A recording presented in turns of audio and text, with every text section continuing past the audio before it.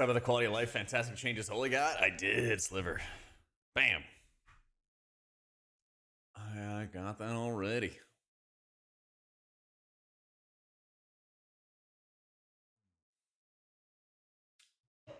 Let's see.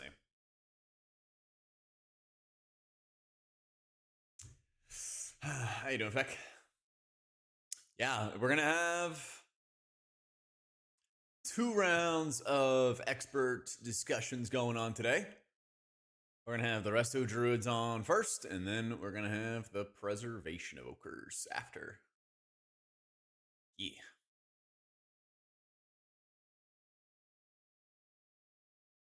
Yeah, we gotta talk about Resto Druid not having a kick either. True. Too true. All right.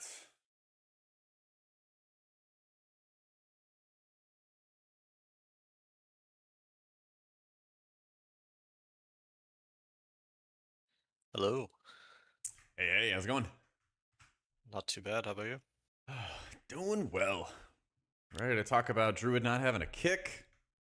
Oh yeah. I'm actually kind of happy about that. I do not like Resto Druid's kick to begin with, and a lot of the times I think it ends up getting you honestly killed in dungeons more than anything, Yeah, so I feel that. it's very annoying because like as Druid, like you're in melee a lot, but sometimes like you need to be out of melee to just heal more comfortably, and then if you have to pop in to kick something and there's a swirl on the ground, just you lunge yourself to death, and it's what a great time. So I always like I really like playing with a prop pally at the moment. I'm just kind of like the backup kick. It's like Yeah, it's very like nice for that reason. playing Priest, you're just like, oh, I hope they get those kicks. Have fun, Yeah, guys. no. Oh yeah, last season his disc was also, or sorry, yeah, last 2 seasons his disc. Right. It's super nice. You just heal. You do damage and you heal. That's it. Absolutely. Hey, how's it going, Torty?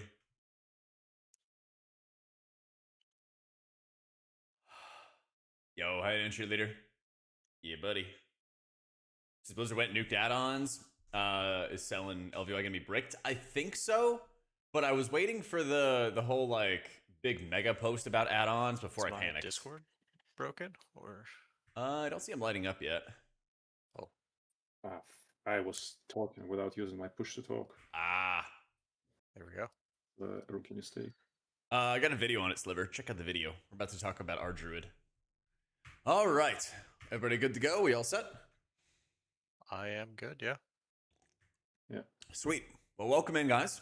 I'm joined right now by Seraphine XD, the rank 1 Resto Druid for Mythic Plus at the moment, longtime Resto Druid player, and with Torty of the Dream Grove, right? Yeah, Dream Grove class Discord, the Master Theory Crafter. So today I want to talk about really what's been going on with Resto Druid for Midnight Alpha so far, initial early impressions and everything like that. So let's start off with what Resto Druid has lost. Big list: Cenarian Ward, Budding Leaves, Dream State, Flash of Clarity, Grove Tending, Invigorate, Overgrowth, Spring Blossoms, Twin Leaf, Undergrowth, and Forest Flow. But also a lot of talents have been like revamped and redesigned to like no longer be hots. Like I remember seeing, Cultivation on this list, and it's like no longer a hot. So let's start it off with you, Greg. What do you think about so far the changes and removal of a lot of talents for Midnight? I definitely think some of the talents that got removed are pretty good. Like Cenarian Ward has really just kind of like it's been like a niche talent for a good period of of Mythic Plus. I mean, probably not even playing it in Raid, to be honest, ever. I can't even remember the last time talenting it in Raid, but as M Plus, it's been honestly severely weak for such a long time. I think some druids are playing it right now, but a lot of it is kind of buffed by like the class tree, or sorry, the hero tree, like making the healing seem like a lot stronger than what it actually is. But in reality, I don't know, it's just been kind of like a bad button for a while. It feels awkward to press it. not really seem like much of a reward around the gameplay with it. Spring Blossoms though is the one talent that I'm kind of shocked. And I think a lot of druids are probably a little like curious about why that's been removed. I know it doesn't really heal for a whole lot, but I mean the main effect of it is like, it's another hot to your mastery. It procs verdancy whenever you have your life blooms out, but double life bloom has also been removed now, so that gameplay is like kind of gone too. So I don't know how I really feel about all of those things kind of like interacting and changing. I mean, double life bloom is definitely almost like it's been like a staple for druid for such a long time, but it's at the same point it's like very annoying to play two life blooms. Like I can see the logic getting rid of it because this is all like a lot of maintenance with playing around those two abilities for keystones, so it can be kind of stressful. Um, but yeah, I mean, I guess we'll see where Blizzard goes with it. But the one talent I'm super happy about going is Invigorate and Overgrowth. Like those two abilities, like I don't even know who's talenting them, to be honest. I would like to see Embrace the Dream, like a talent near the bottom, also go. I feel like those three talents, like nobody's talenting those like at all in any content and like involving Druid. So it's good to see that two of them got taken out. Hopefully, maybe Embrace the Dream gets massively buffed or something, or reworked or removed. But that'd be another talent that could easily go away. So you don't think that they've gone like over the top with a lot of the pruning that they've done? You think it's going to be like so far good? Have to see how it plays out.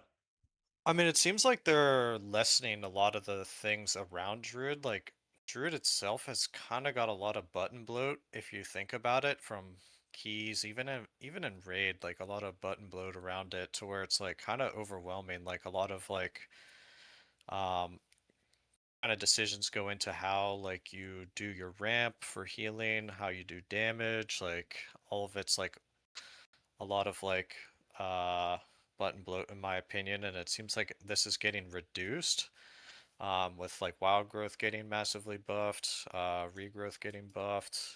One thing that I didn't see is rejuve really being kind of talked about, which um is kind of shocking too, because it seems like everything around Druid, like Efflow, Life Bloom's being changed a little bit, regrowth, wild growth, like all of this stuff is kind of getting some buffs in my opinion, but nothing around rejuve, which is interesting. So we'll see how that kind of plays out. Makes sense. What But do you think about this so far, Torty? Well, I think the direction they're taking is basically removing all the small buffs and small hots, all the small stuff that just adds complexity. Maybe they're doing it for computation. I have obviously no idea. They're changing all the add-ons, right? So I was kind of expecting some of the hots to get removed. So that's where I assume Growth Tendon, Snare Ward, and what's it called Spring Blossoms removals are coming from. Mm-hmm. Then they also removed some of the buffs from hero talent trees and they reworked them a bit.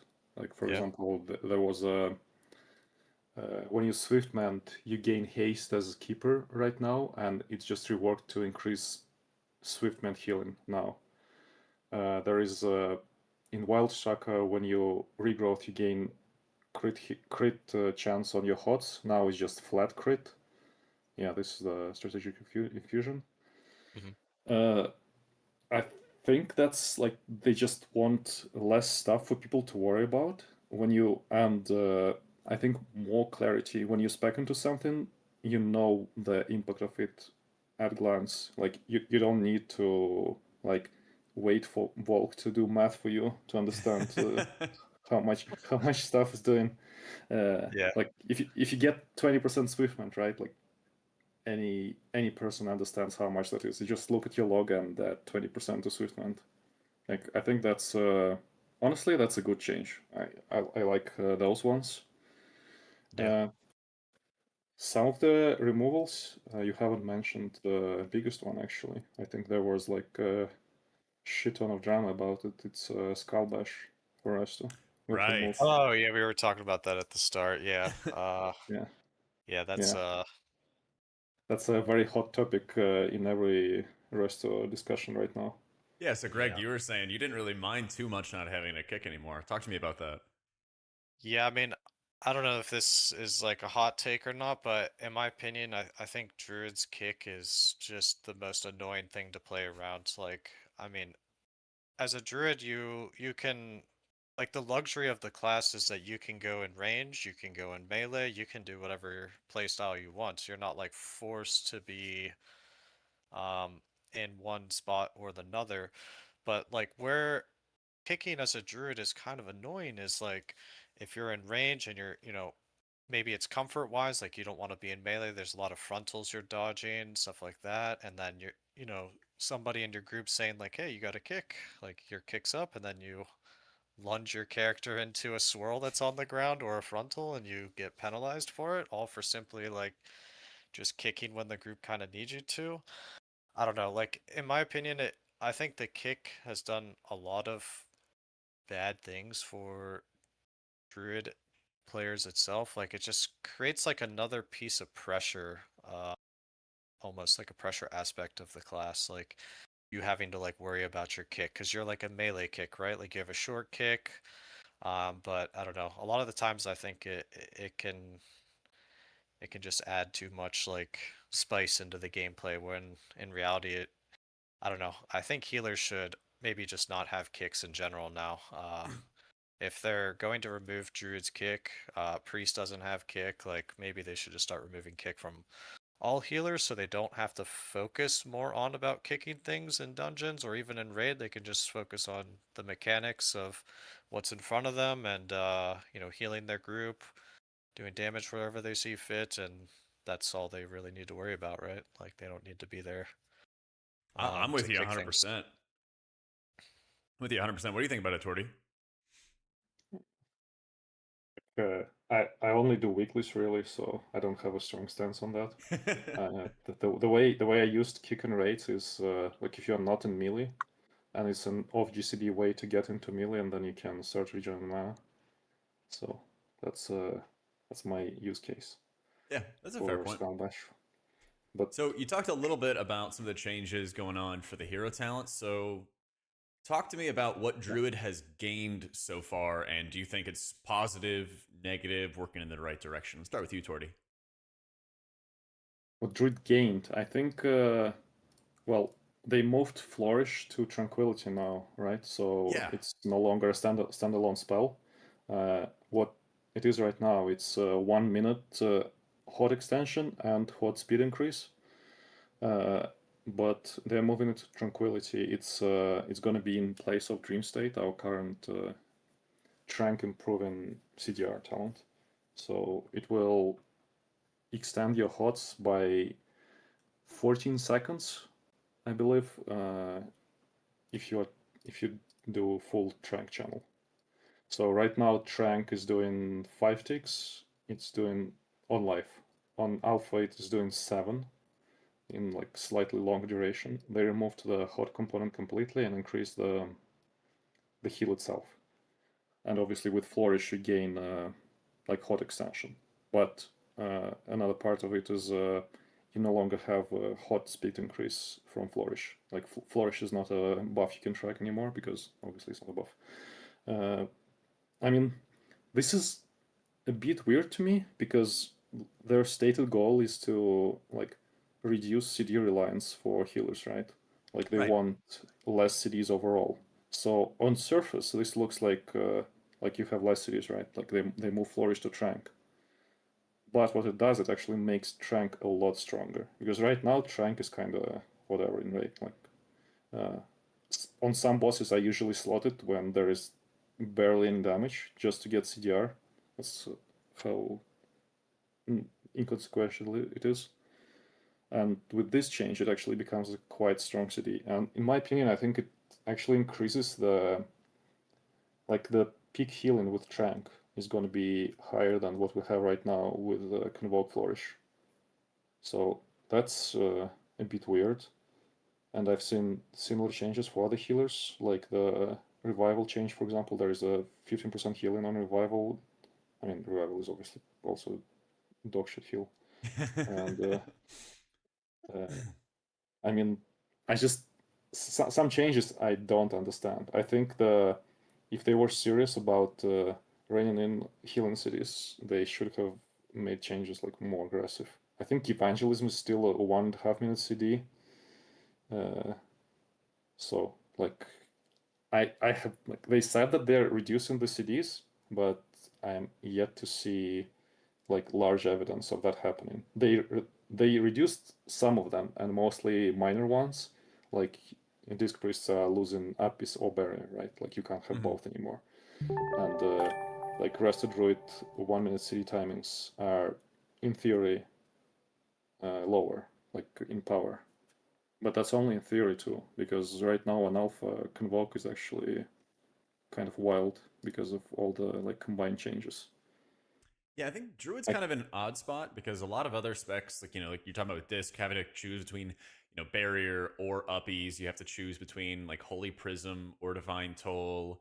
You have to choose between Sure. Ascendance or Healing Tide. But Druid's kind of unique in that it still has a lot of these cooldowns. So, Yeah. do you I think that mean, it's going to make another all your thing, like cooldowns really strong? they said in another post that they want to have like less complexity for the specs, right? And then they changed some of our talents. Like for example, power of the RDruid is now 100%, and it procs off Soul of the Forest.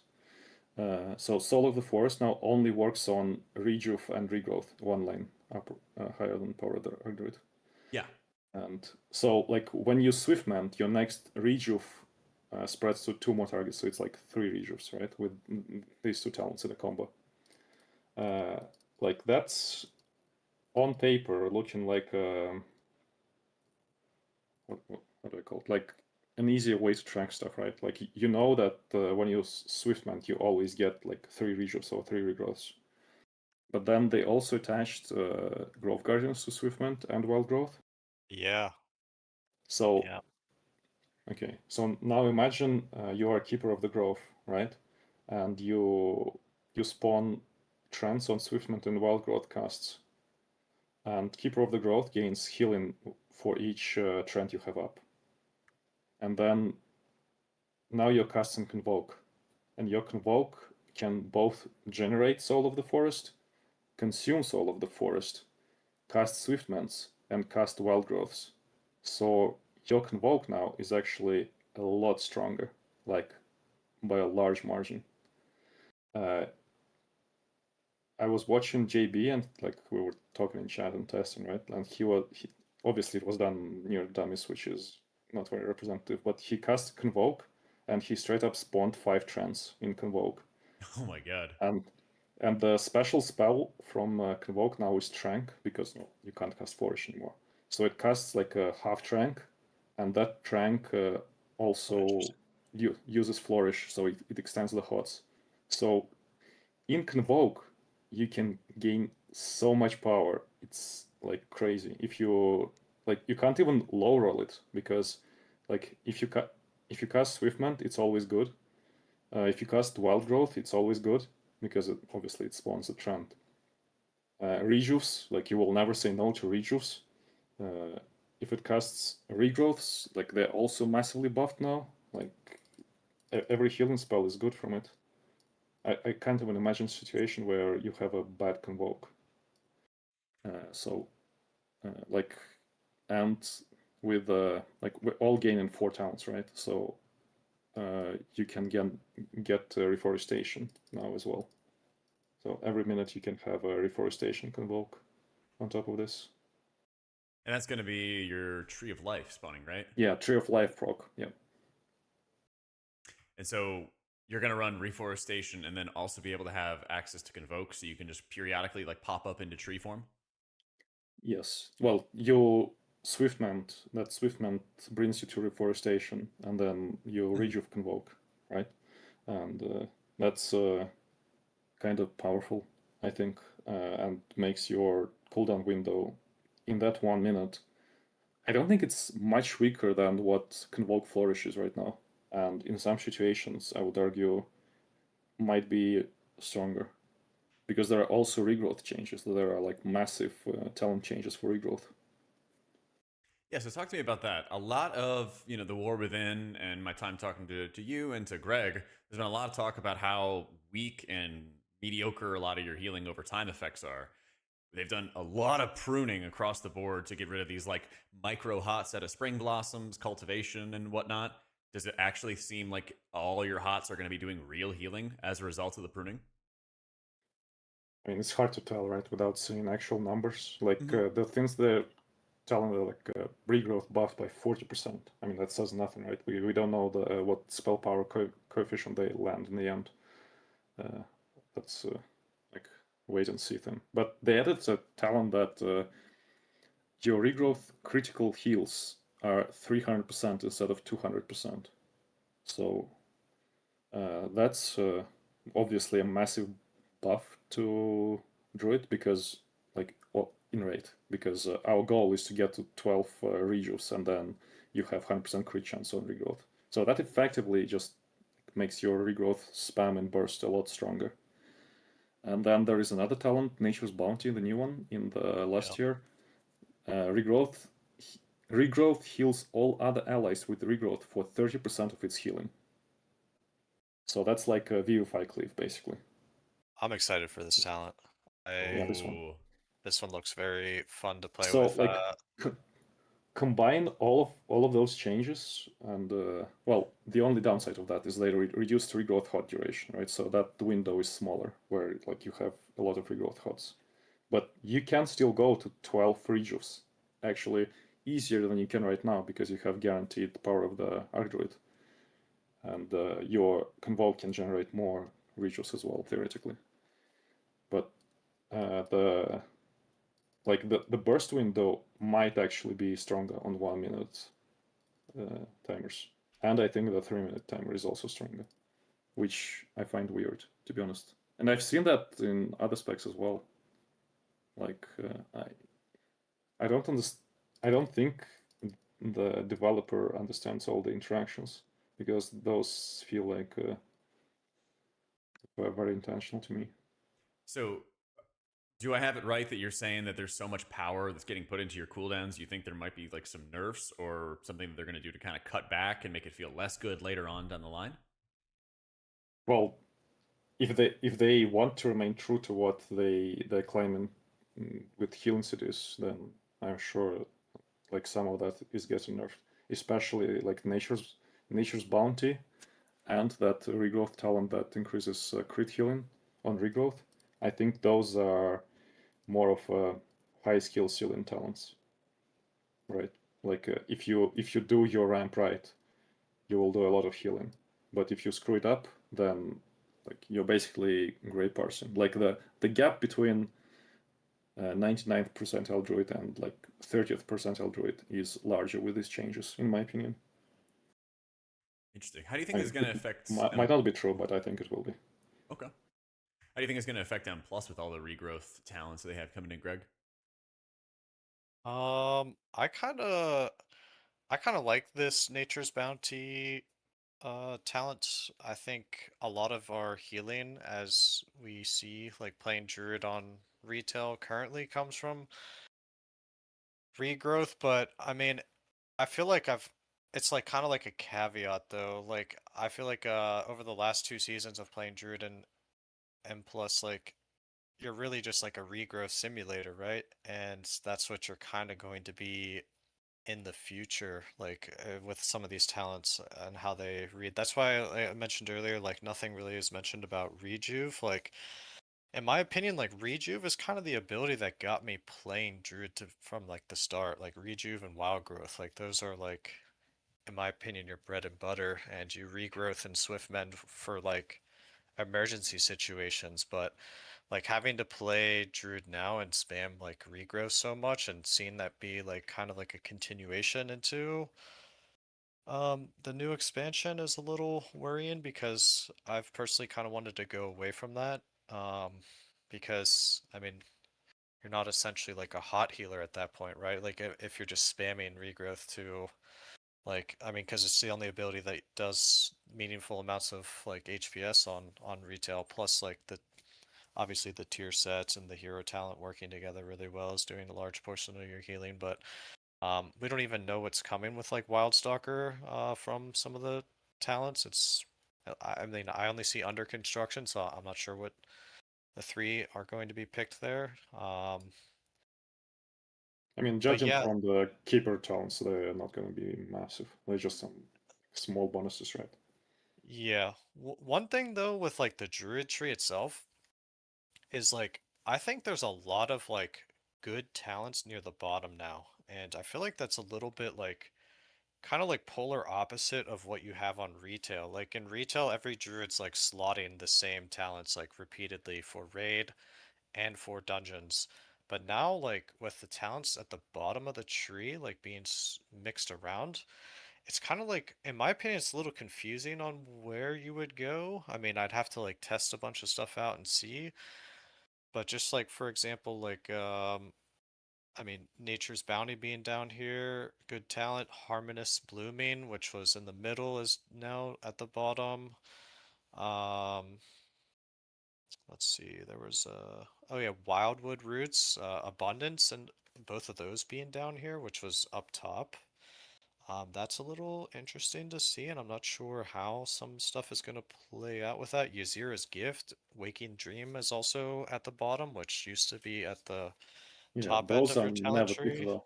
Like they just replaced the Waking Dream ones with us. Yeah, yeah, those will You're looking at probably not be picked at all, like going into the future, but um it is it is interesting to see some stuff like has been shifted around, so also. I'm um gonna add another thing on criticizing Blizzard on this. Like they stated that they removed the defensives, right? Like, and we lost renewal.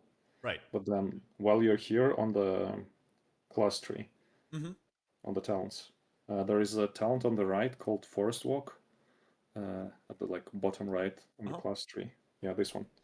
yep. Right now it's a one talent, and it gives like 1 pointer. It gives 8% movement speed and healing increase taken, right? And on alpha it's two talents, and it goes to 16%, and it gives you this buff for 6 seconds every time you regrowth, and you regrowth every time there is any damage. So there is any damage, you have 16% movement speed extra and 16% healing taken. And we already have 15% passive from the another talent in this tree. So like this is actually a very big what's called a defensive increase in that Mm-hmm. part. And then there is also Heart with Wild change.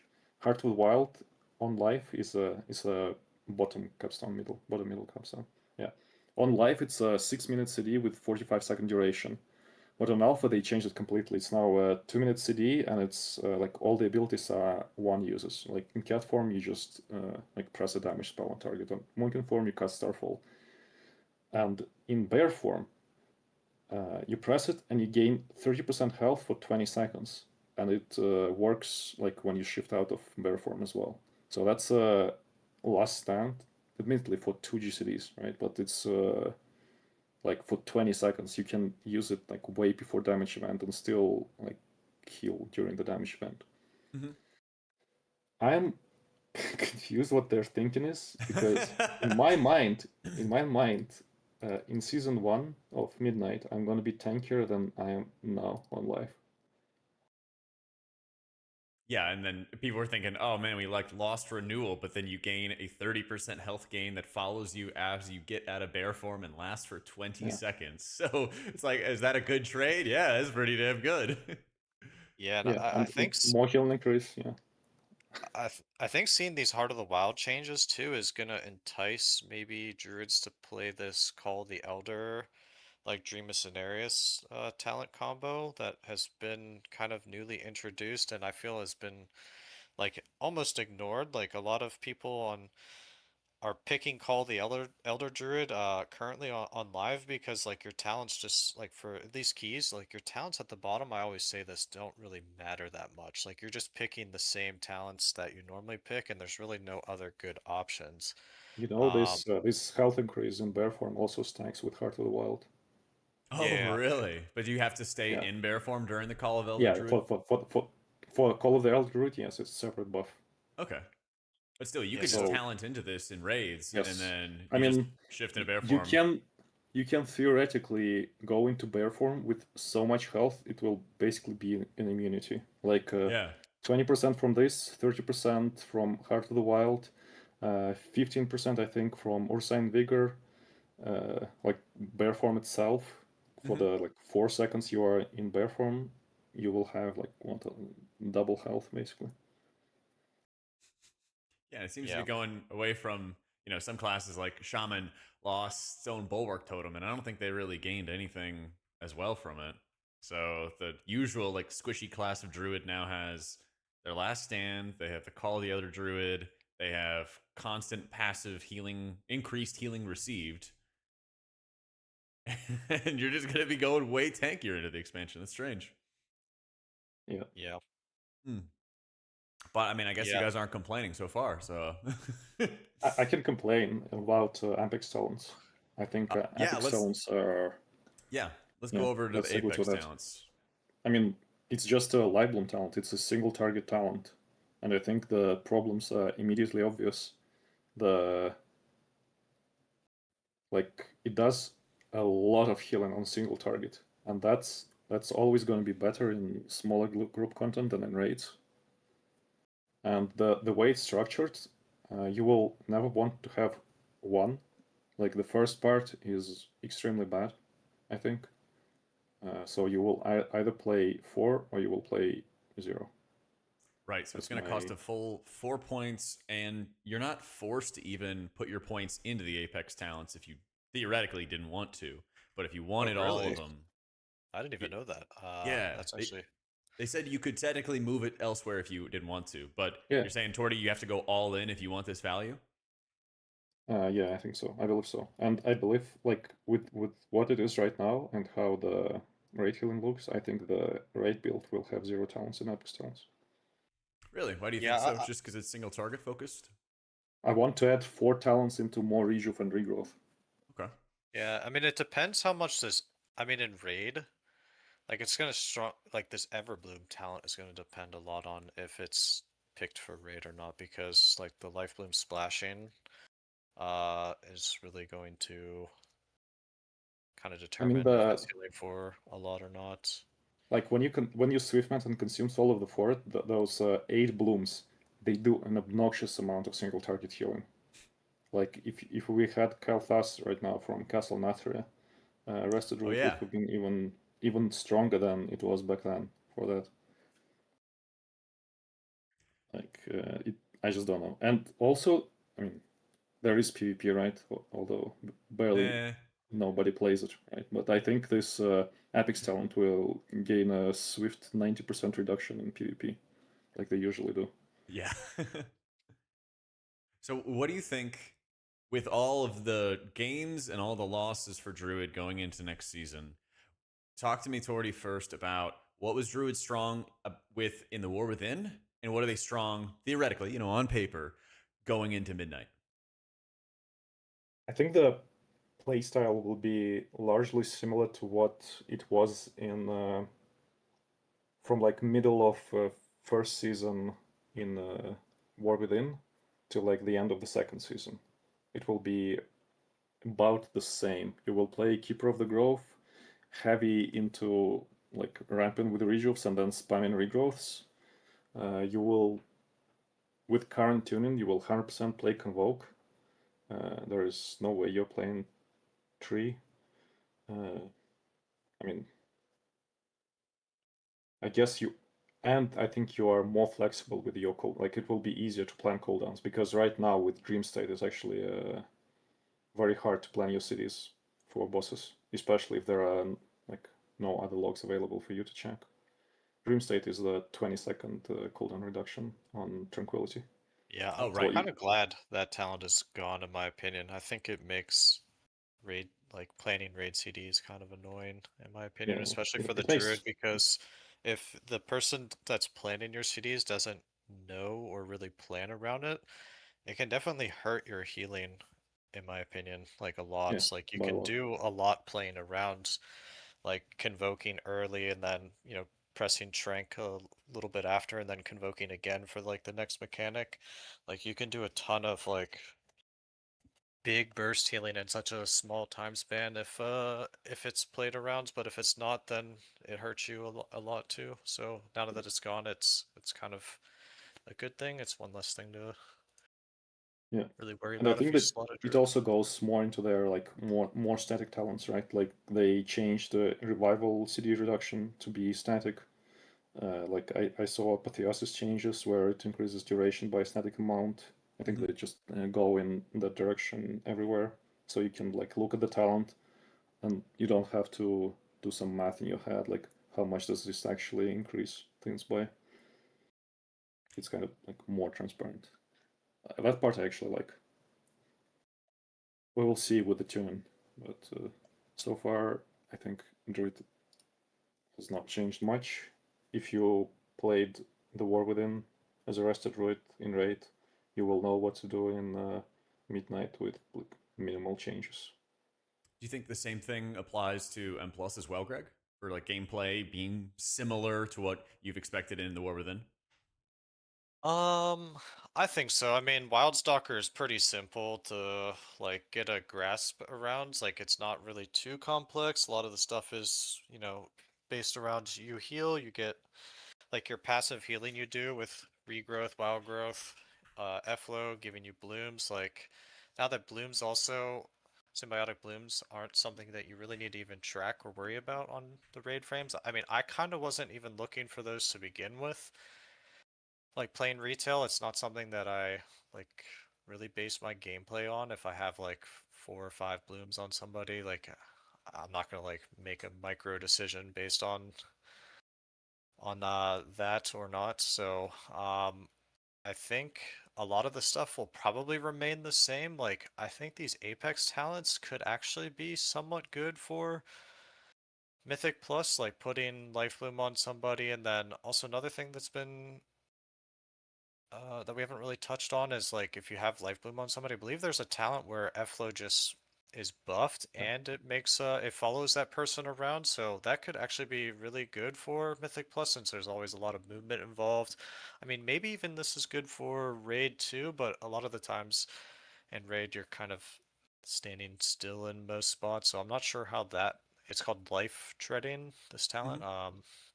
We'll see how I that I think it will interacts, actually but be good in Raid because Airflow actually costs a lot of mana, right? yeah. And on bosses like Nexus King or Dimensius, like recent examples, like on Galvix as well, you're moving so much, and replacing Airflow costs quite a bit of mana. If you can Yep. cut it off, you can avoid Spectre Master Shapeshifter, and that's 2 useless talents gone because they changed the pattern. The pattern is now through another useless talent, so that might be the play just because you save mana and can use other talents.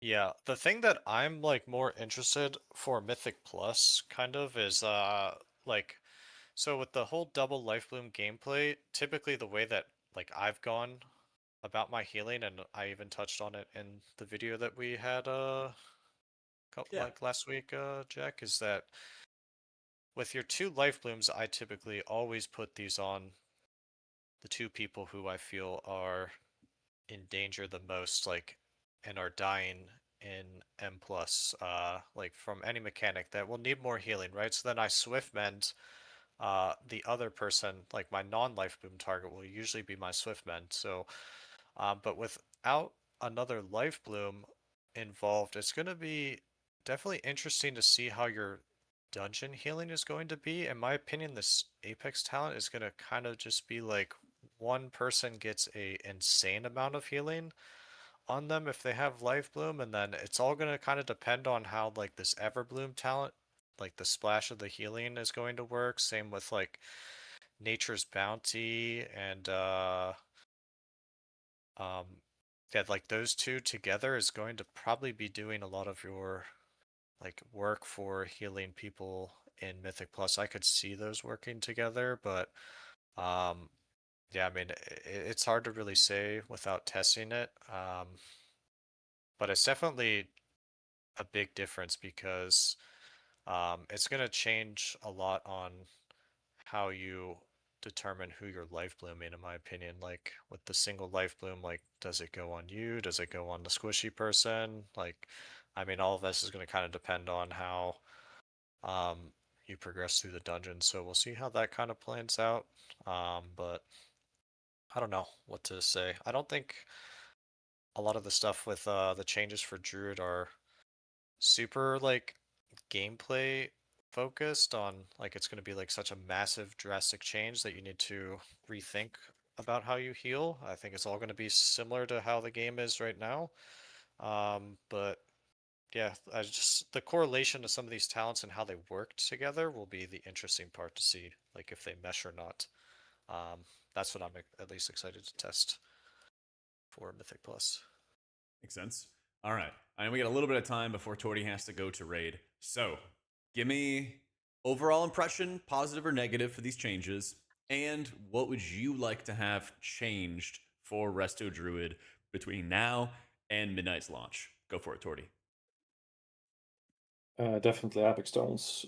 I would love them to change to Wild Growth. I think Wild Growth is a bit without many interactions right now, and I can easily see it like just not being used outside of like proccing trends. Like I think just not a fan when they attach bonuses to single targets and large bonuses like that, like single target spells. Yeah, I think there's what a 40% buff onto wild growth, but right underneath there's a 70% buff to regrowth and a ton of different talents that work with it. Yeah. Yeah. All right. But overall, would you say, Torty, you're positive about the changes, negative about them? I think somewhat neutral. Like it's like Okay. small shakeup, so it's not completely the same.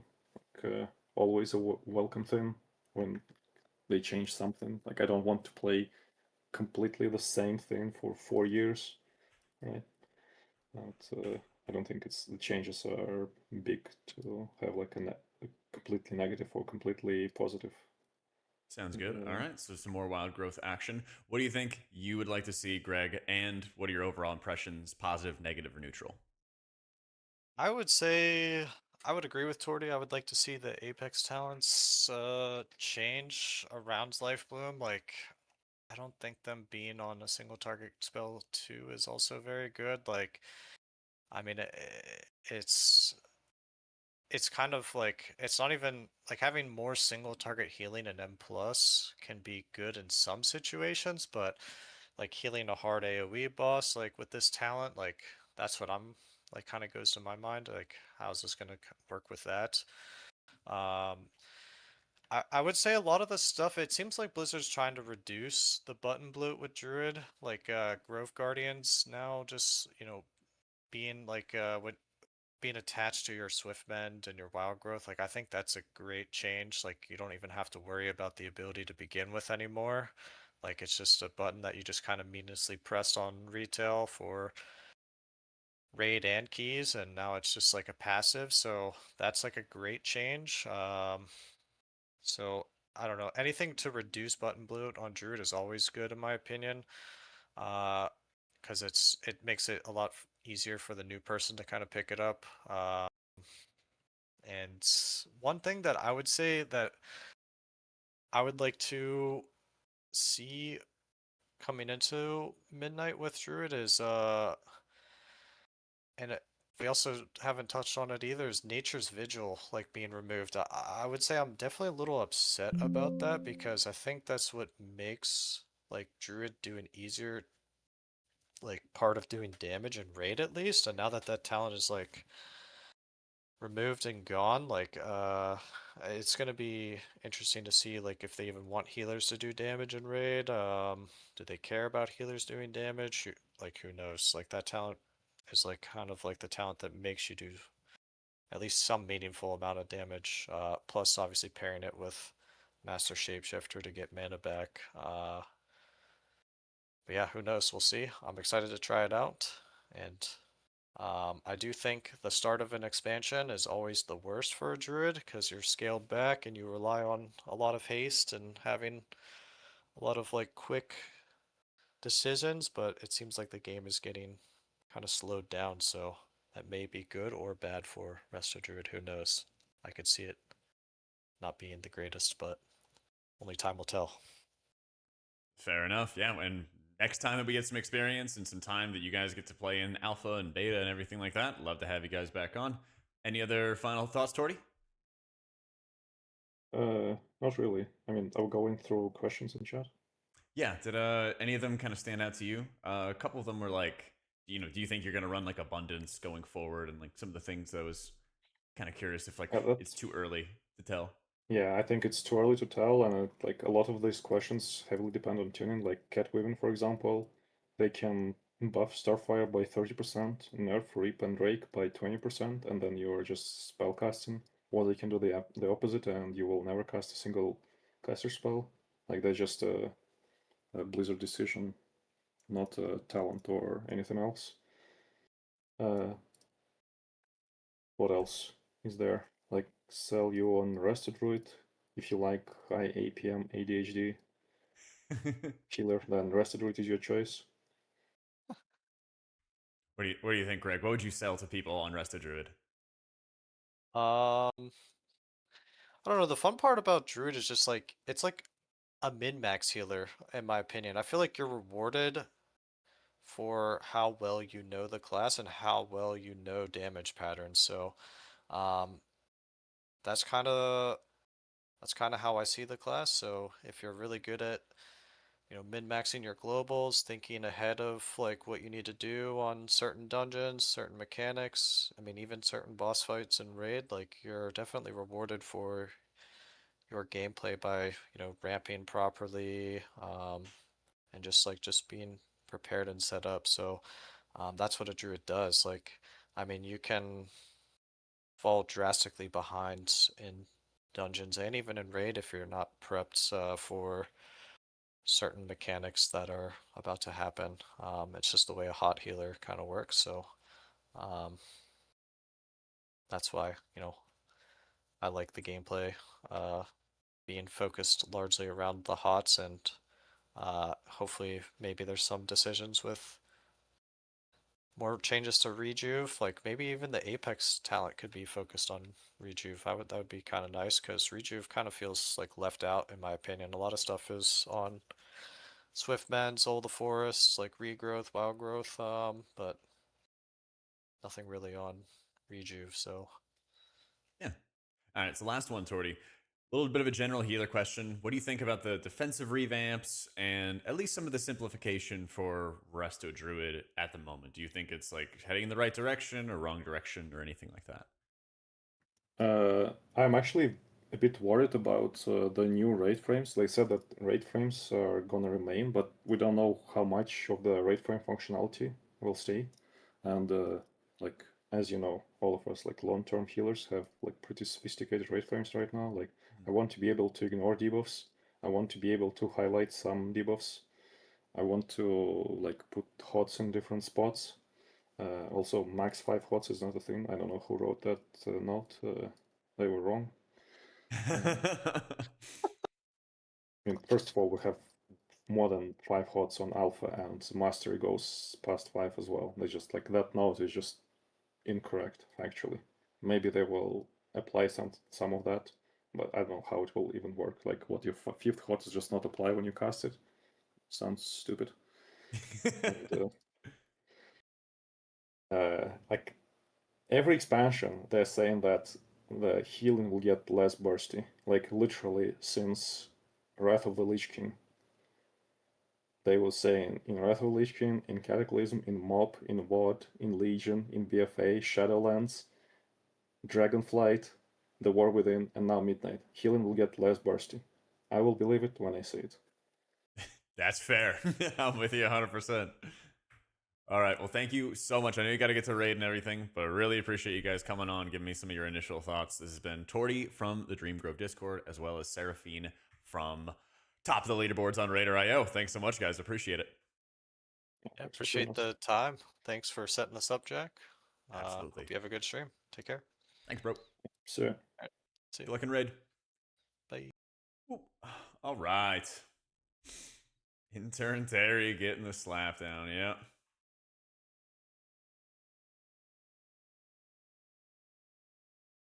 Wild growth, regrowth, rejuve, life bloom. What is the 5th hot? What is the forbidden 6th hot? Oh, symbiotic blooms. Yeah, they're not on the raid frames, I think is what they said. Yeah, they said symbiotic blooms doesn't appear on the raid frames. Oh, I guess, yeah. But you're right, Jacob. It is. That's the technically correct. The best kind of correct. All right, dope. I'll make sure we have this on YouTube as well in case you guys missed any of this. Also. And then in about an hour 15, we're going to have the preservations on. I wanted to give myself some time. But we're going to have a preservation yap with Volk and UT. Pres midnight alpha discussion at 2 p.m. CST. Yeah. Furries into Scalies. Well, I already got a priest video out for Holy and Disc. I already got an early video out. Yo, thank you, Xmeat. There is just one Apex talent. So, like, Druid just has this Life Bloom stuff. You know? Nah, what's that, Stomey? So, like, this is just what Druid gets, you know? But it's 4 points, and you get the points to put it into it. But you don't have to put your points into this. So, like, your spec tree has the same amount of points it had last season, plus 4. And, you know, it's supposed to take up those Apex talents. I'm carefully optimistic for Disc. I hope they give us a little bit more power for ramps, though. Me too, Lith. Well, like, the evangelism for Disc is, like, still kind of just doesn't really work the way they want it to work, right? Because you hit evangelism, it instantly radiances your target, but that radiance doesn't give you longer atonement duration. And you can spam lots of radiances, but you don't have longer atonement duration for those. So you cast a radiance, and then 10 seconds later, all those atonements have fallen off.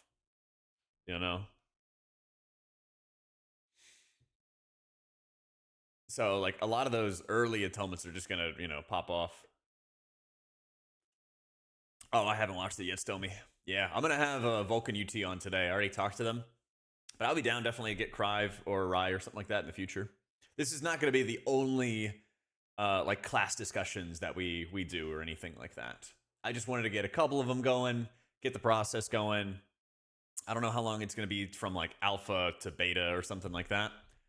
So, yeah, it'll be 14 seconds for Oracle, but then after you finish casting those radiances, then you get 4 seconds of atonement uptime. You know what I mean? And then boom. You don't have much time to do damn. So, yeah, the only renews you're getting, Zeev, are from, like, lasting words. It's things like, lasting words, benediction. You don't think there's any other ways you're applying renew anymore, because you don't cast renew anymore. But yeah, all the things affecting renew there are just that. So renew is just not a button you can cast anymore. It just doesn't exist as a button you cast. It just now comes from benediction. It comes from, you know, lasting words, things like that. Yo, Xmeat, thank you so much for coming to channel member. Appreciate it. I don't really expect any class changes right now in the War Within. Might be a little bit of tuning or something, but like I doubt it. Later, Liffy. Good luck, good luck. Yeah, the disc mass powered shield's kind of crazy. So Holy and Disc kind of have some weird stuff. You have like Prayer of Mendings, upgrade your flash heal, which make it hit harder, and then it procs a Cosmic Ripple. So it's like a single target buff, plus it procs an AoE buff. And it's like kind of fine, but it's sort of like your flash heals cleave more, which is basically what Trail of Light is anyway. It's kind of strange like that. Discs is way better, where it's like your damage and healing's increased. Penance has a chance to upgrade your shield, so then it also shields 3 allies. Like that's really, really nuts. And then when those shields get broken, they also do atonement healing. Like that shit's really nuts.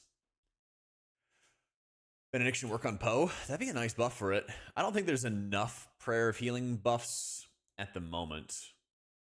There's a few of them, but I feel like Flash Heal is just like ultra powerful. Ultra powerful. The current alpha that like some streamers are playing right now is like they got a private invite type thing from Blizzard. And then they're supposed to open it up to a lot more creators today. Yeah.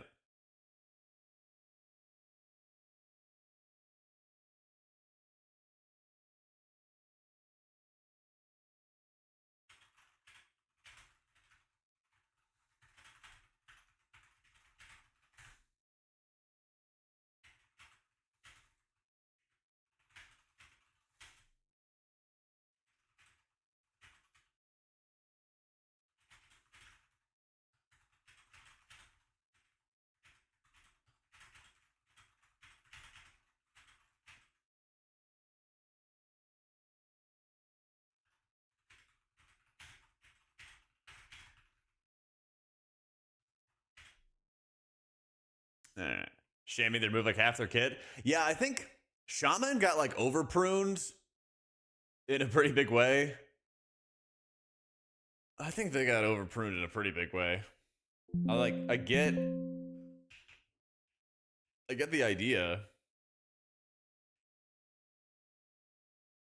But the like removing Cloudburst. I'm fine with them removing APT. Well, I like the utility. I'm fine with them removing Earthen Wall. This ability fucking blows. I hate this ability. You just put it on the ground and then it just does a whole bunch of healing. And it's all like micro healing for 100. Hate that. I'm fine with like Healing Surge going away. Because like, yeah, you know, they got rid of like heal, for example, and it's just flash heal. You know, I'm fine with like Tidebringer, High Tide, Undulation. I'm fine with like a lot of that stuff, you know, getting removed. Yeah, they removed Skull Bash for Resto Druid. Yeah, I was fine with it, like, exactly, Beck. I'm fine with all of the like micro buffs for Shaman getting removed, but they should still have like one more active ability. I think Cloudburst is still a good ability, and you could literally just track the buff. You don't even need to know how much healing is stored in it. But like, hey, here's how much duration it has before it expires. Do you want to pop it early? Yes or no? And then you just do that, you know?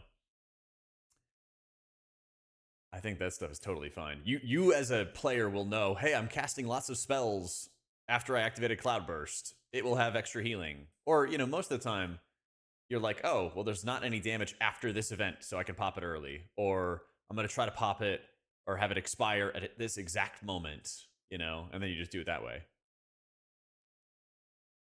Yeah, better tracking would always make it better, honestly.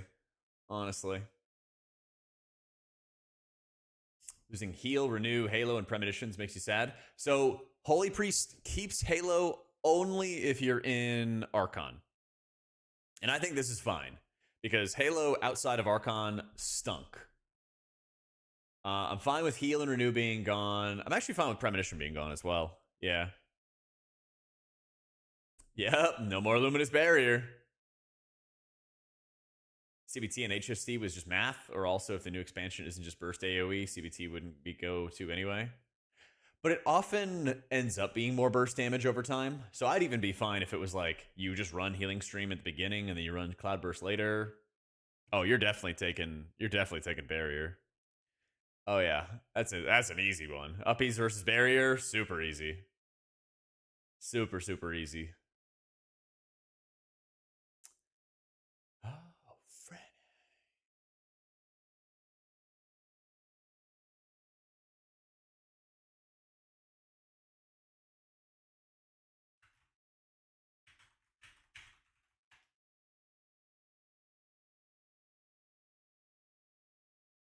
Could be a good optional add. Exactly, Stami. And I'm with you on that one. Choose Uppies and Barrier. What happens to Luminous? Luminous is gone, man. Luminous Barrier is gone. We lost Luminous Barrier, Malicious Intent, Schism, Overloaded, Shadow Covenant, Sins. Sins is like a really good prune. This ability freaking stinks. They like solved the problem with Sins once they added the atonement modifier. Like, Sins was added in like Battle for Azeroth to give Disc more healing in 5-mans. And then they just realized they could just buff atonement in 5-mans alone. And then they kept around Sins for no reason. It was just like another ability to balance around and tune around. It was so silly. You know, Twilight Equilibrium freaking stunk. Twilight Corruption was just a buff to Shadow Covenant that you were forced to take anyway. Void Summoner was like cooldown reduction for the ability instead of just having the ability be a shorter cooldown, you know? Yeah, I think like Shaman is probably on deck to me, Stomy, as the spec that needs to like get some stuff added back. But if you asked me if I missed any of these abilities for Disc right now, and the answer would be no. Sin's getting taken out, but getting a baseline 20% damage rebuff. Exactly, Van. Like, that's the thing. Like, we don't need to have Sins anymore. It's just like another variable to add to the equation, and that's just stupid. You know? Yeah. Let's go, Bizzle. Good shit, dude. Let's go, Casual. Thank you for the prime. Holy Priest in high decks use the healing prayer, so does it have a high priority in use than the healing prayer? Wait, you said the same thing. Can it be used only after a buff from Sanctify? In keys, you do want to use like Prayer of Healing after a Resonant Words buff, after you cast the Holy Word, but you don't have to use it in that way. Like if you have Piety up, you can just spam Prayer of Healings. But it costs a lot of mana. So like you can use Prayer of Healing, but you also have to like make sure it has lots of buffs, make sure that you're not going to in the process, you know. Yeah. People are salty, but ultimately they're reducing button bloat. I think before people get hyperbolic, they need to see it in action. Yeah, and I think they just need to understand the intention behind it. I think they just need to understand the intention behind like why they're making those changes. And I think it's fair to say that in the process, they can go overboard with pruning in some areas, like with Shaman. And I think in some other areas, I think they kind of hit it really well. I think that the pruning for Disc is like really good. I think the pruning for Holy is really good. I like Answered Prayers as a concept, but like it's nice not having to track random procs. I'm glad they got rid of Divine Word because like more often than not, it felt like just a damage buff. Everlasting Light was awful. It was like a heal buff when you had low mana. Heal, you know, if they make Flash Heal fine to cast frequently, then like there's no point to cast Heal. Holy Mending was extra healing whenever a palm bounced to a renew. It was like, you know, Lightwell most of the time was a shitty cooldown. Prayer Circle was a shitty extra modifier that kept you from casting Poe unless you cast Sanctify beforehand, you know? Kind of sucks to lose Symbol, but this is also one of those, like, everybody kind of has to lose something when it comes to either personal defensives or getting, you know, more personal defensives out if they want to slow down the damage. Yeah. So, like, I'm, like, sad to lose Symbol. Obviously, it's powerful cooldown. It's raid utility. I think it's kind of silly for Holy to lose Symbol, but then Disc to keep Lenience, for example, right? So there's, like, things like that that stand out to me for sure. Yeah. Yeah, I'm a little worried about the stance dancing. I'm with you for Disc. Somebody said it was not off GCD. It is on GCD to use this ability. So I'm a little worried about that. Oh yeah, mana is just like a tuning problem. Like there's a couple different like tuning problems that stand out. Like Evangelism needs to, I think Jug said it, it needs to like freeze your atonement duration when you activate the ability until it ends or something like that. So that way you can actually apply enough atonements. But it's kind of like an obvious problem, you know? It's kind of like an obvious problem that stands out. And I think it's something they can fix. So, but yeah, plea is going to be how you like apply single target atonements instead of renew. You think it's bad having Jadefire Stomp removed? I feel like that's kind of good. Jadefire Stomp is like an annoying ass ability, I'm not gonna lie. Having to stand in a certain field in a certain spot. I don't really mind having Healing Surge removed if they make Healing Wave good. Yeah, I feel like the Prez stuff, and I'll talk to the Preservation Evokers today. I feel like the Spirit Bloom stuff's weird, but I want to get their thoughts too. Yeah. Well, they're doing a stat squish. So in the process of doing a stat squish for Midnight, They should be like downscaling damage and healing at the same time. Yeah. So it's funny that the Druids, Frid, were kind of happy with losing the they were kind of happy with losing the kick. So the new plus stat talents in the class tree look like the early DF stuff. Why are they still a thing? Because they got to fill out a certain amount of talent points, basically. I mean, that's a God's honest answer, right? So today, I wanted to give myself lots of time. So in an hour, we're going to have the preservation evokers on. And then there like should be alpha coming up. I think I will get access, but I don't know. So I kind of wanted to like open up some time for myself to play it if it is available, kind of thing. So in an hour, we'll have the Prez discussion. Hopefully we get alpha access and then we can play that, you know? That's going to be the vibe. Think your State of Healing video got to Blizz? You predicted so many changes? I've been banging on the drum for like 2 years now, so I'm just kind of repeating what I think the whole community has had issues with.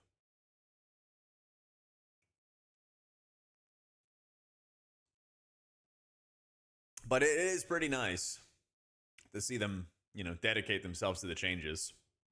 I think they are like headed in the right direction with making healing better, though. Like the way I see it with their changes is like they kind of like move steadily towards the right goal. I think War Within healing has been better than Dragonflight's. And I think that Midnight is definitely heading to be better than the War Within. So we'll see. You recapped M+ footage from BFA. That was crazy to see the change. Yeah, exactly. Like the game was slower, but it wasn't like it was boring. And I think like a lot of people like freak out if they're like, oh, you're going to slow down the game and make it shit. I'm like, no, I don't want it to be classic WoW. There's like an entire, you know, wide spectrum for how, you know, quick this game can go. And like, I don't think anybody wants to go fucking play healing in classic. You like classic? Yeah. As a healer, Zath?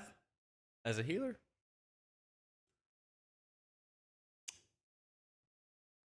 Yeah. I have an idea of who I want to talk to for the other healers. Oh yeah, there's like a million people I would want to talk to. 100%. I just I wasn't sure what was going to happen today. So I kind of just wanted to see what was going to happen today with like alpha coming out. And then also who gets alpha. And then that way, because, you know, once you get a chance to play, you know, your impressions can kind of change too. So I'll probably try to do more healer discussion stuff on Monday. But I want to see, like, if Paladin, for example, is the next thing we want to talk about. Like, does Ellesmere or Clarius, who's one of the Wowhead guide writers, like, do they get access? Okay, cool, they got access. Like, let me see if I can talk to them and, you know, kind of talk about that stuff. Holy Pally, Holy Light only player? Ah. One of those. Yeah. Fine with Druid losing their kick as long as it doesn't make getting into M+ group like we're going to take the month. Yeah. I feel you, CBR. If I had it my way, I'd get rid of all the kicks for healers. Yeah. Oh yeah, you saw the Shadow Mend?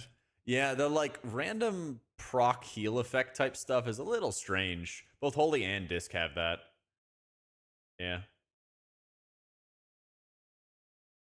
It is a little bit strange. It's funny when people complain about bloat, but now complaining about making all the specs simple. Exactly, Vayne. Like, that's the thing. There's a lot of people who I've encountered who've had, like, really bad faith arguments. They're like, oh, like, this stuff's bloated, but I don't want to lose my abilities. And it's like, literally, that's what's going to have to happen. Like, am I, like, overjoyed that we lost Symbol? No. But everybody's got to give up some stuff so that you don't have as much crazy defensive power across the board for the entire game, you know?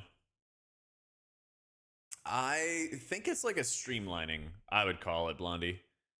Like, when I was just talking to the Druids, at no point were they like, Druid's going to be brain dead easy now, right? And, like, some of the things that we were talking about today,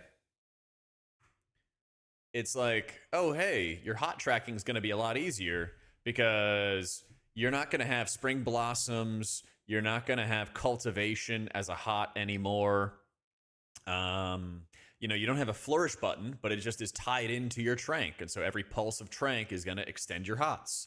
You know, you can play a talent where when you life bloom a target, it places a efflorescence at their feet. You know, is it like brain dead easy now that like you don't have to place your efflo? It's like, no, you have the option to have this if you wanted, you know?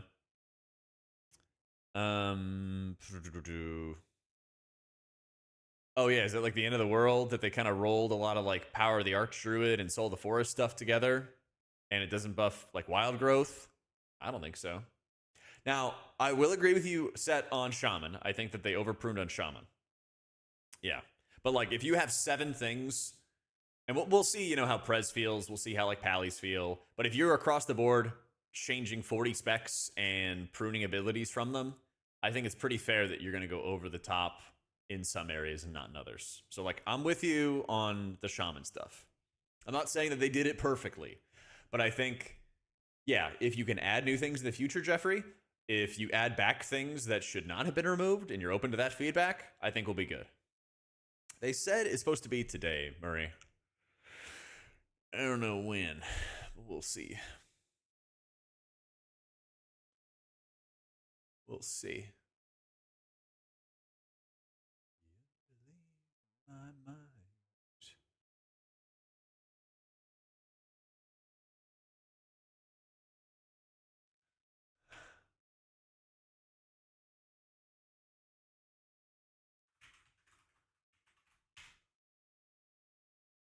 Love the changes. I like them so far. I haven't gone over every single healer yet, but I'm happy with Priest.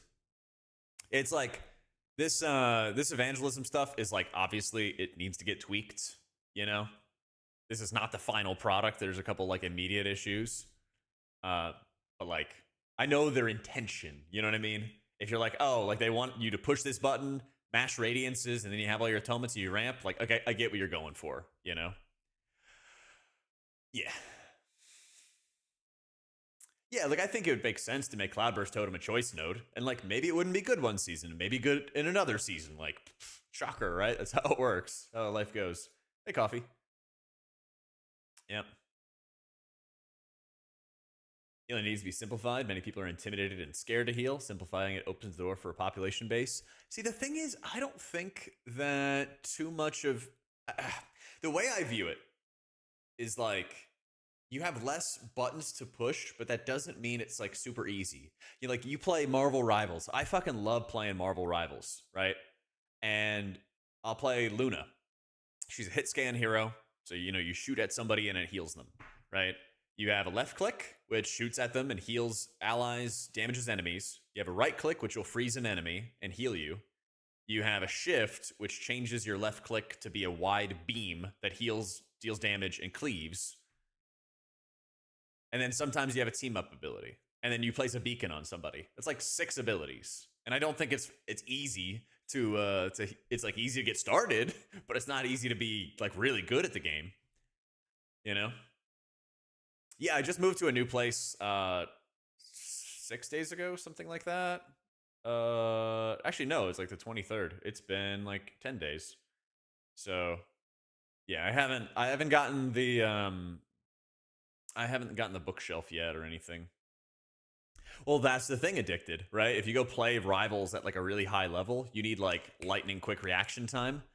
And I mean, if you look at like playing Dimensius, let me see. When did we kill Dimensius? I'll go find the footage.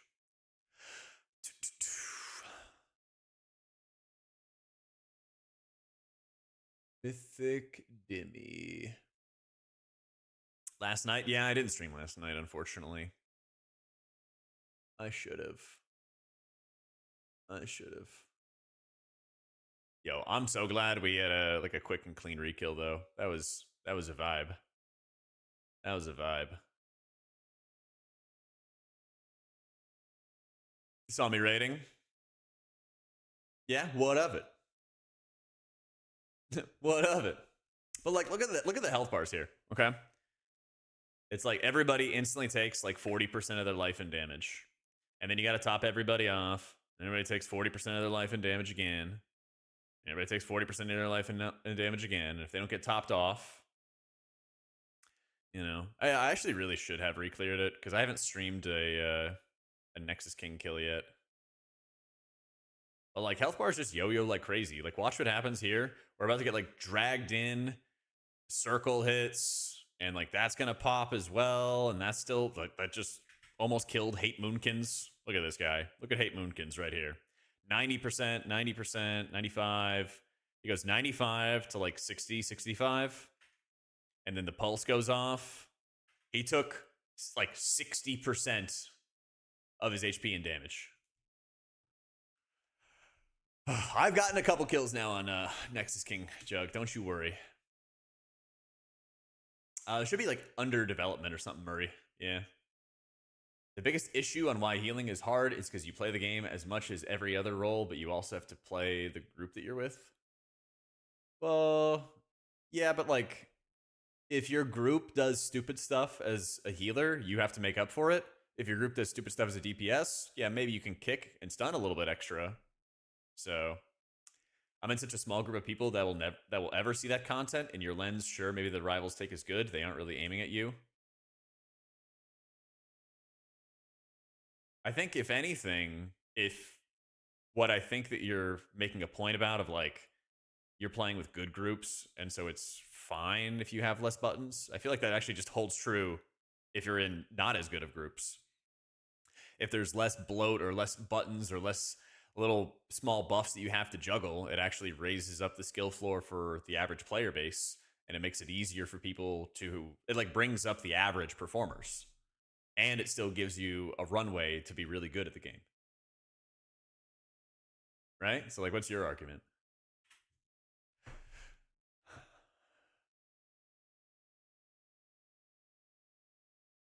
Yeah, they're modifiers that have modifiers. Yeah. It was just bloat. It was just bloat.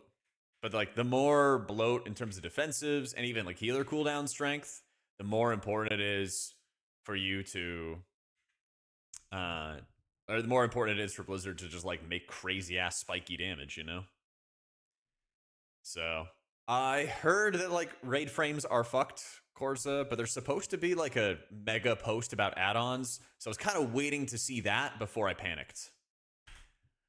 So nah, I haven't, Sauna. Yeah, I'll put all the interviews on YouTube and stuff. Yep. We'll be doing them pretty regularly for healers. Play jam no more.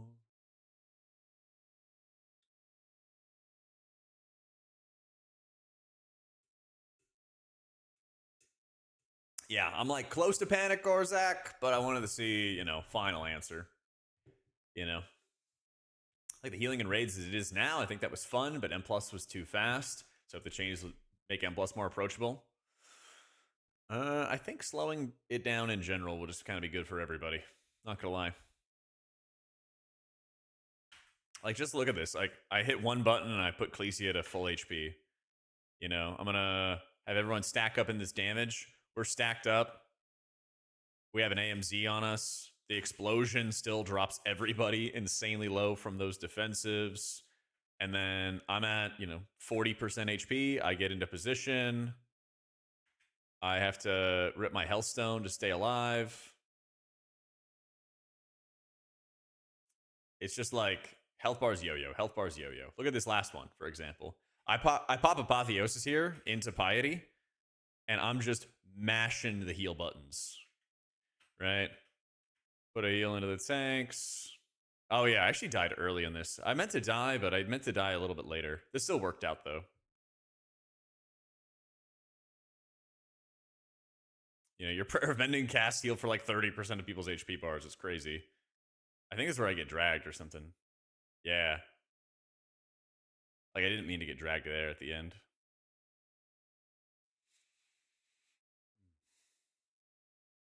That's the plan, Matt. That's the plan, man. Growing up in stages. I mean, it was a healing cooldown there. Because that way, like, the idea is you don't get this drag. You die so that you don't get this drag right here. I just died a little bit too late. Or sorry, a little bit too early. Yeah. But it's super, super helpful because then you just plant your feet and you chill.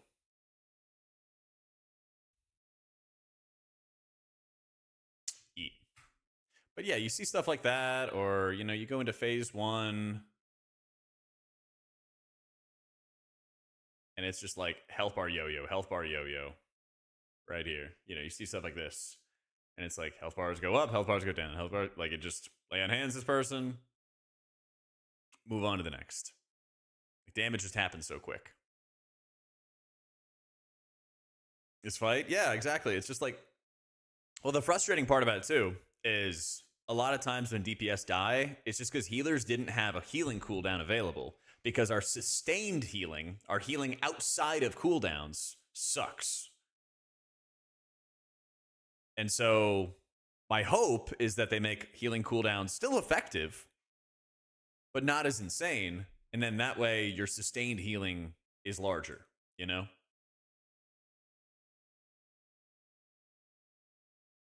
Yeah, it'll be interesting to see how it goes, Sana. I just don't really know enough about PvP to tell you, you know? I just don't really know enough about PvP to say.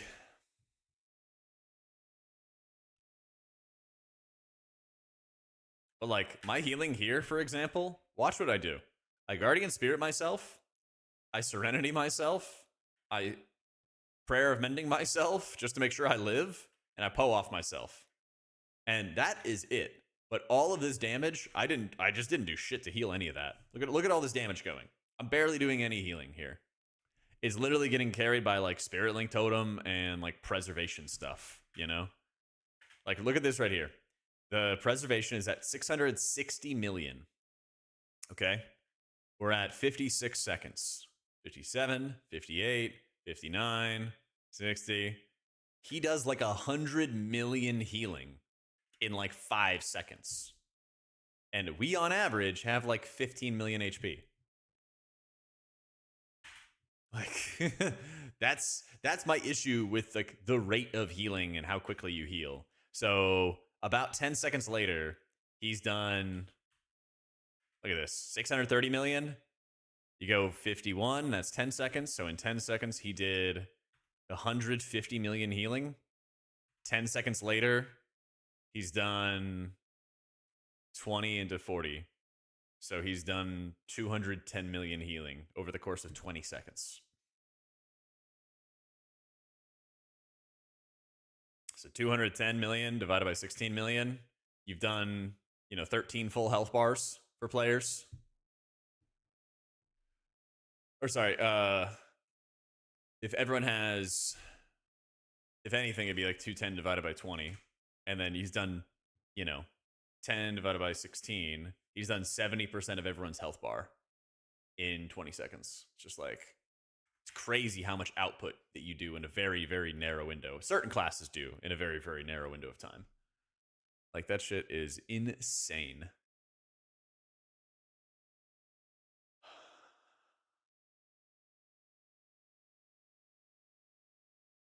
Yeah, I think Meg made a video as well.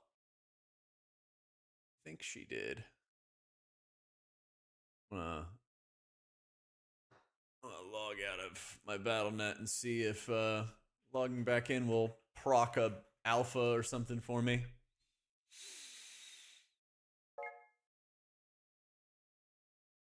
Yeah, I mean, like, Monk was absolutely, like, way too many modifiers, way too many things to juggle.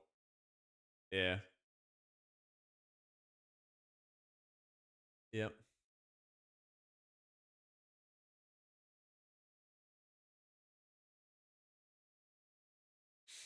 Yep. Idea of Shaman and Raise, just Riptide. Oh, Riptide healing wave with Cloudburst and Ancestors. Well, there's no Cloudburst. But yeah. Isn't that why Disc Priest used to be so powerful? They're basically a walking 45-second healer cooldown. But that was all their healing. That's the thing, though, Sliver, is that Disc had a lot of healing, but no sustain. But when they were making more and more and more healers have really good cooldowns, but no sustain, then everybody gets homogenized, basically. Like, that's actually a big issue. Bring back double dis, double H pal. I mean, those days were pretty fun. What would you consider an acceptable amount of modifiers and buffs to track? I think, I don't know if there's like a specific number of like, this is the perfect number or something like that. I don't know. I think it's one of those things that like, you know it when you see it. Like, let me go to Holy Priest.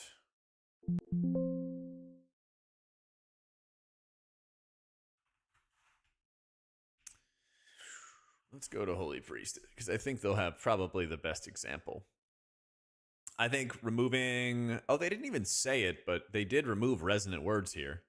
I think, like, removing resonant words is, like, a really good example, so that you don't have to have this, like, really heavy buff. You don't have to have, like, this really, really heavy buff after every holy word that you were trying to, like, take into account. Where did they put it?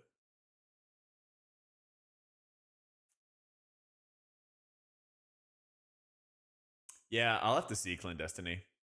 Hey, how you doing, Noctil? What's been going on, man? Yeah, no more Lightwell. But the thing is, like, Lightwell was like a shitty CD. Divine Word was a pretty shitty CD. It's just like, I don't know. They're kind of mediocre. They're kind of mediocre. I'm fine with them, like, getting rid of those things if it means that other things are still going to be there and, like, still going to be significant, you know? Like, I wish that they made Poe do a bit more healing. I think it's still kind of weak, for example. But we'll have to see when we get in there, you know?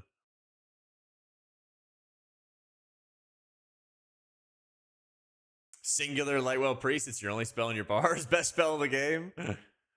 If I had... I'd probably have to dig up my old computer.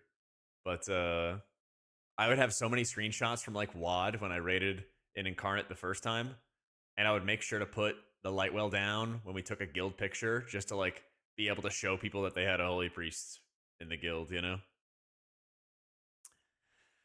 Soothing Mist in a casual raid environment? I think that's one of the options they want to open up, right? Because there's a talent where you can either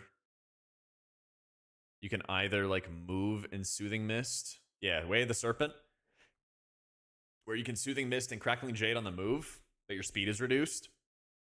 Or you can Way of the Crane and your Tiger Palms hit twice, Blackout Strikes, hit more targets, Spinning Crane Kick deals damage and heals, things like that. So, I mean, I would not be shocked, Johnson, if, like, it jumps back and forth every season. Like, one season you play the Fist Weaving, one season you play the Serpent or something, and then the third season they try to balance it out. How you doing, Nana? So, yeah, I tweeted about it, Meg. I think, basically, this is what I tweeted. I was like, there's definitely over pruning and unfair pruning for one spec versus another, but I think with the right class pressure, the right stuff can get added back while keeping most of the bloat out. Our Shaman looks like an over prune, but Holy Priest looks great. I like the overall idea of doing this pruning, but, you know, I'm not shocked at all that some specs got over pruned. I'm not shocked at all. You know, hopefully they add some of those things back. Like, I think, I don't know, they add like Unleash back, or they add like Cloudburst Totem or something like that. That's going to be fine, you know? But I really don't think, I don't think that they should abandon the entire idea of doing this streamlining, you know?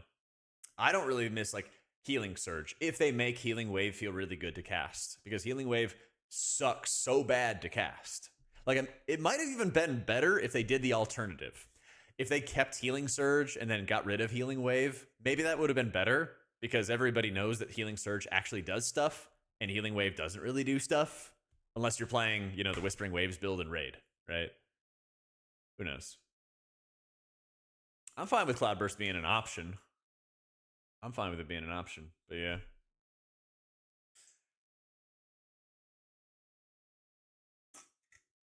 I thought there was something for Shaman where they could, like, cast Healing Wave faster or something, right?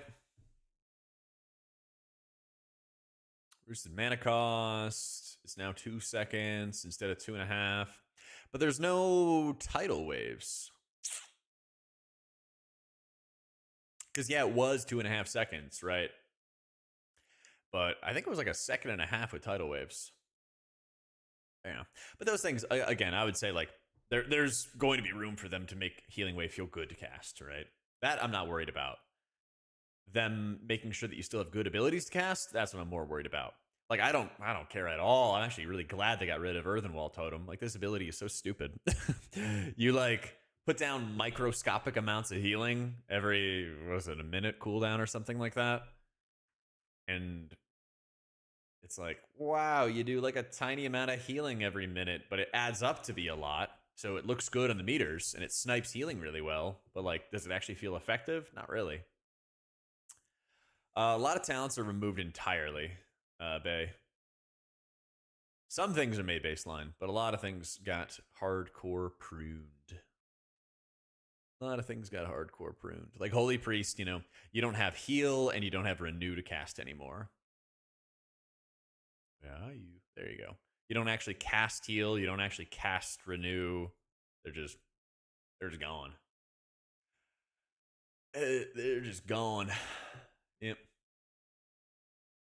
But that's the thing is like you get sort of like a compensation in that it should make your healing from your holy words or healing from your flash heals or hopefully from your prayer of healing feel really strong, really valuable. That's the dream. Is like they get rid of this bloat and then it makes everything feel better.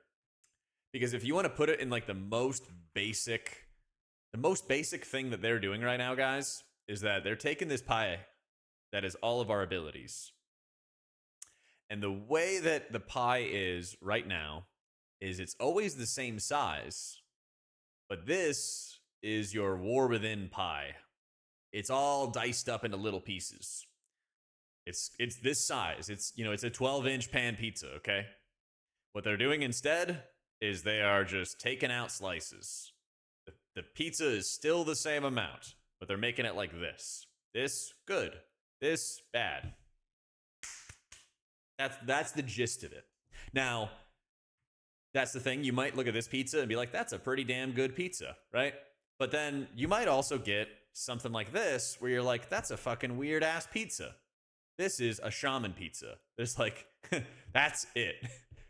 Nobody's going to eat this. I mean, this is like a Kalamazoo slice right here, you know? Nobody's going to take this entire thing with their hands and just start shoving it down their gullet. Yeah, it's a little bit of an awkward pizza. You could add a couple slices into that. You could do that and then be like, oh, that's a little better, but like this is still awkward. So like they could do that and like, okay, now we got a pizza going. Now we got a pizza going. That's the whole gist of it. You know? Like, do you guys remember Dragonflight Holy Paladin after they did the rework? The thing is, what they did with Dragonflight Holy Pally, there's got to be a faster way to do this. What they did with Dragonflight Holy Pally was really, really scuffed. Very, very scuffed. And this happens sometimes when they do reworks. What they did with Holy Pally is they made a massive pizza, but they bloated the shit out of it with cooldowns. You had like Daybreak and Toll and Prism and all the Glimmer healing, but it was just a big ass pizza and you did a lot of healing and you're like, I love doing lots of healing. Then when they balanced it and then made it do, you know, regular amounts of healing, it felt like shit. Oh, Tears Deliverance as well. Thank you. Yeah, you had Tears, Hand of Divinity, wasn't it? Oh, it was Daybreak. Tears, Hand of Divinity, Daybreak, Divine Toll, Wings, Holy Prism, all that other kind of shit, right? You just had so much stuff, but then they're like, wow, the spec's just OP. Let's balance it. And then it felt like shit because none of your abilities did anything. Like, that's bloat. That's the problem. They don't want to give you a bunch of micro slices of pizza anymore. They want to give you, you know, a nice, evenly sized pizza. Yeah, you have to track the glimmers, then consume the glimmers, then you get the extra holy shot cast, and you get like glutted with resources. So yeah, less buttons, not slowing your gameplay down, but making your shit feel efficient. So I think it's a good overall change. There's going to be issues, and I think Shaman, I'm with you guys, is over pruned. But I think the raw intention is correct. I think the raw intention is correct. So, free. Delete Valley. Give a stoner pizza. I mean, you know, there's a place called Mod Pizza where it's kind of like a Chipotle where you like build your own pizza and it's like a flatbread pizza, and so it cooks pretty quick. So it's like a fast food pizza kind of thing. And you might say that it's mid, but they do have an unlimited toppings option. And so you can keep on adding more and more chicken and pepperoni and all kinds of protein to it. And so you can have like a 60, 70 gram protein personal pizza. And that's pretty damn good.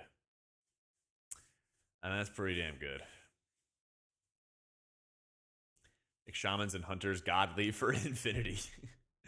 It'd be better to bake an ability into Healing Stream that has the same functionality. No, I'd rather just have the option, Wrath. Yeah. I think there's been enough times where they've made Healing Stream good versus Cloudburst good. And I think that like they could do that again, basically. They could do that again. Okay, let me run to the bathroom real quick. We're also going to open this box. I have a box. We're going to open that real quick. Right after I run to the bathroom, though. All right? BRB. Good on water? Yeah.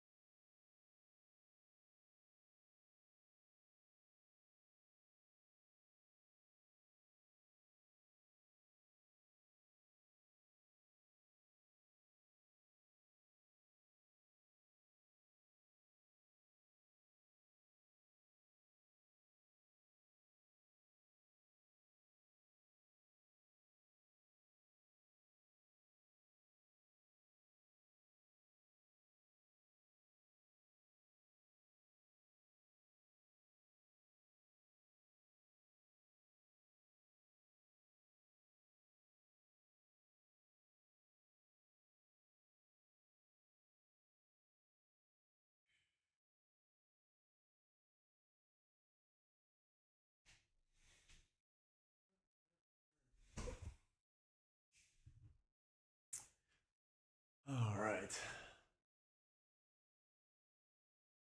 What's in the box?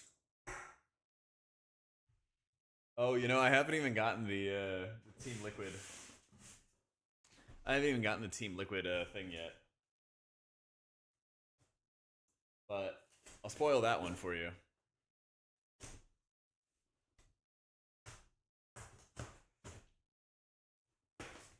I'll spoil that one for you. The Team Liquid one, They're like, we're gonna send you a shit ton of monster.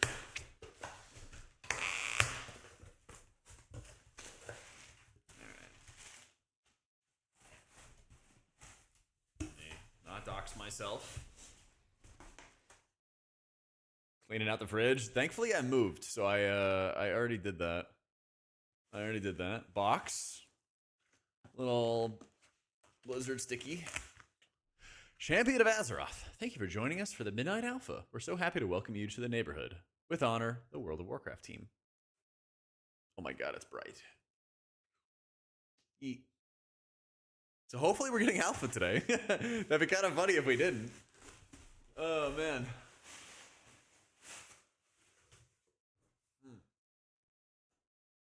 Kind of funny if we didn't, in a fucked up way. I wonder what it is, chat. I wonder what it is. Oh my god, it's a mug! I know, we saw this on Twitter and everything before.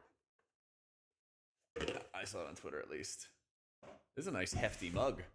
The metal to it is like, I don't know how I'd even describe it. It's not like as like hard as like a sidewalk or anything like that, but it's kind of like soft wood in the middle, and then kind of like a smooth metal on the outside. Yeah, that's pretty damn cool. It's deep. It's longer than my finger. How many more support classes can we expect at midnight? Hopefully none. Hopefully none, though. But yeah. Shout out Blizz. Hopefully we get Alpha today. Hopefully. I mean, this could probably fit an entire monster in it. I asked Monster for all of the green tea and all the rehabs, basically, like the tea and lemonades, all the green tea stuff that they could give me. Yeah.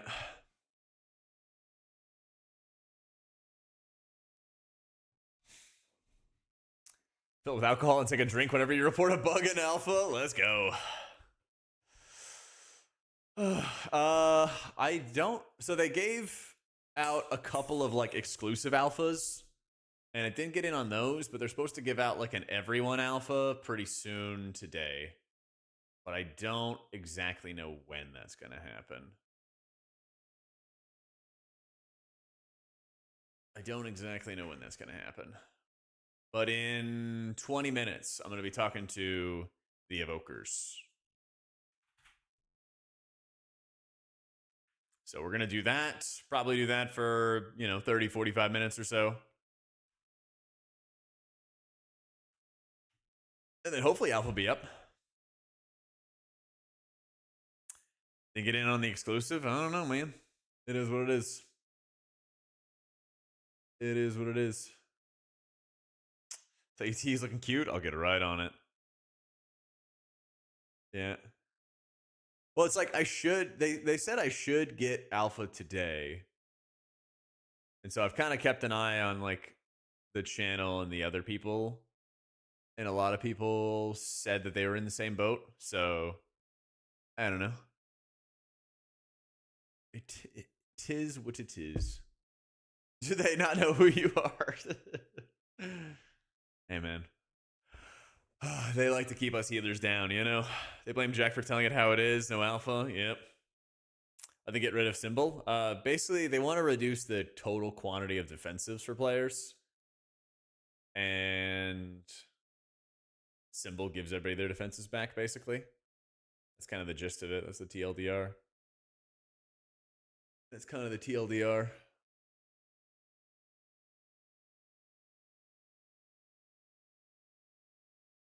Oh, the government let you know you didn't get an invite. Apparently it's shut down. I know. So unfortunate. So unfortunate. One of our guildies works for the government, and he travels a lot. And he misses raid a lot. And we're like, oh my god, it's so good the government shut down, so you'll actually make raid. And he's like, nope, I'm essential. And he posted like a huge list of where he's going to be traveling for like the next month. He's like, oh yeah, I'm gonna be like in Turkey here, and I'm being like Ireland, and then I'm being I don't know, fucking Sweden, and like oh, so like most of farm. Yep. I think he gets paid. When my mom worked for the government and there were like shutdowns growing up, I'm pretty sure she got paid. She was always like, yeah, I'm essential. And my other coworkers are mad at me. No, you don't? I'm just telling you what she said. I'm just telling you what she said. It's just back pay? Okay. Either way, like she was like working and she wasn't like worried about it. So, yo, what up, UT?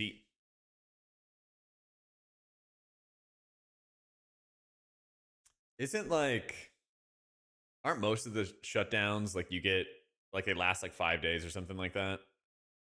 So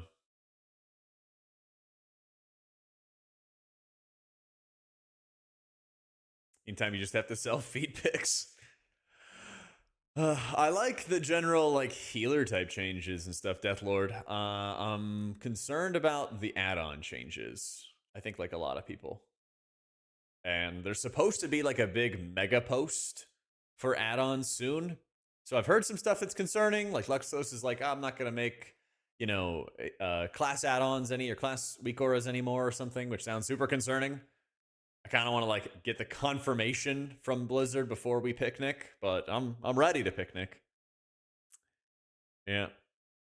You were essential the last few shutdowns. You got your pay on the same day. Others may not have. Okay. I was gonna say like all I could tell you is that my mom was like not worried about it. So I don't know. Yeah.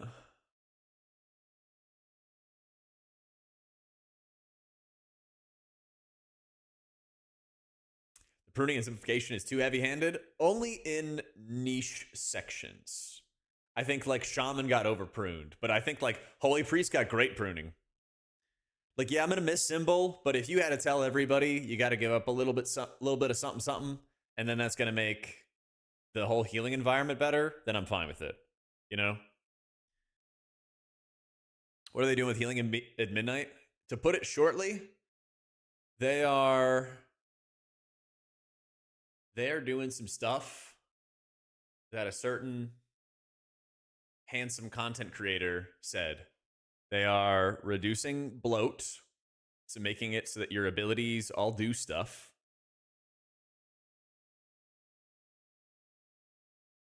They're making it so that there's less raid cooldowns, so that you are less reliant on your cooldowns to actually do healing.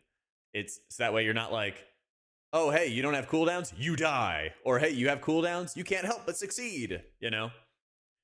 And this actually adds more skill to the game, I would argue, because then you have to like play your healing priority properly outside of your cooldowns to keep people alive. Most specs have like no single target healing, and they're addressing that in a pretty big way. And then I made a whole bunch of possible solutions to it. So, you know, here's the video from a month ago if you guys want to watch it. So they're basically taking all this stuff and they are making major healing cooldowns exclusive in talent choices. So Shaman choose between Heal Tide and Ascendance. Disc choose between Uppies and Barrier. Stuff like that, which is going to make Ascendance or Healing Tide feel really strong when you take them. Prayer of Mending, Wild Growth, Healing Stream also had like a crazy amount of modifiers and stuff to juggle between, and they're baking a lot of these in. I'm surprised they didn't put Renewing Mist on this list as well, because I think they did quite a bit with Renewing Mist too. And they're making it so your core healing spells have less modifiers that change how much healing they do. If you have this buff and this buff, it does healing, and if you don't have this buff, it doesn't do healing, right? So they got rid of like Tidebringer, High Tide, Resonant Words, things like that. And so your spells just baseline feel stronger. I do think there's over pruning when it comes to Shaman. I think there is as well with Prez, but we're going to talk to Prez people literally in like 15 minutes. So I'll get, you know, their thoughts. I'll get it straight from the horse's mouth or the scaly's mouth there. So, and they're making it so that when there's less big bursty damage, because burst damage is a result of too many personal defensives and too many healing cooldowns. And so when you have too many of those things, they just add all kinds of stuff that's like a shit show of burst damage because they say, well, we have to make something deadly. Burst, and then you have to just like spreadsheet heal, and you put this healing cooldown there, this healing cooldown there, and then you're fine, you know? What makes healing, I think, a lot more skillful is when you have to play your regular healing priority outside of your cooldowns well to keep people alive, you know? How you doing, Kala? I like that there's no premonition, Chili, honestly. I like that there's no premonition now. I'll show you what my editor sent me. I'll show you what my editor sent me when he heard the news. I'm on the outside looking in. Oh, I don't even have Gyazo on this computer. It's crazy. He's like, I don't have to explain premonitions anymore. Because, bro, every single priest video, we had to do this animation to tell people how premonition worked. Hello, Kalamazoo. I mean, you're still going to have to cast a lot of buttons outside of your cooldowns. If anything, it just makes it more important. You know? I'll kind of miss him too, but it's like, I think it's for the greater good. That's how I view it. There it is. Piety being a passive is pretty wild. Yeah.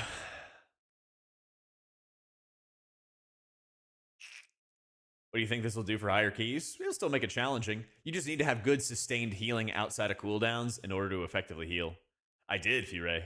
I did. I don't dislike it, actually. I think I'm actually fine with Shadow Covenant being removed. It means no Dark Reprimand, but it also means that your light penances are going to hit harder.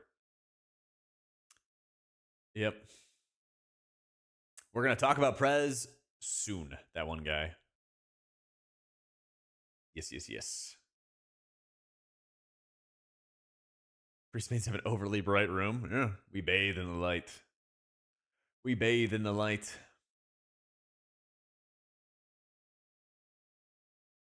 Yeah, that's the thing, Wibbles, is like, there's a lot of challenging content in the game, and they can still make content challenging without weak auras. So, hey, Wrath. I understand their philosophy of wanting to remove bloat from the game. Heck, at one point, we had only 4 rows of talents with 1 choice in each. That was the last simple time in terms of the game. They realized adding the new talent trees caused more bloat than intended, a lot of redundancy for modifiers for a single talent, etc. It's a 21-year-old game. To move forward for growth, it was time. I agree. And I think that if they make a class feel brain dead and stupid to play, then it's going to be on them to add more complexity to it. And I would say right now for Holy Priest, they even, it's kind of funny because they even said they want Holy Priest to be a more simple healer. They said, we're aiming for individual spellcast to feel powerful outside of cooldowns. Literally what I was just talking about. Okay. Removing cooldowns and tracking and extra stuff so you have consistent healing.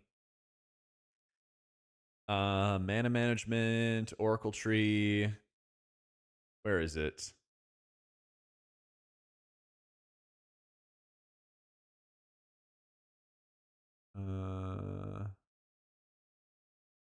They said something about more approachable. We want Holy to continue to feel like one of the most approachable healers. Right. And so, like, that's how they justified getting rid of Premonition, is they want to make sure Holy is approachable. And I think that Holy is going to be approachable, but there's still going to be plenty of areas that I can show you guys that I'm better than you.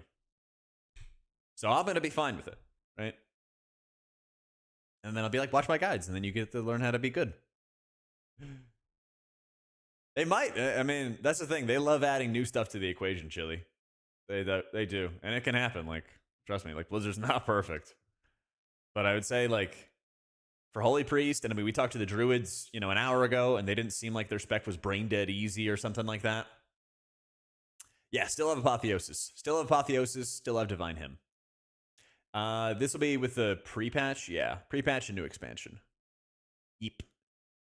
How you doing, Nymph?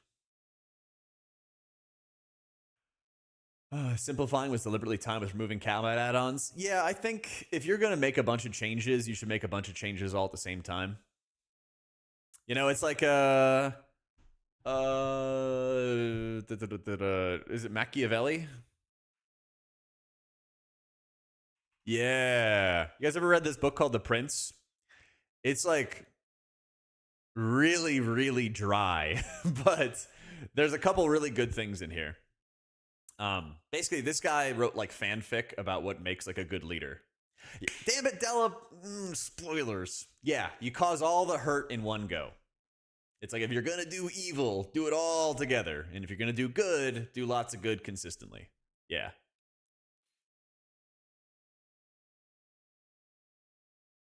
Yeah. Thanks for lying to your wife having to have Reddit for Western Civ teaching. Yeah. Just rip the Band-Aid off. Exactly. Exactly. No, you're totally fine, Della. I was leading up to it. Nah, you probably, there's definitely a lot of people I've met who are like very quick-witted. And I get that way sometimes too, where I like realize where somebody's going with something and then I finish it. And I'm like, damn, I'm on the other side of the, receiving end there. Maybe Van, but we're not getting into that. I have no idea what's happening in WoW Twitter, Deathlord. I think I muted enough people that I just don't see shit anymore. You want to make Holy approachable because its player base isn't. It is, Della. I see the healing breakdown. I see 20 things that did healing. Only 3 or 4 of them are being buttons I pressed, and those not being in the top. Exactly, Stomy. Exactly. And that doesn't feel good. You want to press button and then health bar go up. Not press button and then random bullshit happens that pushes up the health bars, you know? And that's why I gave some criticism about Holy Priest already, is they're kind of heavy. They're kind of heavy when it comes to Cosmic Ripple healing. I think. We'll see, right? Obviously. But it's like when you Holy Words come off cooldown, you proc a small heal. But then that small heal gets buffed by 60%. And then that small heal gets buffed even further when you get a random flash heal buff that when you consume the flash heal buff, it procs the Cosmic Ripple. And then there's more points that increase Cosmic Ripple. And then each pulse of Divine Hymn causes a Cosmic Ripple. Like, I hope that they tone all that stuff down. I think these are pretty lame Apex talents, you know? I think that's kind of lame. Yeah, Ripple and Piety auto healer. Exactly, Furay. I think that they could put more power into Poe, put more power into Flash Heal, more power into Words, and we'd be happy. And that would be cooking. But I like what they've done with the pruning. So, you know. Yeah, exactly, Zeev. So I think there is like absolutely some criticism stuff here. I do like that Halo only exists for Archon. Yeah. If you're going to have another ability, the ability should hit hard, right? Should feel good. It should feel good. Here for the Prez discussion? Yeah. I'll call them in like 2 minutes. Yep. Hope some of your favorite thematic abilities don't get touched. Yeah. I feel it. And that's the thing, is like it's the fine line they have to walk. Yeah. That's the fine line.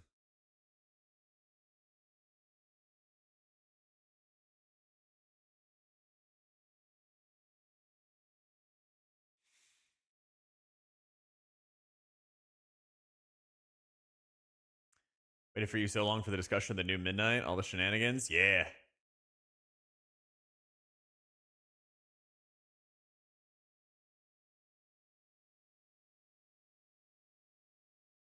Woo! My brain moved a little bit there. Thank you, Brian. I know. Ooh. You ever get it when like you're around old people and they like grunt whenever they like sit down, or grunt whenever they it's kind of like being around Kalamazoo. They kind of like grunt when they do stuff, and I'm like, as I'm getting older, I'm like, wow, it just feels good to do that. You know, you're like, you know, you just blow your nose, you're like,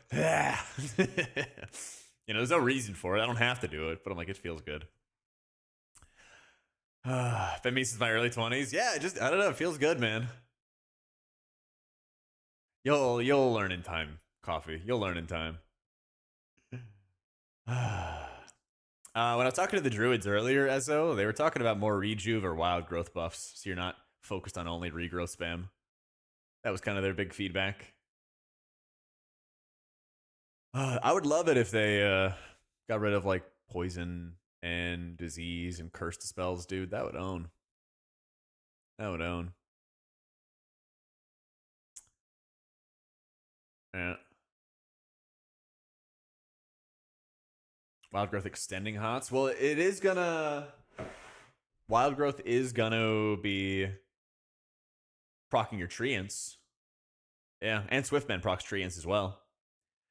We did Druid earlier today, Greg. I did a priest video on YouTube, and we're gonna do Prez right now. I wasn't sure when Alpha was gonna go up today, so I just scheduled 2 because if people get Alpha, then they're gonna want to go play that and then come back with thoughts. So I was like, let me just schedule 2 today. Hopefully, then we'll be able to get and then we'll be able to play the game. Yeah. I haven't really read up on it, Wrath. I'm gonna need to though. Kotki side of Resto seems better with 2 Guardians. Yeah. And apparently your Convoke can also proc a lot of Guardians too, Cart. It's really insane. Yeah. I moved to a new apartment. Yeah. Yeah, I moved to a new apartment, and I still have some more setup to do for it. So we're working on it. I actually was working on like building up my living room and bedroom first, and I realized it was like, wow, the stream background looks a little small. So probably this weekend I'll do some more setup. I gotta order like a bookshelf and try to put that together too. Have some stuff in the background. I'll put up some displays, but not all of them. We'll see about the kitchen. Kitchen's a bit of a mess too right now. Yeah. That's right. I got my home sweet home mug. And they said on the note that I would get Alpha. So hopefully that's today. Hopefully that's today. All right, let's call the preservationists. Look, I'll make it all manageable. Hello. Howdy, howdy. Howdy, howdy. Let's see. Prez. Just waiting on Volk here. We've been the preservation staff channel has been refreshing our battle.nets for the last hour and a half. So Where is I Alpha? feel that. where is Alpha? Well, good news is that it didn't pop up right now, and I'm not pulling you guys away from playing it. That is true. We did say, look, if we don't have Alpha already, let's wait 30 minutes, an hour, maybe. Right. So I expect this to take somewhere around like 30 to 45 minutes or something like that. But it can go longer as long as Alpha doesn't come up. And then that way we can get through our initial thoughts, and then we could probably do some more of these later on if you guys are interested once we get some more Like, gameplay. honestly, we can yap about this for a very long time. So I know. when you're done. Well, that's the thing. Our last press video I think we did was like an hour plus, something like that. We could Okay. absolutely beat that. Yeah. And the changes this time are definitely bigger. So if we did an hour last time, then definitely book out your evening. All right. Well, let's get started with the pruning first. Okay. Actually, 2 parts. Their general vision for the spec, and then we'll get into the pruning. So they said for preservation that it's always revolved around planning large healing moments and rotating a series of powerful cooldowns to deliver healing. We'd like to simplify the planning gameplay by lowering the number of cooldowns they're juggling, and by changing one of their largest healing combos in Lifebind. To compensate for lost power, their bread and butter healing will be more effective, particularly Emerald Blossom, Verdant Embrace, and Dream Breath. We're also making several quality of life adjustments. Dream Breath's range is increased to 40 yards. Dream Flight now protects the Evoker while they're in flight, and Evokers now have the option to talent into a ranged version of Verdant Embrace. The end goal is that Preservation's style of delivering healing is more intuitive and easier to pick up while still being unique and dragon-like. So I'm joined right now with Volk and UT to talk about some of these changes. So let's start it off, Volk. Talk to me about this vision that they have going on, and talk to me about them removing abilities like Emerald Communion, Cycle of Life, Spirit Bloom, and I think a couple others, right? Yeah, it's quite interesting, isn't it? Because they say bread and butter healing will be more effective, and then also they're removing the bread and butter. So I think that we are basically just looking at an entirely new preservation now. If I look at my healing breakdown in either a key or a raid, most of those buttons either don't exist anymore or don't exist in this format.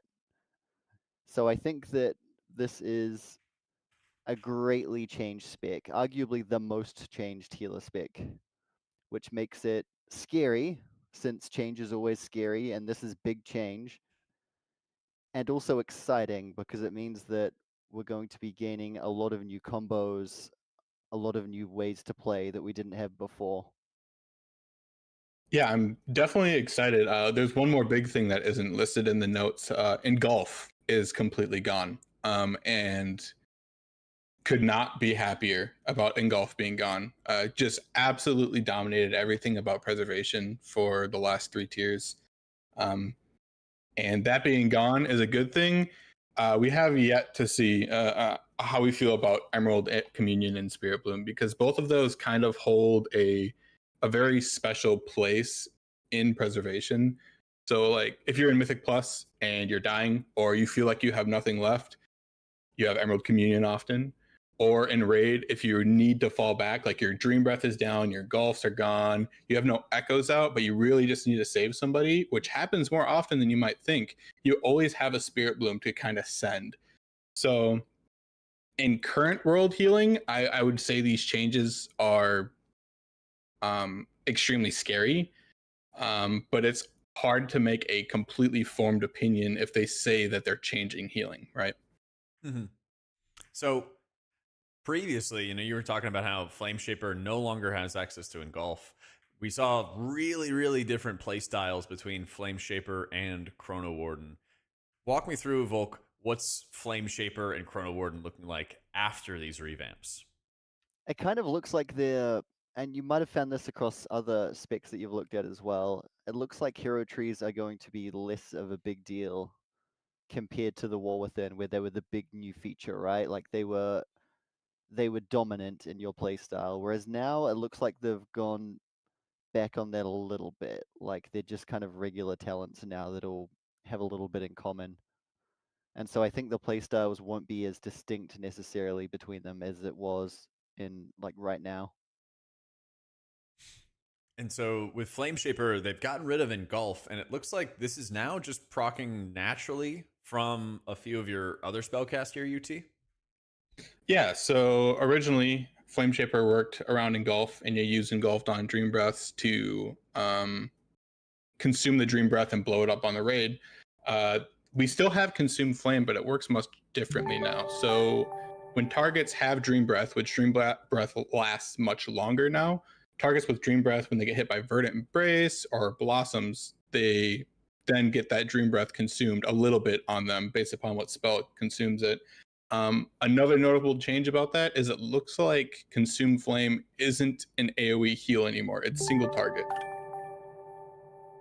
So if you hit Blossoms on 5 people, only those 5 people get Consume Flame healing, which is, I think, funny as a trigger, isn't it? Because you can't control who Blossom will hit necessarily, but you must hit someone with Dream Breath to proc Consume. So that'll be, we have a few tricks to make that okay, but yeah. It's going to be a bit weird. Mm-hmm, mm-hmm. And so do you guys think that this is just from the get-go with what the spec has lost? Do you think that there is not as much area for min-max, or do you think you just have to go to a different route to find ways to maximize your output? I think it's different, right? Like in the War Within and honestly Dragonflight, you played around these large sweeping ramps where you do basically no healing for 20 seconds and then you do a lot of healing. And I think that isn't necessarily there anymore, but also that encounters might not necessarily require that. And so people who really enjoyed that ramp kind of play style might find less of that now. But there are so many new gameplay possibilities that I do think they'll still find something that they like. Yeah, we specifically Chrono Warden, you still can have a life bind, not life bind, but a ramp profile with Verdant Embrace. Now that Chrono Warden, the Spirit Bloom talents are now based on Verdant Embrace instead. So you could see times where maybe if a fight really has a lot of bursts, which might be scary in current with new WoW healing. We still have a style to do kind of a burst healing with getting that all those echoes out and just hitting a Verdant Embrace. Since Verdant Embrace is much, much stronger now, right? You get a 60% buff flat. We have a talent that's another 40%, and then Chrono Warden's giving you a 30% hot on top of that as well. So there is still that ramp playstyle, and we're still going to be throwing out a bunch of echoes and consuming those echoes. So there's still that rampy style, but the burst is going to be significantly less. Okay, so with the burst getting less, do you expect to have like better sustained healing from what they're talking about? And how do you think that might impact like Mythic Plus healing when you're the only healer that's going to be around? Spirit Bloom in Mythic Plus right now carries quite a lot of your healing. And so I think people are kind of looking for what will be the Spirit Bloom replacement in Mythic Plus, right? Like how will you handle burst checks? And while nothing can truly replace Spirit Bloom, I think people will be surprised at how much healing you can get out of our new Apex talent, which I know we're going to cover soon. So I won't cover that in too much detail now. But I think that there are Spirit Bloom-like mechanics that we have in our kit now. Okay, sweet. It's also really good to note that Dream Breath lasts a bit longer now, quite a bit longer now. And rank 3ing Dream Breath, which usually is a cardinal sin, is actually an okay thing once we get to the Apex down. Spirit Bloom. Yeah, it's bigger than Spirit Bloom. Yes. But slightly harder to aim. Right. So you have this massive 40-yard range for it, but then you still have the positional requirements where you kind of have to be way behind everybody just in order to use it properly. Yeah, I've been asking for 40-yard range for 4 years, and now they give it to me on one spell. That's progress. Progress. People in front of you, you can hit them now, right? But people behind you are still tricky. So maybe you just stand a bit further back now, and that'll help. I mean, you can just use Wings of Liberty to fly across your entire raid, right? You know, just Verdant Embrace across your raid. Mythic Plus, honestly. Like in raid, you usually always hit 5 targets with Dream Breath, no matter what people are up to. But yeah. Okay, so let's talk about some of the new talents before we get to Apex talents. Some of the new talents that they have coming into the mix. Talk to me about like what's good, what's really exciting so far, UT. I think one thing to note just right away is, well, there's quite a few things to note right away. But first off, Dreamflight and Stasis are both on a choice node now. So we are losing technically 2 cooldowns because we're losing Emerald Communion and either Dreamflight or Stasis. That's a very interesting thing because Dreamflight and Stasis are actually a situational pick now. With Spirit Bloom being gone, your normal Temporal Anomaly, Dream Breath, Spirit Bloom, Stasis, which has been traditional since the birth of Evoker, isn't there anymore. So there's an actual possibility in maybe some of the dungeons where Dreamflight might be the better option, or in raid, you know, Chrono Warden's going to have a hard time with Stasis, but Flameshaper is going to do really well with Stasis because you get 2 charges of Dream Breath. So that's an interesting little thing just out of the gate. On top of that are old Spirit Bloom choice nodes, so Empath and Spiritual Clarity. Empath now just procs off of all of your Empower spells instead of only Spirit Bloom. And then Spiritual Clarity decreases the cooldown of Dream Breath by 10 seconds. So you have, as Flameshaper, 2 charges of Dream Breath on a 20-second cooldown. That is extremely powerful, considering how strong Dream Breath is. And then the main one that everybody has been kind of talking about recently is we finally got a way for Verdant Embrace to not jump us to the target. I've been progging Dimensius, and it's kicked in again. Can't be Verdant Embracing to other people. You know, you never know what you're gonna fly into. And especially in P3, you try and Verdant Embrace to somebody else, and you're gonna go right through a black hole, and then you know it's over for you. So there's been a lot of good talent changes as well, and just buffs. But the main ones, you know, the Verdant Embrace choice node, Stasis, Dreamflight being on a choice node, Spirit Bloom choices are now Dream Breath focused, And I don't know if you want to talk about Twin Echoes, Volk. I want to hear your Dementia story, but with Wings of Liberty first. No, we will not be playing that talent on Dementia. Yeah, so Wings of Liberty gives you 3 Verdant Embrace charges in 3 seconds, but it's a Yep. choice node with Yep. the one that makes you not leap. So you're going to leap 3 times in a short duration. Good luck with that. Yeah. Yep. I assume encounter design gets changed pretty significantly with how healing is supposed to be going. But yeah, I'm a little worried about Wings of Liberty. It's good because you can proc Call of Ysera a lot, right? You can, Verdant Embrace, Dream Breath, Verdant Embrace, Dream Breath, and you have, 10 Dream Breaths out, all Call of Ysera, which you can do again with Stasis. And then Stasis procs Inner Flame, which makes your Hots heal 60% more. So there's still like a ramp going on, lots of healing happening, but Wings of Liberty is only for Call of Ysera right now, not really for the Verdant Embrace spot healing. And there's a niche scenario for Lifebind as well, right? You can spread Lifebind to 3 people with Wings of Liberty. Do you think it's going to be something that they're going to try to bait people into taking? They're like, look at how good this is. Surely nothing will go wrong. I mean, Verdant Embrace is kind of becoming core to the spec. Like it's trying to be the Spirit Bloom replacement. I guess you could maybe say like it's proccing Consume Flame. It's doing a ton of your healing, and it's one of your like only big healing spells now for like upfront healing.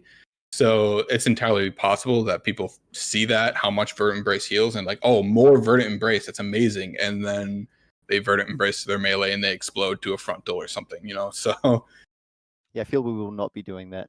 Yeah. This is also a talent at the very bottom of the tree, so, depending on where VE ends up, there's a chance you just don't take it anyway, since we've gotten so many new talents that it's going to be interesting to find the points for all of the ones you want. Did you want to cover Twin Echoes? Yeah, so a big focus they had on these changes in general were bringing Emerald Blossom back into the rotation a little bit more. Mostly in Raid, probably. Like, I don't think anyone is expecting it to be insane in Mythic Plus right now. And so Emerald Blossom itself got a 100% buff. And I will say you can make almost any spell feel good if you give it a 100% buff. So it'll heal for a lot, and we get a new talent called Twin Echoes, which gives your Emerald Blossom casts.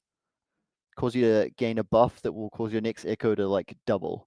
So you cast a Blossom and then you get 2 echoes. It means you can cast them while you ramp without losing echoes necessarily. I don't know if the talent will necessarily be good or not, but it's very interesting. And it's probably a good way to get that kind of hybrid gameplay where you cast both Echo and Blossom in the same build. Really running better. Yeah, I really like the idea of hybrid builds using, I mean, right now, everybody can tell you about Evoker. You haven't pressed Blossoms all expansion. It has been significantly worse than just echoing Reversion or echoing Verdant Embrace for Lifebind or literally doing anything else with your time is better probably than pressing Blossoms. You could cast Blossoms 40 times. It doesn't equal the healing of 1 Engulf. So them buffing Blossoms a lot, and on top of it not echoing anymore, which is a change this patch, it definitely brings that hybrid gameplay that I've wanted for a long time. Like echoing a bunch of Dream Breaths out, and then you're already working towards your next ramp. So you're dropping Blossoms so you can spread more echoes without losing any essence. And those Blossoms are blowing up Dream Breaths to do more healing, and you're on top of just building your next ramp. And I think it's going to make the spec feel a lot better between its ramps as well. You have something to do, some kind of healing happening outside of Temporal Anomaly and Echo. Right? Like they want healing to be more flat and more sustained. So like maybe dropping Blossoms a lot ends up being good for that reason as well. Yep. And then Field of Dreams isn't a % chance anymore. Just every other Blossom is just going to be 2 Blossoms. So it's Blossoms. So many Blossoms. How would that work with something like Stasis if you were to run it? You could store some Blossoms. You could. Yeah. So I think you're more likely to store like Dream Breath instead, and then Blossom afterwards, since that'll proc Consume Flame, Mhm. and like Dream Breath is just very high value by itself. But hypothetically, yeah, you could store 3 Blossoms, and then that would drop even more Blossoms. But you don't have Cycle of Life anymore, so there's like less emphasis on dropping a whole bunch of Blossoms at the same time. Mhm. Another scary thing with Blossoms is a extremely expensive spell mana wise. And with the loss of Emerald Communion, our mana economy is kind of looking a little more scary. So it'll probably be something along the lines of like Essence Burst you use on Blossoms, and then your just raw Essence will be used on Echo.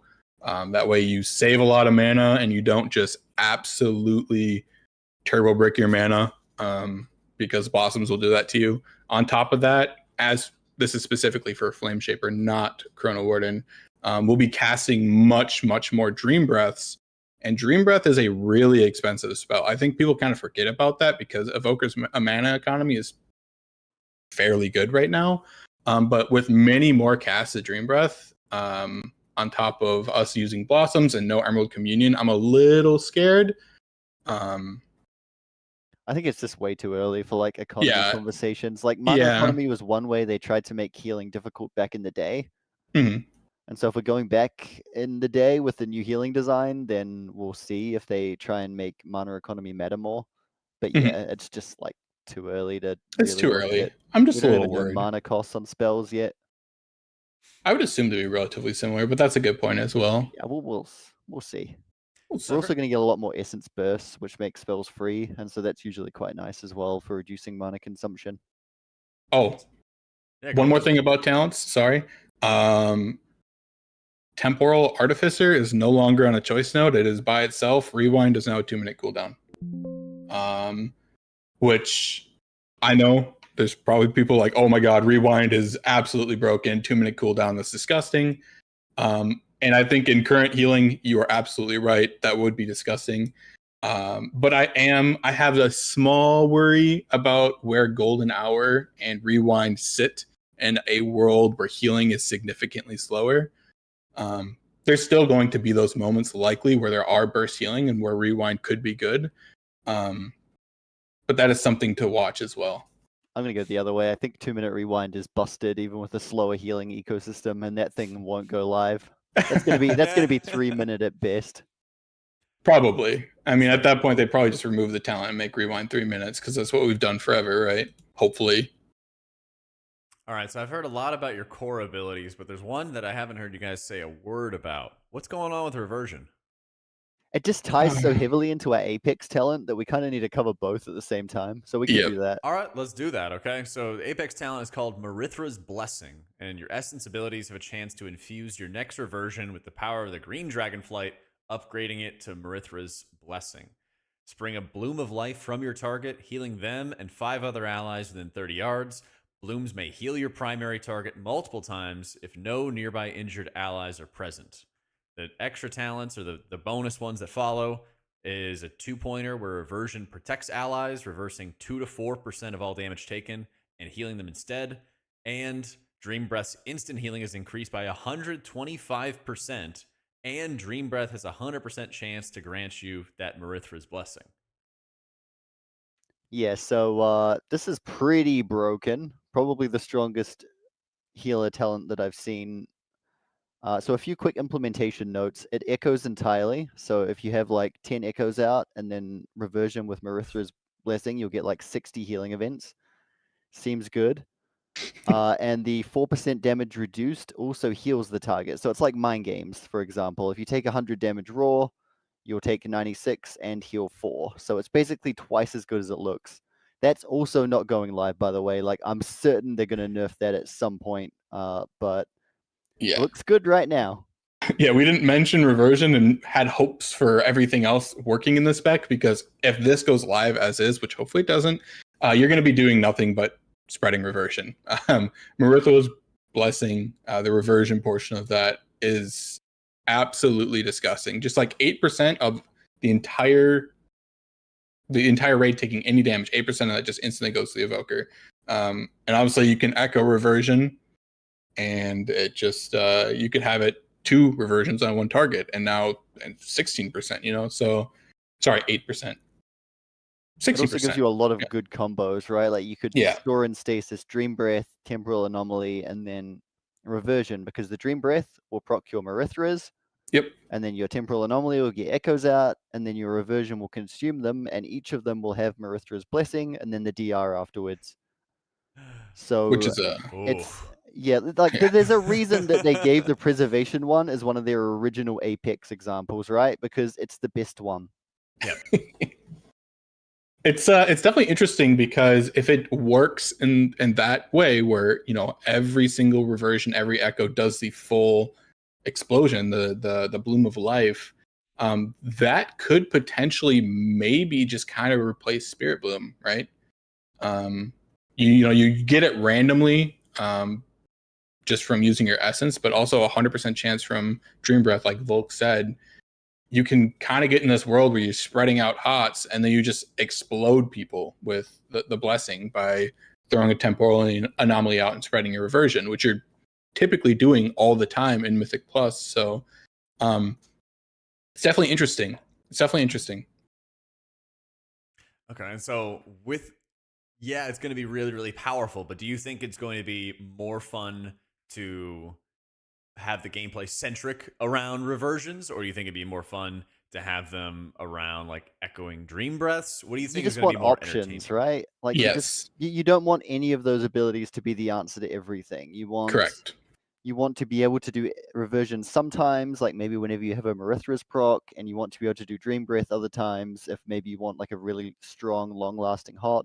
And so that's their challenge. They have to balance them against each other, which has always been the hardest part of getting preservation balance right. But Div has been quite good, so I have faith. I have faith. I definitely think having reversion be a part of it, but not all of it, would be amazing. I think that reversion gameplay, if it's strictly reversion gameplay, is kind of really bad for the spec.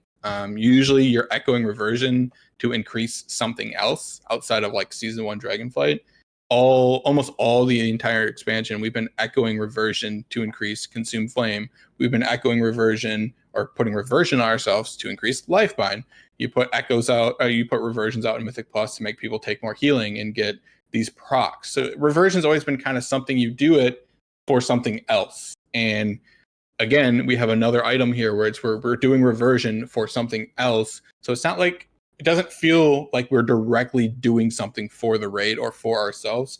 We're doing it for something else, you know? Yeah, that makes a lot of sense. And so one of the big changes that they've been making for all of the healers kind of across the board, they specifically called it out as well when it came to their preservation notes. You know, you talked about it before, Volk, of like they want healing to be a little bit more flat, a little bit less focus on your overall cooldowns. Now you have to choose, like you mentioned before, between stasis and Dreamflight. How do those feel for balancing one against the other? And what do you think overall healing situations might look like for Prez, for raids, or M+? I think the only way to balance those against each other is to make Dreamflight better if you are stacked. And that way, if a fight is really bad for Dreamflight, you can just run Stasis instead.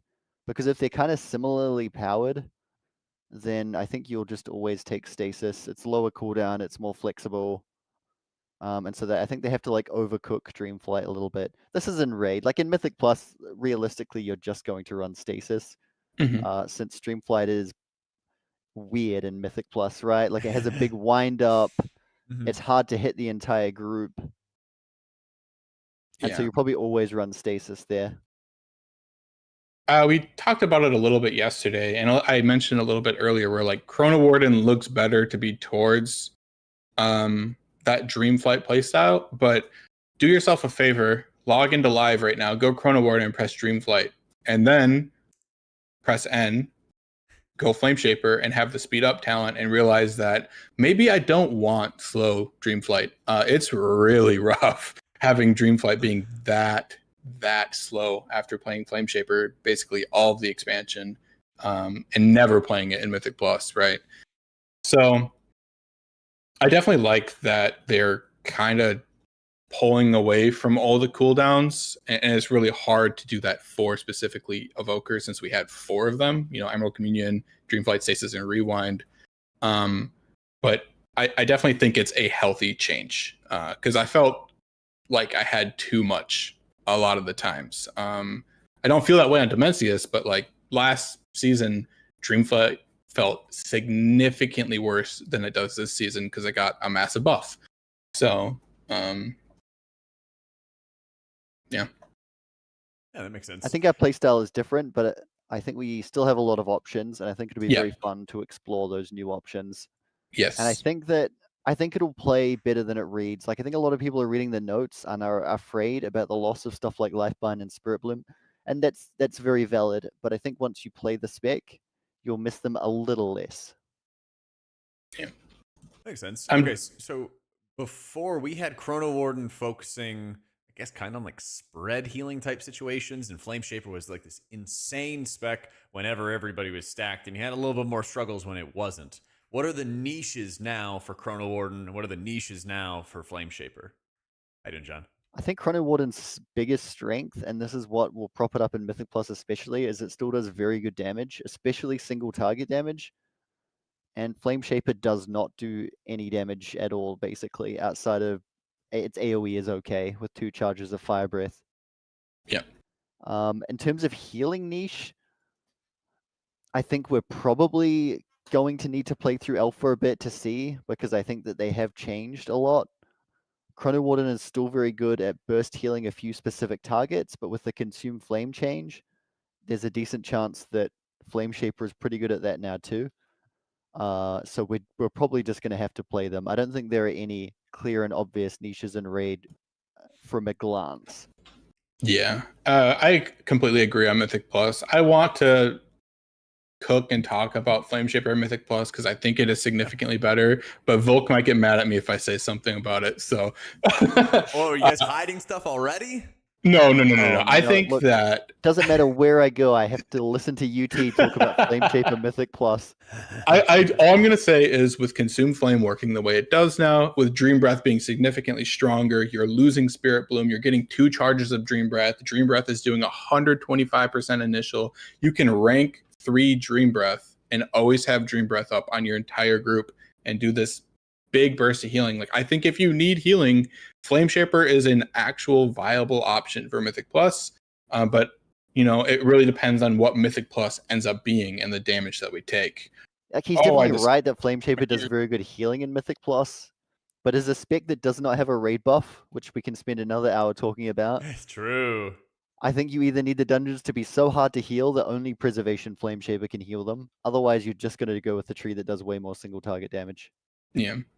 Sorry about that. I opened up Alpha and I forget that they turned the sound up to 100% when you first log in. So yeah, Alpha is up. Very exciting. Ooh. Yes, Alpha is up right now. So okay, then we won't take too terribly long going forward.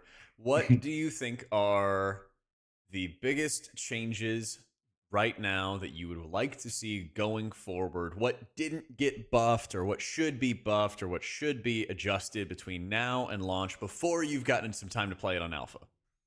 We've talked about it a little bit, and from my 1.5 minutes on Alpha, I think that Call of Ysera maybe doesn't fit into the new tree very well anymore. It gives your Verdant Embrace a big buff to Dream Breath, which means that you basically always cast Verdant Embrace before Dream Breath. But now Verdant Embrace is trying to wear a lot of hats, it's trying to do a lot of different roles. And so I think using it just to buff your Dream Breath is maybe not a good fit for the new spec. So I wouldn't mind them removing that. It's too powerful just to drop it from your tree. But if they removed it from the tree and maybe baked in some of the Dream Breath buff, then I think that would be very good. Yeah, I definitely agree on that.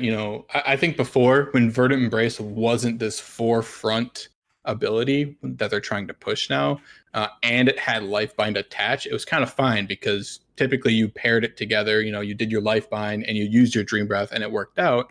But now with Dream Breath being a main core focus and Verdant Embrace being a main core focus, you kind of have to mash those two together because of Call of Ysera, and it might leave you kind of dry because you don't have Spirit Bloom anymore, right? So I think Call of Ysera being removed and maybe having a bit of that Dream Breath being baked in would be a very, very healthy change for the spec, and just for the overall play style.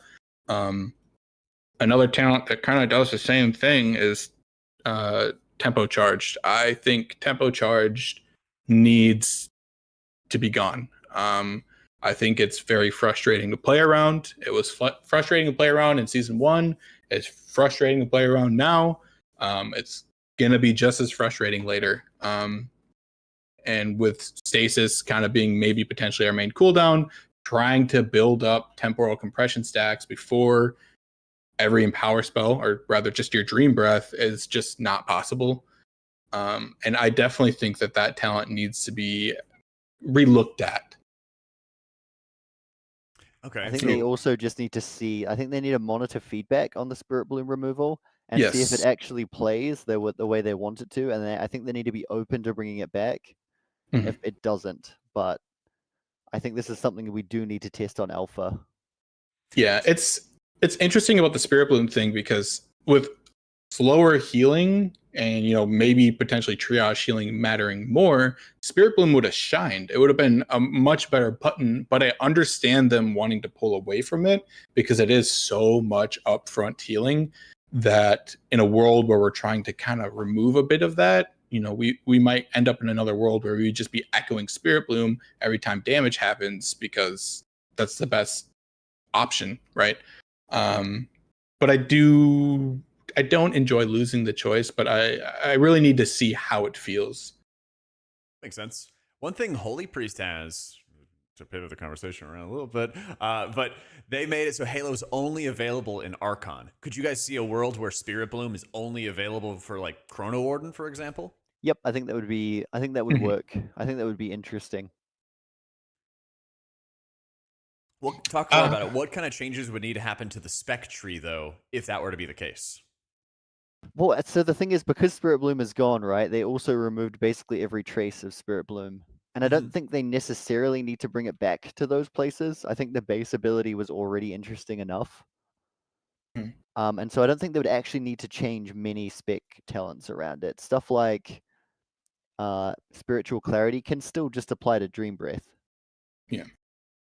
I think they would have to put a little more focus into the Chrono Warden tree itself. I mean, a lot of the talents in there are nothing burgers anyways. So I think it would definitely be interesting to have it be as a Chrono Warden choice, especially with like After Image. You know, Chrono Warden took a big hit from losing Spirit Bloom. Like, a lot of your Mythic Plus stuff is it's Lifebind focus, Spirit Bloom focus, and that Spirit Bloom comes with the After Images.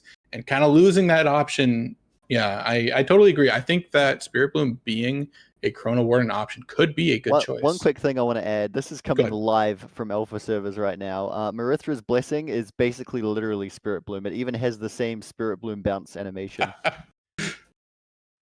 Perfect. Wait, so it just looks exactly like it, and it's basically just Spirit Bloom. So Dream Breath just makes your reversion Spirit Bloom now, basically. Ah, okay. I think that should be fine. Yeah, I mean, I like the idea of that. I thought that's what they were kind of going for, but if you don't play the Apex talent, which I know they'll probably want everybody to play the Apex talent, I still kind of, you know, feel bad. I think we just expect that they want us to play the Apex talent because So they specifically said when it comes to these talents, for those who don't know, Apex talents are available for everybody. Everybody gets these 4 points that are intended to be spent on the Apex talents, but they won't force you to use it. Beyond Marithra's Blessing, from what you guys are telling me, just being OP, is there a reason why you would not want to take it, or you feel like it wouldn't be good in certain situations? No, I think they're bolted in. I think they're bolted in. Like, I don't think there's a design for the spec that results in you not taking them. The only mechanics they don't really interact with is if you were like a pure Blossom build. But I just don't think that pure a Blossom build will happen. I don't think Blossoms exist, Yeah, and you don't have enough points. Sorry, you have too many points to take every Blossom talent and leave the Apex out. Like, you're basically forced into taking it. There's nothing better you're going to get out of those 4 points, even if they nerf the strength.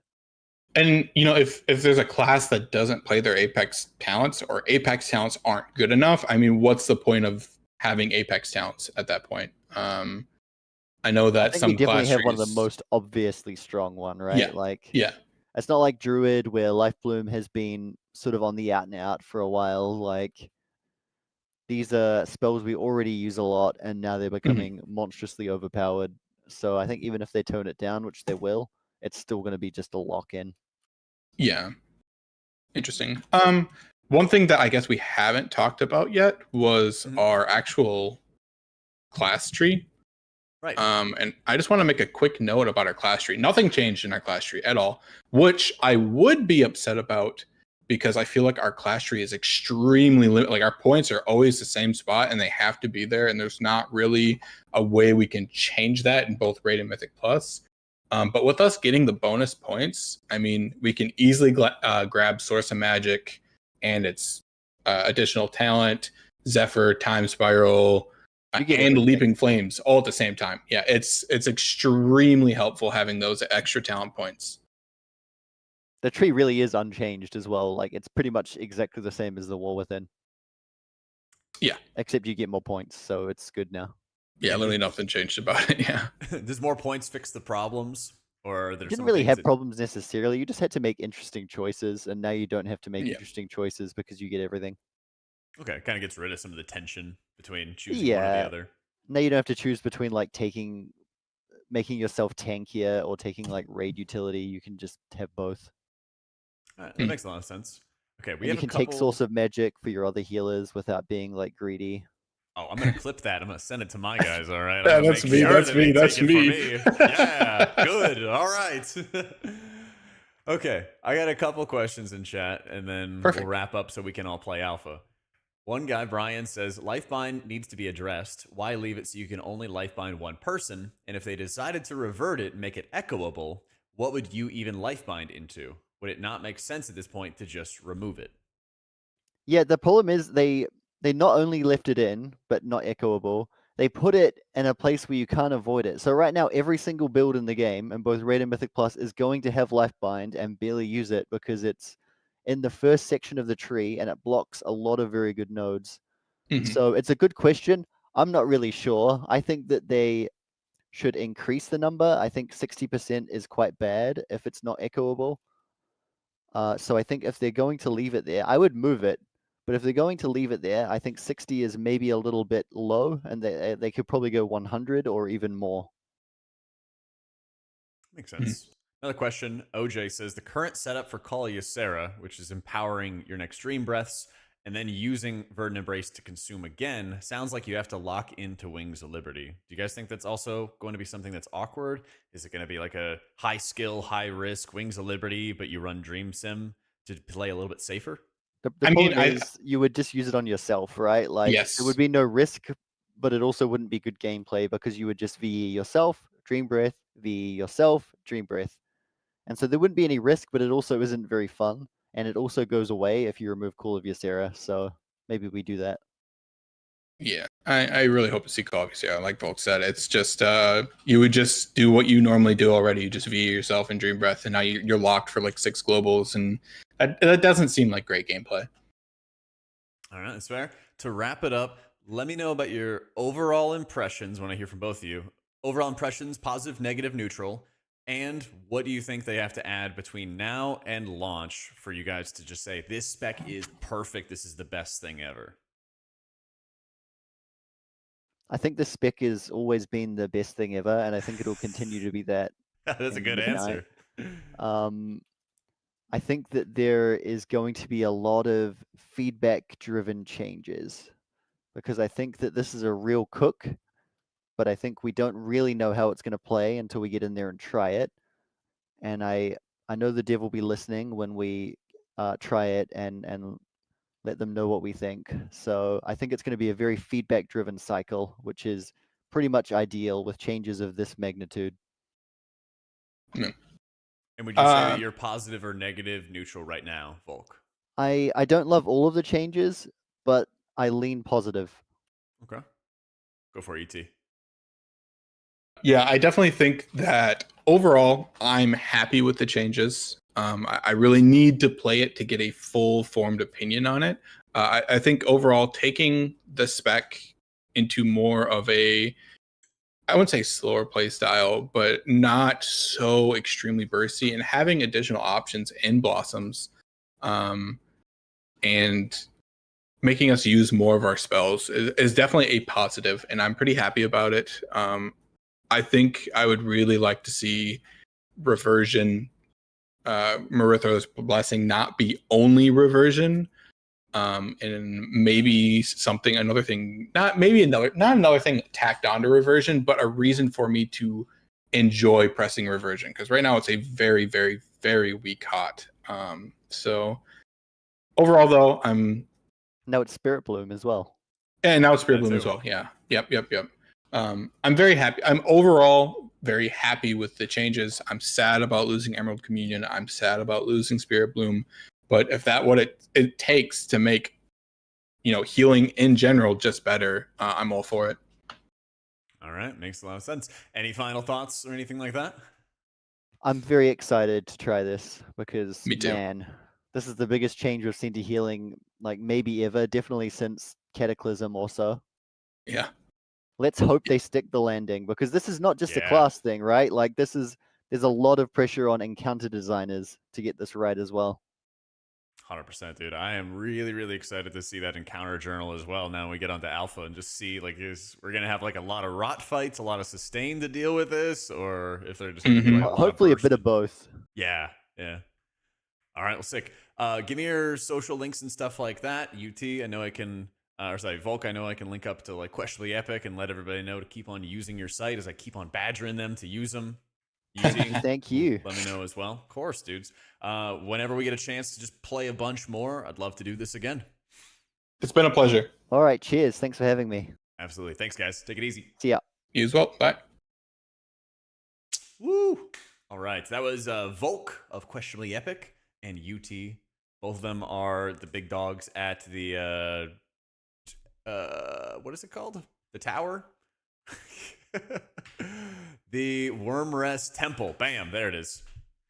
Oh, the Wormrest Temple. I'm always so bad at remembering the Discords, but they're the big dogs at the Evoker Discord, and they've been helping us out for a while. Yeah, well, as time goes on, we'll work to make sure we get like more M+ers. We'll get some more different vibes and everything from a variety of sources. So don't worry about that, guys. Yeah, Volk writes the guides for Wowhead, for Resto Druid, and for Preservation Evoker. Yep. So today we got on Volk and UT for Prez, and then we got Torty and Greg for Resto Druid. Yeah.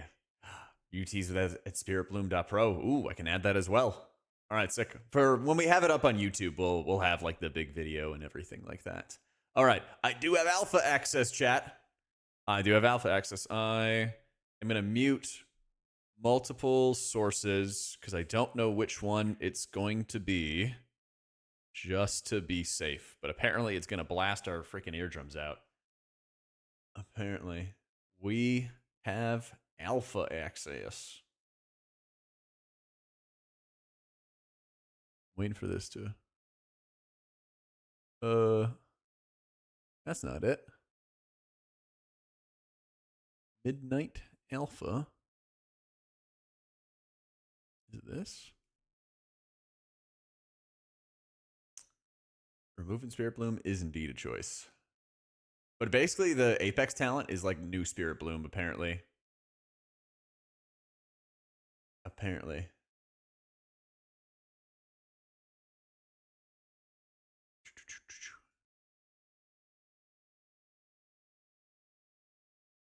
I think this is it. Yeah. All right, we're definitely playing on Lorthamar. We're definitely playing on Lorthamar. Yep, we're going to start with Priest. You know it, man. It's under System. Move it to the game. Goliadrin? Fuck you. Fine. Lorthamar's cooler, though. The things I do for you.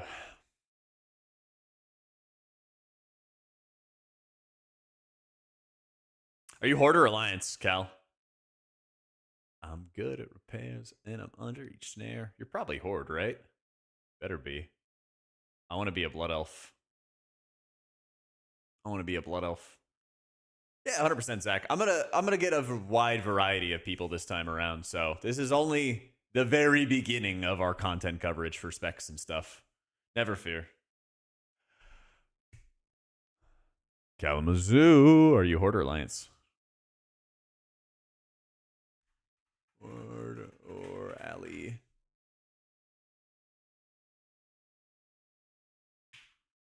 Midnight Alpha. Horde? Alright. Get to be a hot blood elf. Let's fucking go.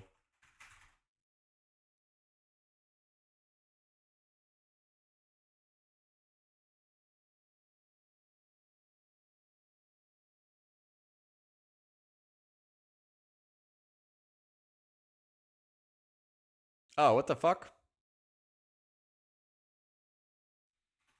Allow me to take this childlike in nature. Rhythm, you have it or you don't. It's a fallacy. I'm in them.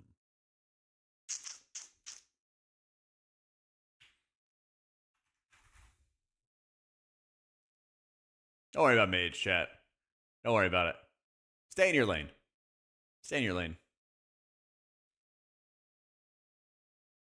You perceive with your mind. All right. Woo. Do you have the rewind feature, Chalk? Like you rewind the video and stuff? Because we did do a big old honkin'. Oh shit. Where's the sound? The Harbinger's failure has opened the way. The vast power she placed within this dark heart will give you new life. So come, Lord Demencius, come feast upon this universe. Let your darkness reign forevermore. Wait, this owns. When it...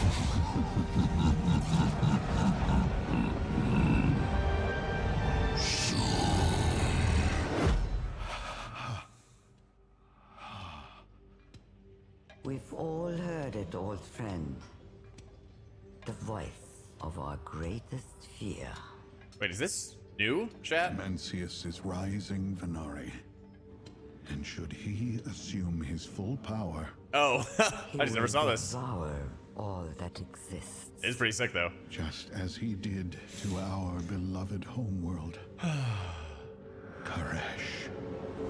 That's fucking sick.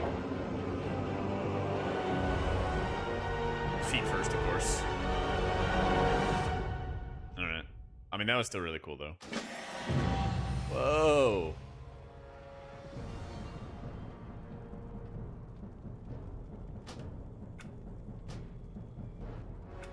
Brum, brum.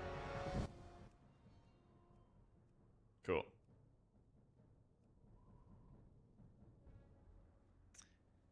All right, I moved the sound channel, but also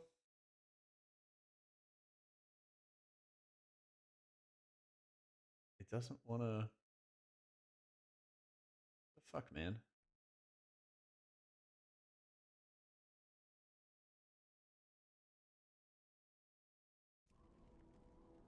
It's still in the wrong channel.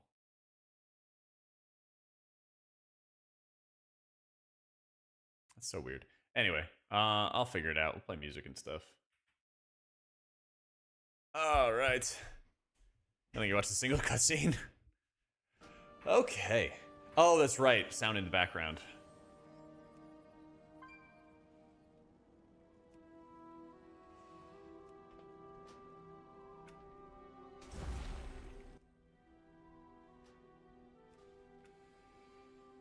Raid?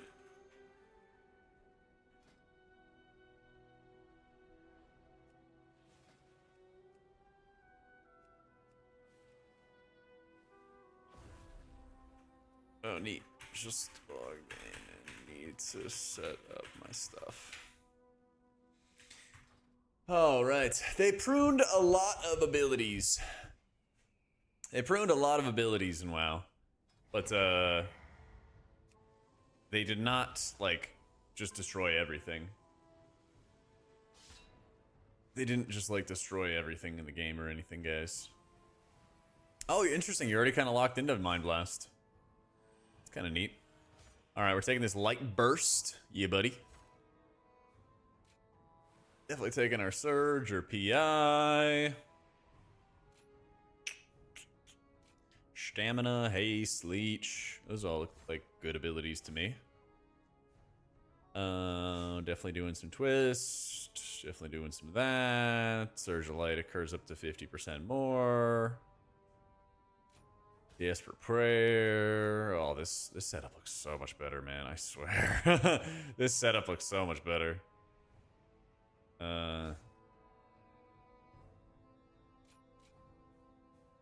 Ooh, I need to get that.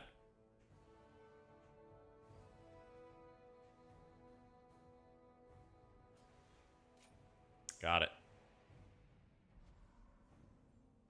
Sure, that'll work for now.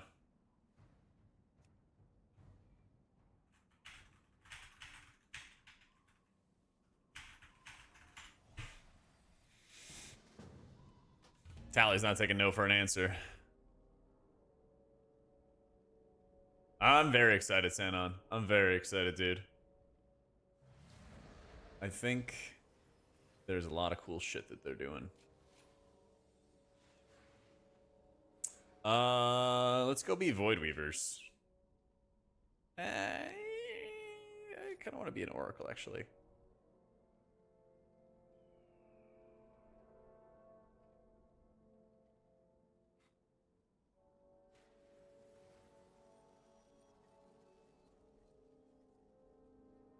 Fuck.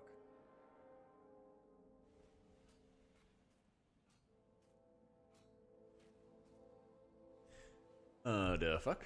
Alright, so need, don't need. I want that. I want this.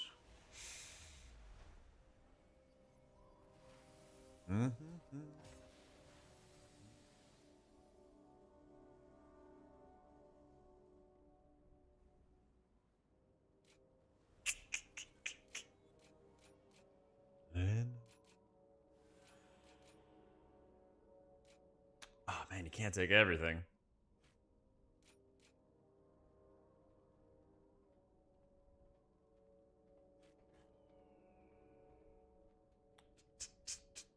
Via, you're singing about the late night. There is no luminous barrier.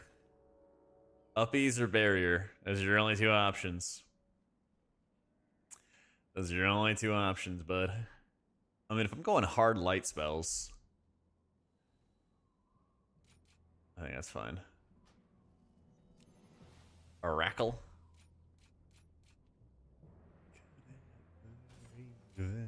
Ask for more shield. Yee. You go 80 to 90, I think is what it is for leveling. Axion. And I have some money.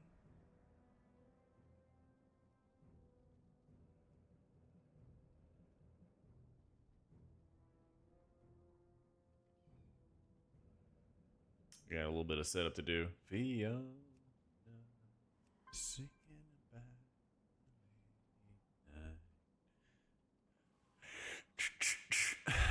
yeah.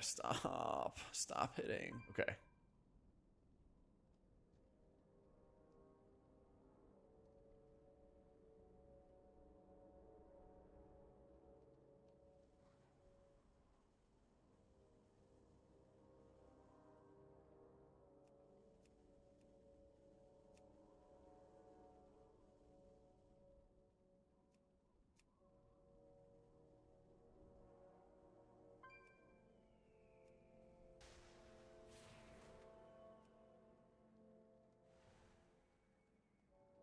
How do I adjust the spacing for the groups?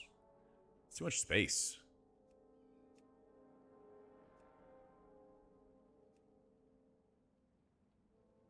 In groups. Ah, combine. I see. Good call, King. Good call. Dope. Sort by group. Nice, nice, nice.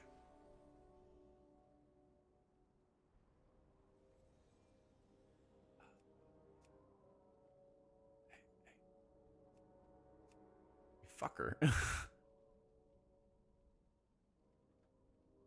Alright, enough.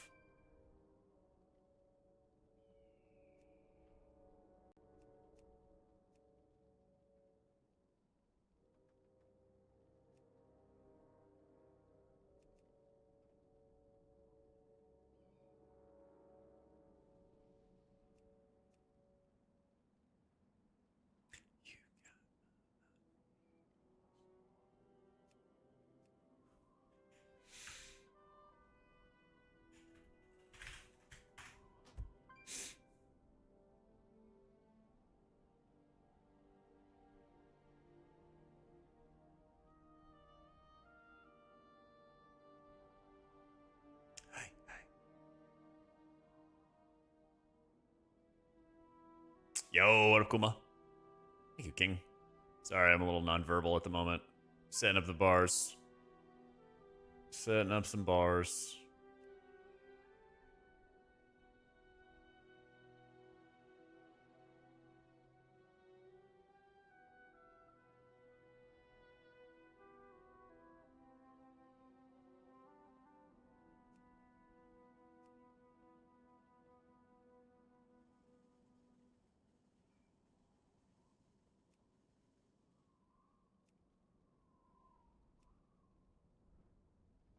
Sell dead? I think, but there's supposed to be a big like announcement about add-ons. So before I like panic, I want to make sure that I'm like panicking properly. So I think in the next day or two, it might be time to panic, but I didn't want to panic too early, you know? But yeah, losing Cell, I'll be, yeah, I'll be very unhappy. I'll be very unhappy. Why would he panic? They'll nail this. If Blizzard is like, yo, we're gonna be on this shit on the daily, like Ian will be like, I'm gonna be in Greg's office and Greg's working on this shit. I'm gonna be there every day talking to Greg. I'll be like, you know, there might be a chance, but we'll see. We'll see.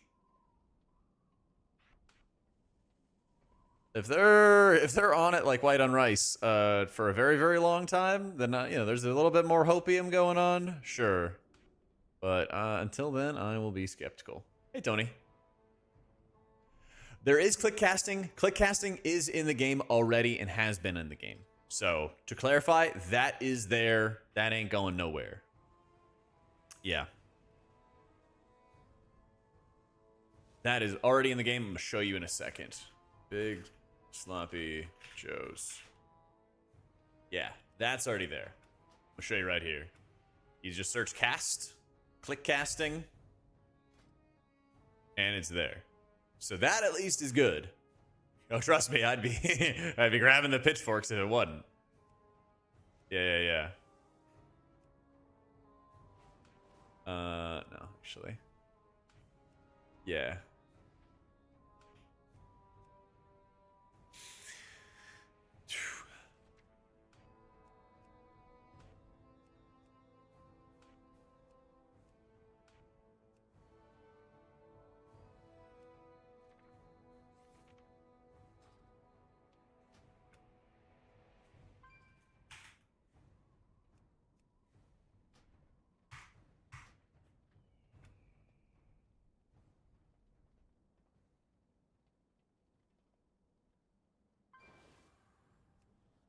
All right. Let's get a new advantage. It's not good right now, Ethan, but it will be. It's like they've told me you know, you can see the intention, the design idea. It's not good right now, but it will be good. I know like what they're working towards, and it will be good. Yeah. I would show you the shaman stuff soon, but they'd really just remove so much that it's kind of tough to show you.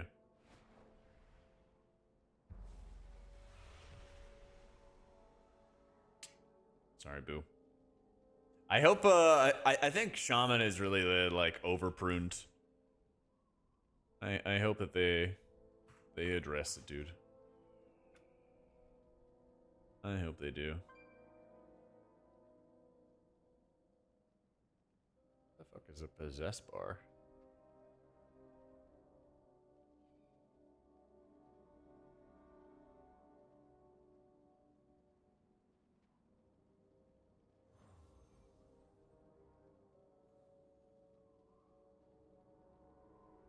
Oh, sheesh.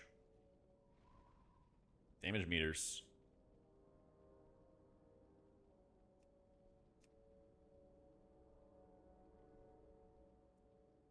Keely Devs already said it'll be done on midnight pre-patch. Like they're done. They're not doing it, or what? Just clarify.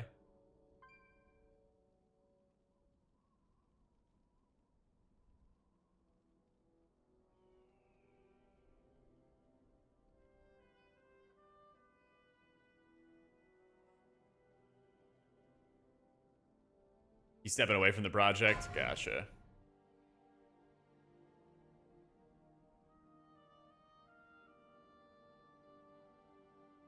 Gotcha. Okay. You don't trust Blizzard when it comes to healer tuning? I don't blame you. What the fuck is it? Quick keybind mode. 1, Alt 2, Alt 3, Q, E. 1, 2, 3, 4, 5.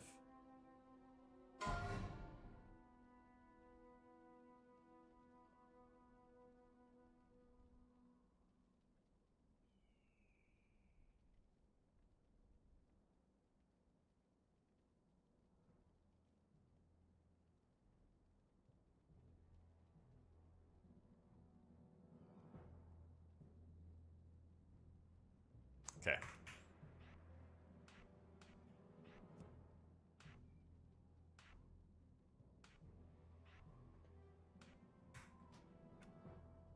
Sorry, Chatham's. I'm fucking locked in on setting these keybinds.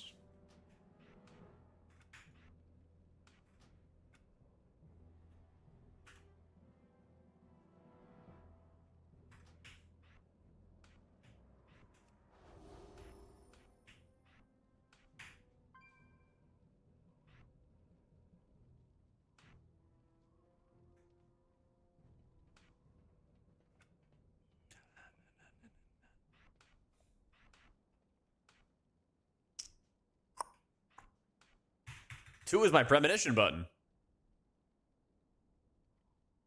2 is my premonition button.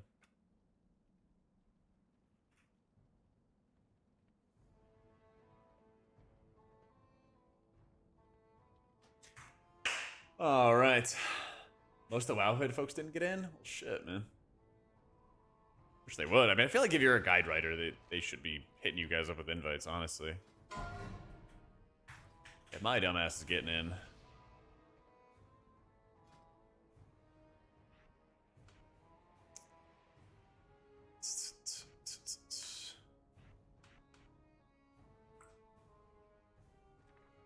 Quite a bit of pruning. Yeah, hopefully next week, man. They're usually, like, last time, if I remember correctly, there was, like, another round of quick invites. Plea is how you apply your atoners now. Yeah. Instead of casting Renew, you just cast Plea. Thank you, Tony. Yeah, instead of cast or Renew, you just cast Plea. Same operative thing, just, you know, not like a useless Renew hunt or something like that. Oh shit, that was the Void Shield. That was really cool.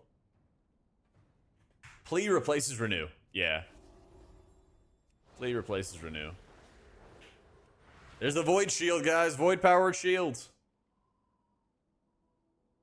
That's sick.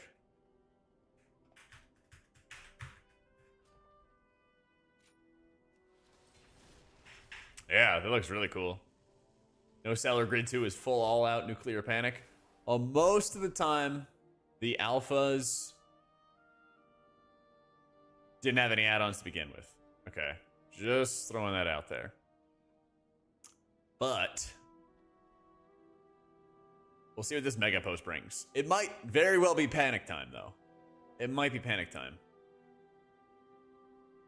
All right. Can I get us some?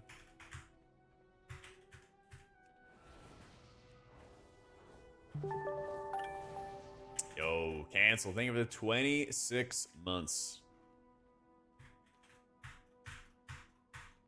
We all died? Where's my summon?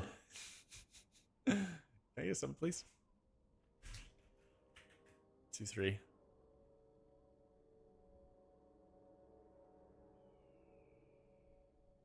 Is it port? Where's my summon? Where's my summon? There's a warlock there. Fuck, what is it? Auto run. Toggle auto run. Gotta change that to the Y, you know.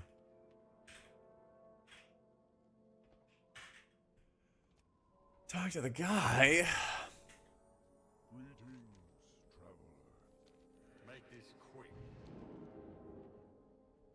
Nothing happened. Brave of you to venture this. You seem like you've seen a battle or two. Oh, I'm just lagged out.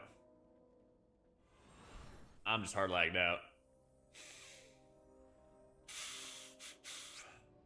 No, I like just got on, Casba. I just got on.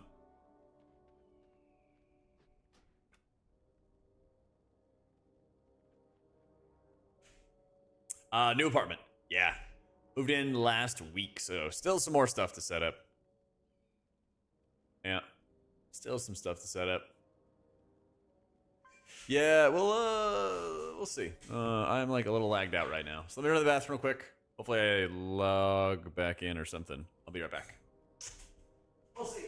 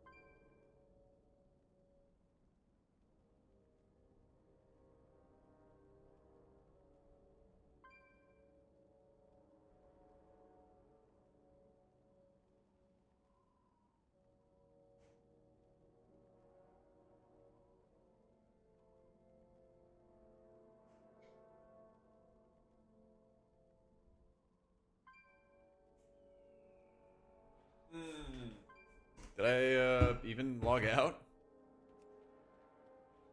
Yeah, I'm still just hard lagged out. Did everybody log out?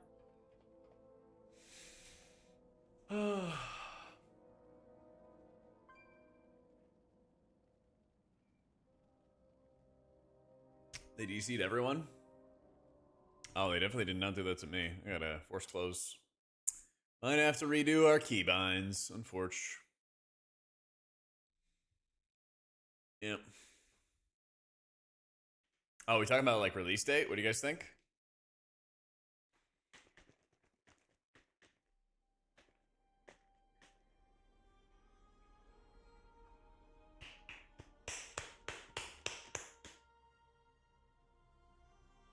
Do I have to make a new character chat or what's going on?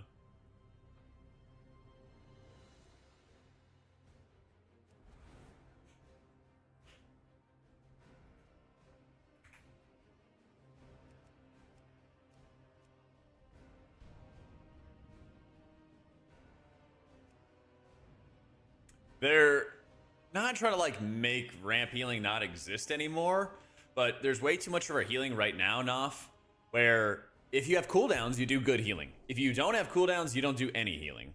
That's the issue. That's the issue right now. You seem like you've seen a battle. No, don't do that, sudden onslaught.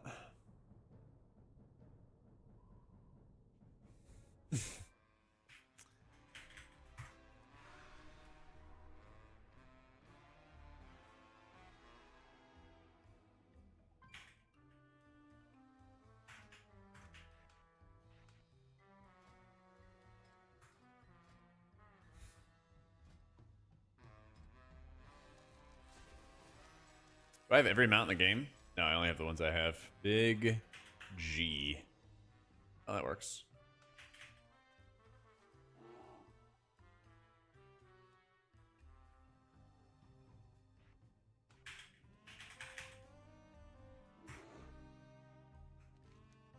All right, where are we at?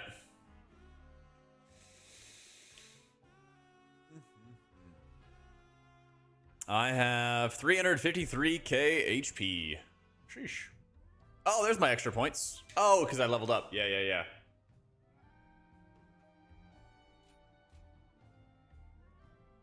That one's kind of important, actually.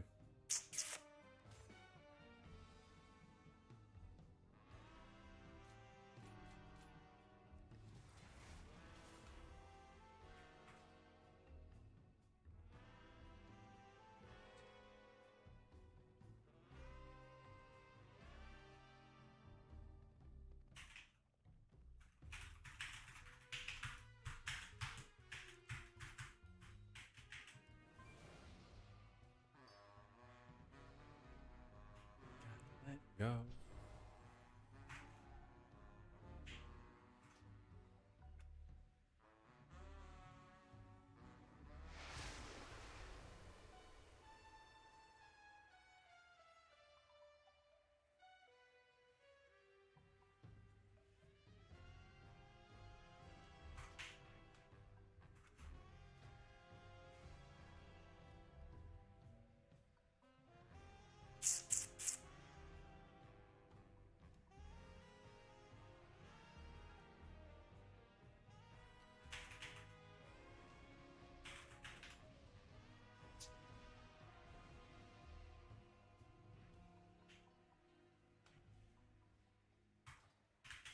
All right, show us in-game house when I make one, yeah.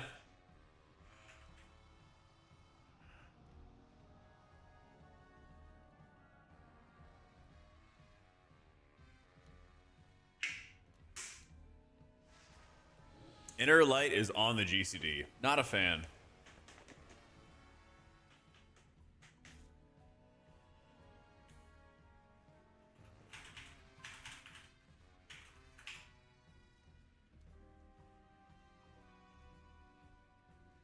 I didn't forget Plea. It's just a click cast bind.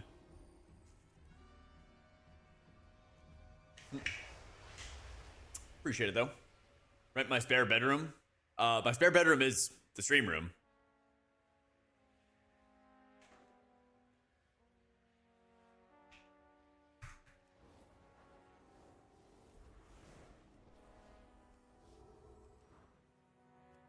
Oh, my WoW house? Oh, I got you.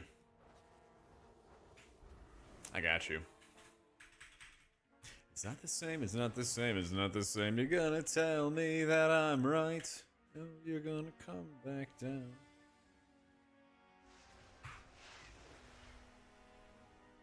You didn't know, you didn't know, you didn't.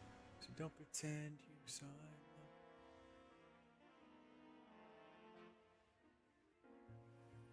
Or during stream? I can go walk. I can go walk. Let me get some socks.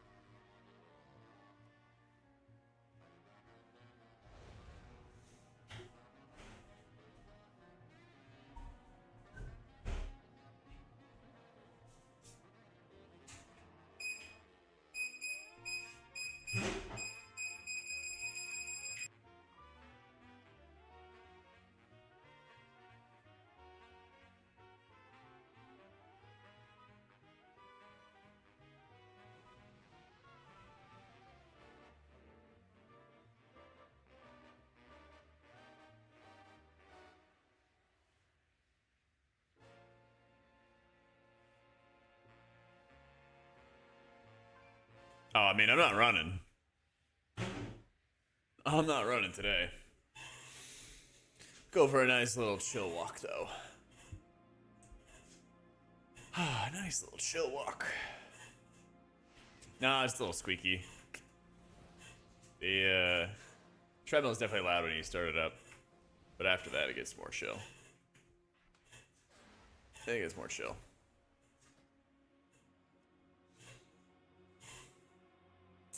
Oh, Shadow Fiends is a 3-minute cooldown. Oh, man. So it is kind of like a 3-point committal there. 6 pack in soon. Yeah, you gotta get that body fat percentage down low. This shit's tough.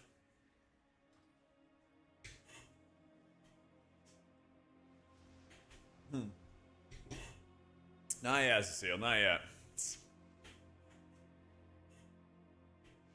It'd be kind of cool to get like really, really lean for a little bit, but I would never do that long term. That'd be cool to like work towards one time as a challenge.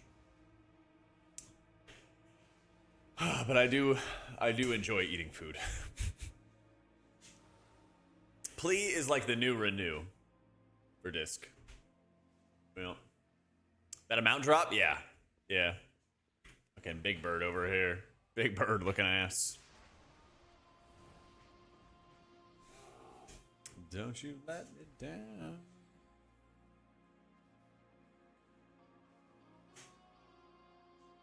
Is WoW raid frames? Yep. There's no add-ons on alpha. And that's normal. There never is add-ons on alpha.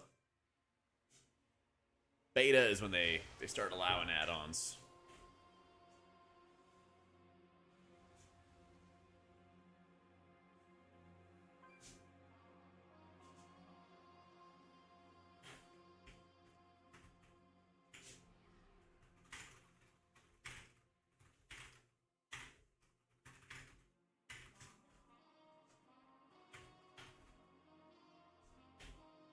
So glad half of the buttons disappeared. Not half of them. I'm just not running every active button.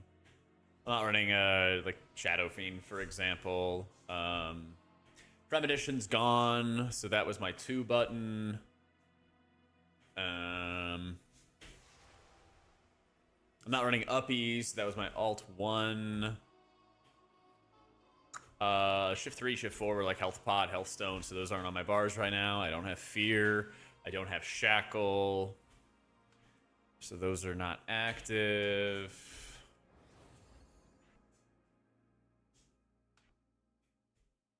Don't have Dominate Mind. Couple things. What other active abilities? Like put them on my bar so it's not empty. But yeah. Where are the feet? Feet are a special gift. Can't be busting out the dogs every day. There's DC. I did.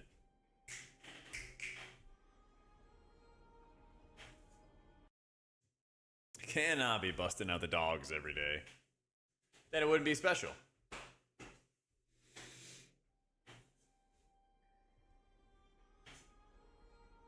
Come on now.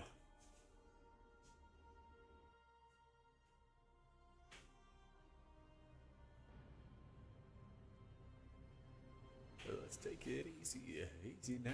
Watch it go.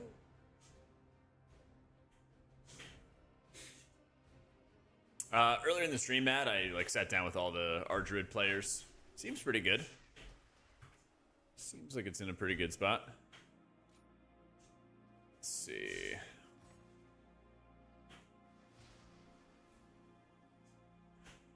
And sometimes you close your eyes and see.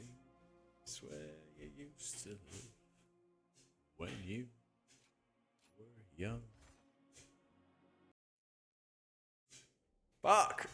I keep DCing. Yeah, I'll be doing reviews for all the healers, Mart. Yep. I only scheduled 2 for today because I knew Alpha was going to be up at some point, so I didn't want to if I did Mistweaver, I'd be doing it right now instead of playing Alpha, and that just wasn't gonna work. I'm not ready to panic on add-ons until they do that mega post. So we'll see. I think Cell might be dead, but maybe it's greatly reduced. I don't know. I'll be ready to panic when that mega post comes out and they clarify it. Premonition ability is gone. You do not have premonitions anymore. Y'all chain DCing. Well, that's the thing, Vlad. Maybe they get rid of, how Cell works right now, but there's a way for some of it to get saved or something. I don't fucking know, right? So I'm just I'm chilling until there's a reason to panic. When there's a reason to panic, I'm down to hop on the panic train, though. I'll happily lead the charge, But I'm very much let me make sure I have a good reason to panic before I panic. So, yeah. I don't know, P. I'll make a list of easy and difficult healers on the alpha changes. At some point, yeah, but not right away. Because there's a lot of stuff that's still in flux. So I'll be having updates on all the healers and telling you guys about what's going on with them. Definitely as the expansion is about to launch and the class changes are more final, then yeah, I definitely will. So. Imagine only panicking for reasons. I know, right? Same.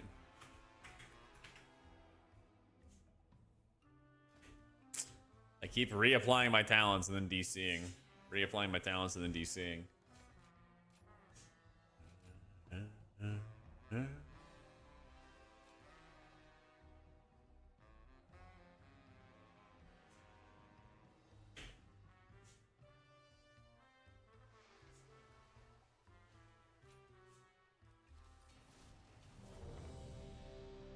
It's the new raid? Yeah.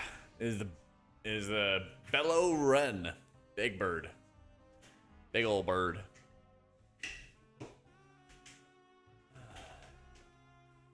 Right, that's the thing, Mark. And if they don't do a good job of implementing, raid frame adjustments, cooldown manager adjustments, all that stuff, then we're gonna have a problem. Exactly.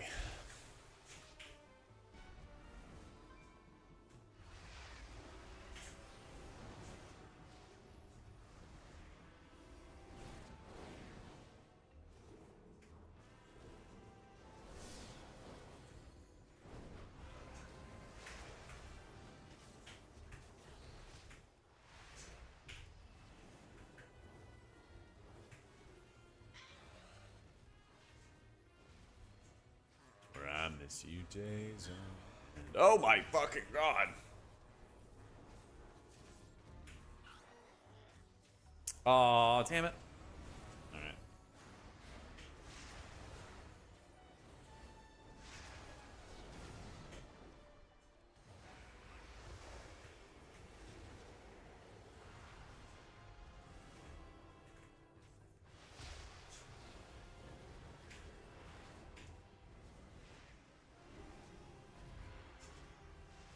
Whoa, barrier's big.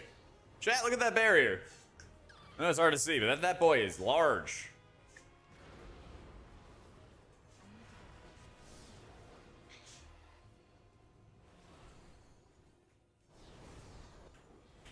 Wait, we're about to kill the boss. Let's go.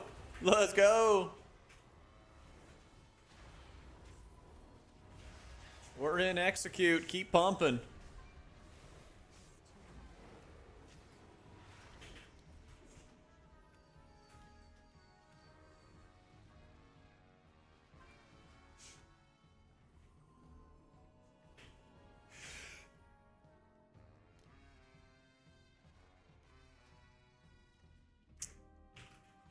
What's my HPS?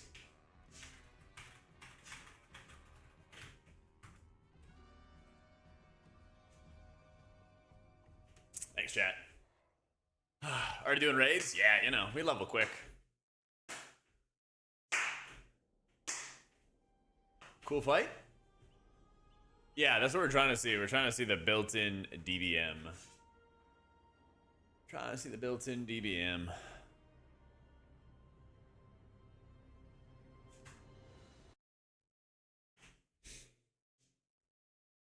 Healing meters don't work yet. Was there damage meters?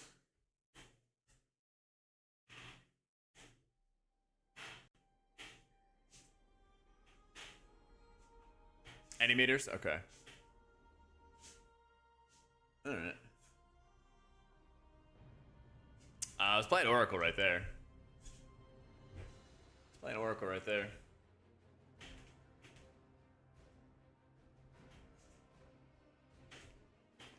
You have to enable the in-game DBM? I'll try. Yeah.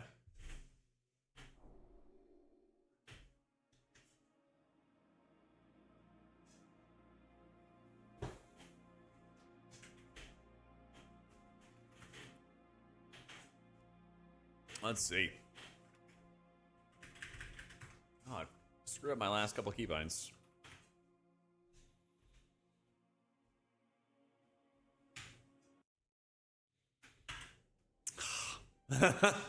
Damn.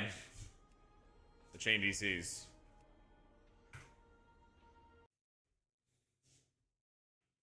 The chain DCs. I don't think this feels oversimplified right now. I think evangelism is like not in the spot where it's going to be long term. It will be in a different spot going forward.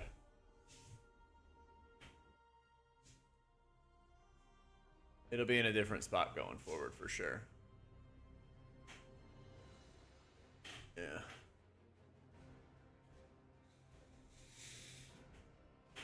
Too early to tell, Sabia.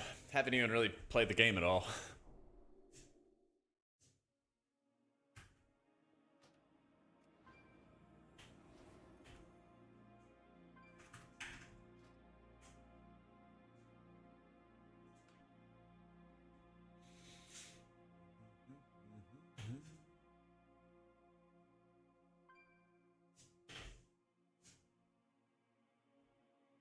Jack, I want to let you know we're in the hospital. Liz is napping, and the last thing I'm doing before my daughter is born and watching you, so don't fuck up. Aww.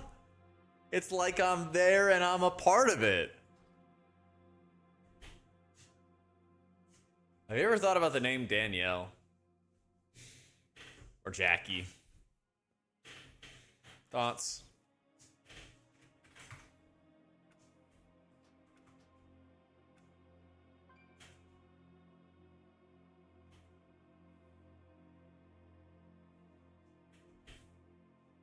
Maybe or Jackalina. There we go. Perfect.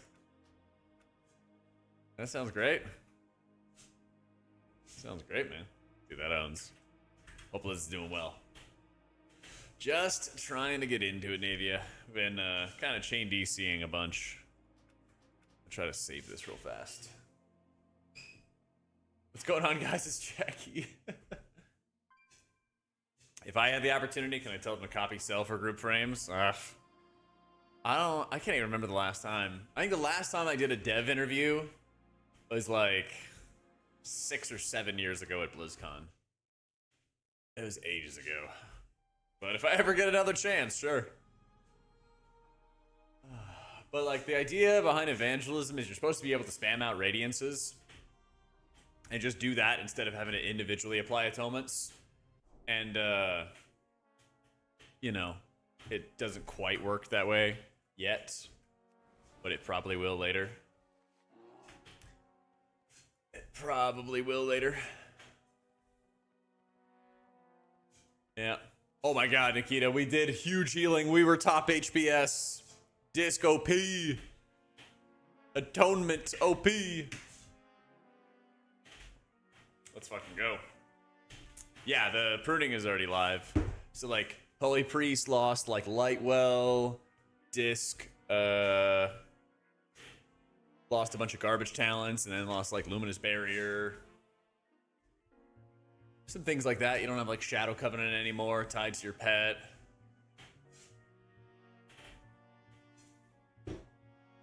Yeah, the Void Shield is our Apex talent.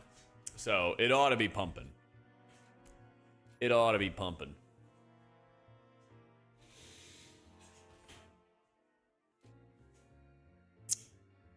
It's like random talents are getting unlearned. It's crazy.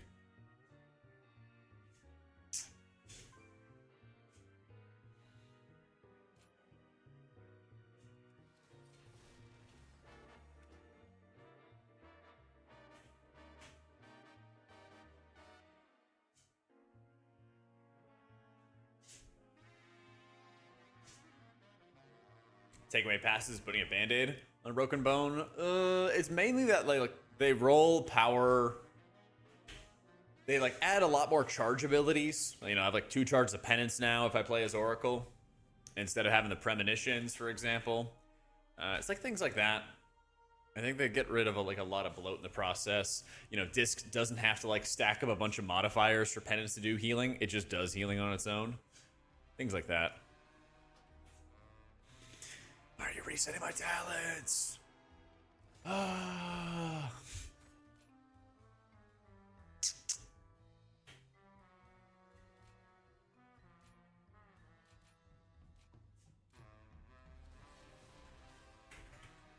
Yeah, earlier today we did a sit down with Druid players and got their thoughts on all the changes. So I did that and stuff with Preservation Evoker today.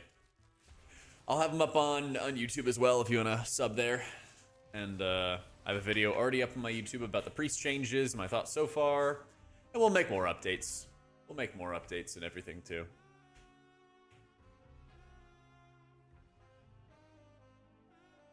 I think it's enabled already. Yeah, it's already enabled.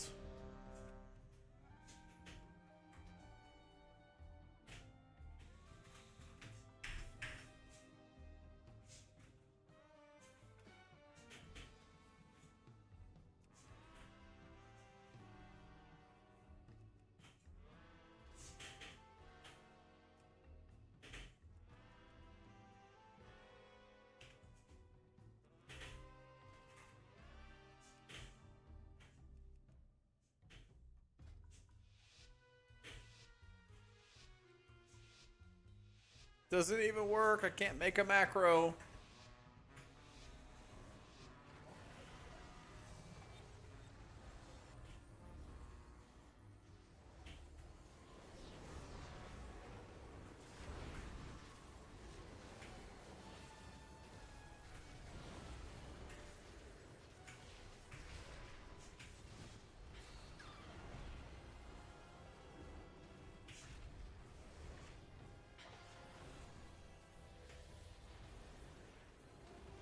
Thank you, Luxos.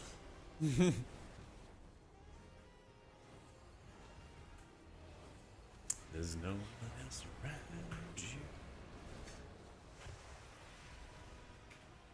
Vision never faded.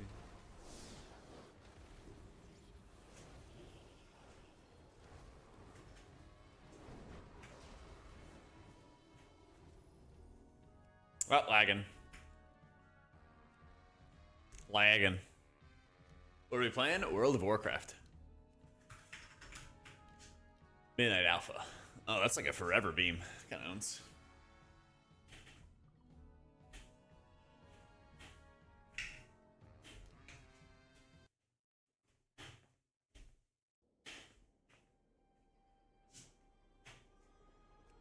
Oh, it's like one of the...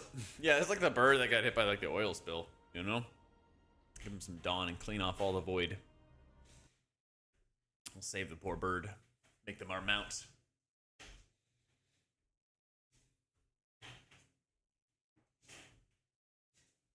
Vision never fades.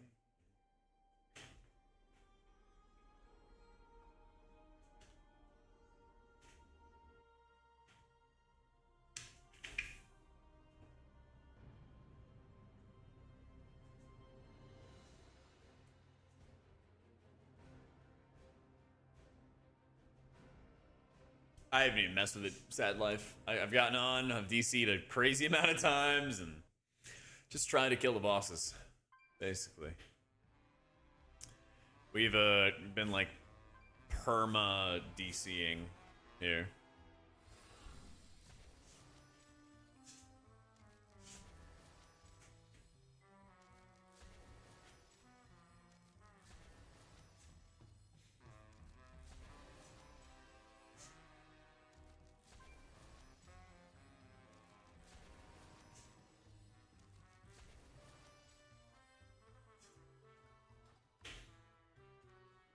Oh, that's deep.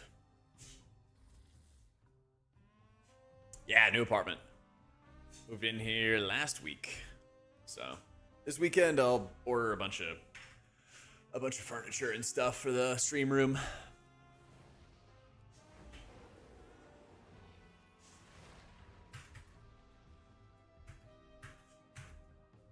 Grats? Yeah. I like the place a lot. I like the place a lot so far.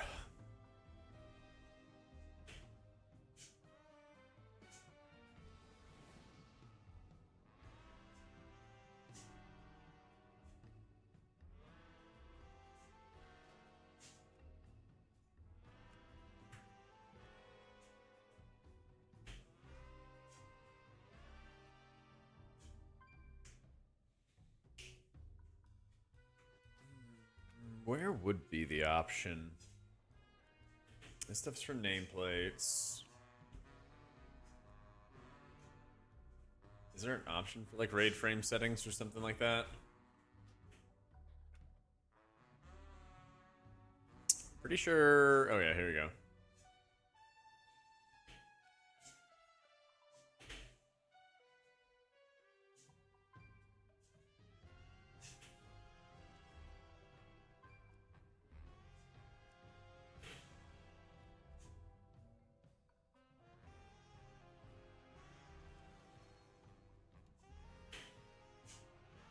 Yeah, that's about as far as our raid frame options go. Unfortunately.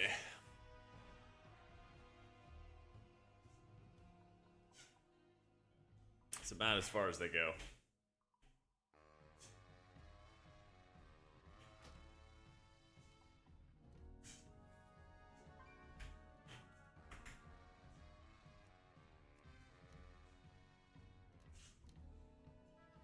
I think so, Kyle, but there's supposed to be like a mega post about add-ons soon. So I'm kind of like waiting for that. Just to get a better like clarification basically as to what's going down. I'm not trying to start a big old panic before I know what to panic about, you know?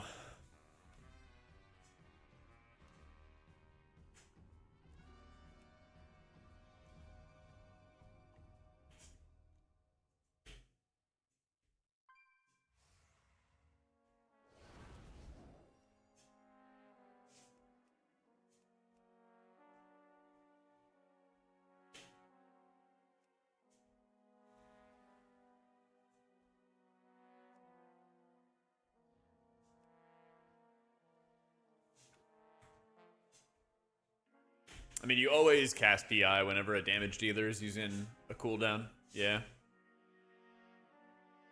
Yeah.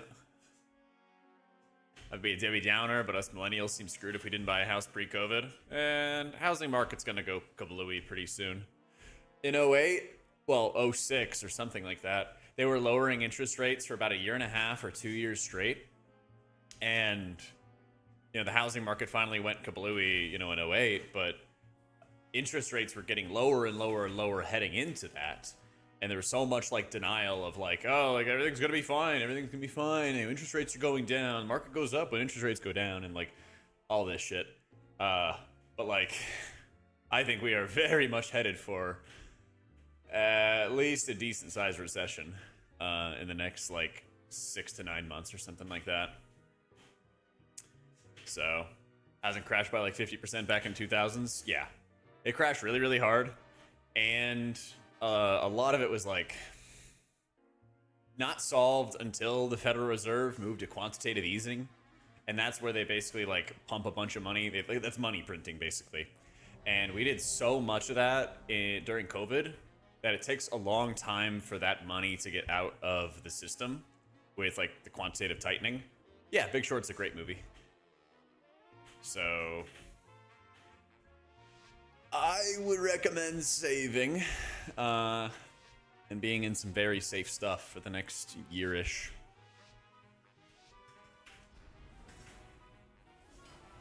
But that's just me. But I think the window to purchase a home is coming soon.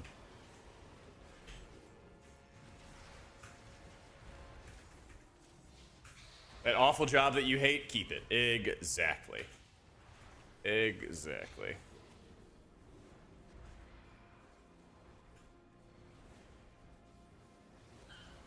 Yeah. Stuff's gonna get worse before it gets better. Hey, it's Gilix. I guess all housing prices go down. I don't really mind a big housing downturn. Well, that's the thing is, like, if you own your house now, then, like, short term, it shouldn't really matter that much to you because then it just reduces your tax burden. Long term, yeah, that fucking blows. It's not an add-on, Freddy. It's the encounter. It's the encounter timeline. It's Blizzard's default stuff. So I didn't see any option for it to be a bar. It's just like a timeline thing, Squid. Yep, we're about to DC. There it is. There it is.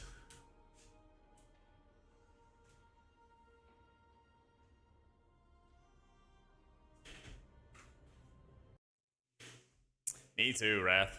Hey, you know, it's alpha. This is nothing new. I agree with you, Squid. I'm very concerned about the frames. They don't have nearly the customization or attention given to nameplates. They really don't. Now you know. Like cashing out your house to buy another, so as long as your relative purchasing power stays the same, I don't mind. That's fair. That's definitely fair.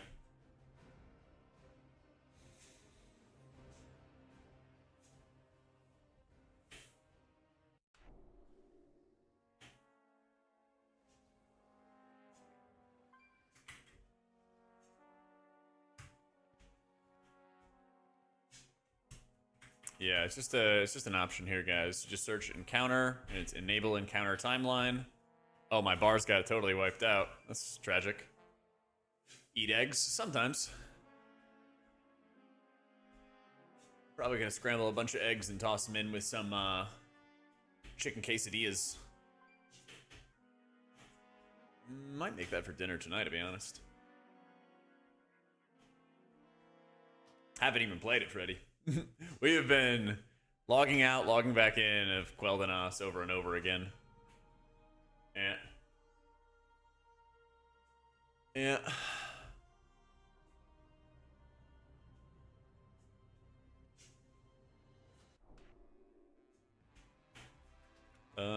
Kind of got my bars back. A little bit. Kind of.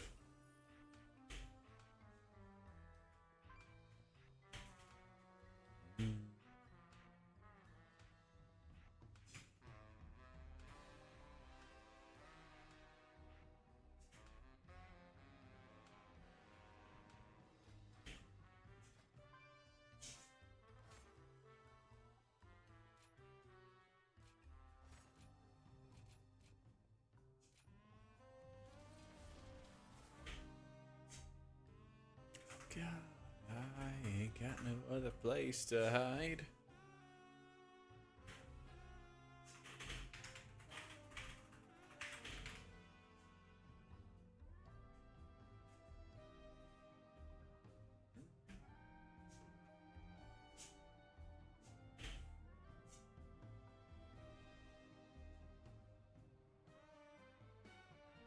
Where's my smite button, man? There it is.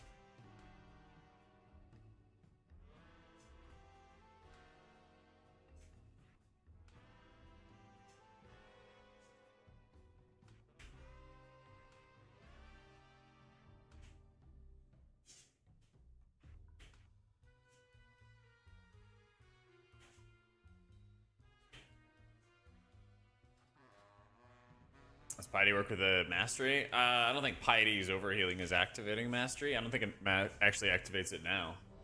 Yeah. Pretty sure. Pretty sure.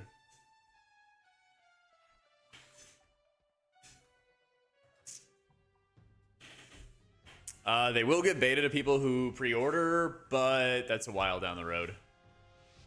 That's a while down the road.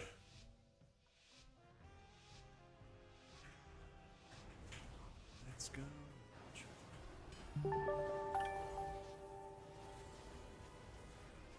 Yo, Jared, thank you for the new sub, my dude.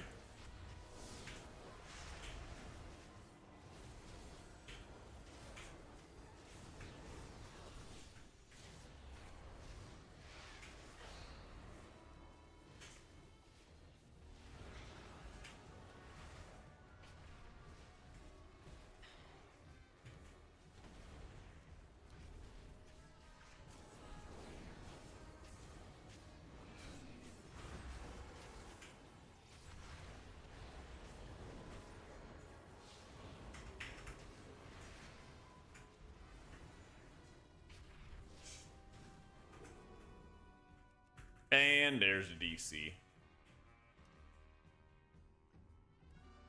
I've got 350k HP. Yeah. Yeah, Mastery, Echo of Light Healing will get transferred via Piety. Yeah. Yeah, it's really good so far, Teelix. Really good so far, man. Heard a little bit of noise from my upstairs neighbor, but it hasn't been too bad. Yeah.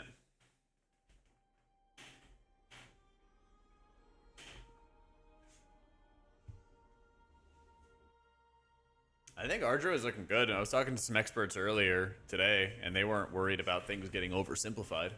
So that's pretty encouraging.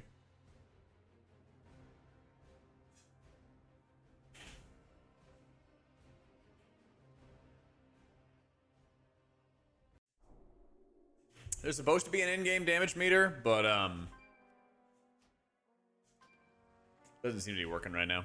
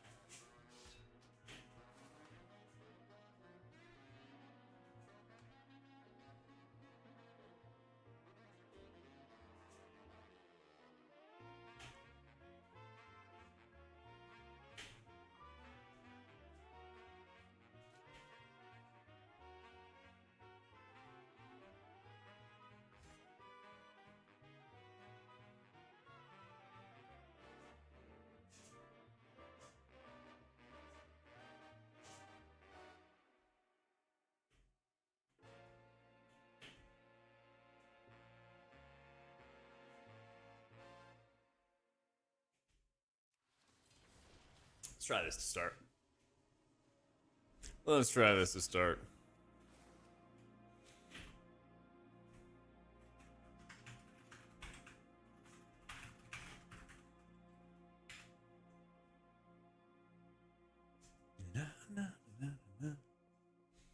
I don't know if Poe is going to be that good or not.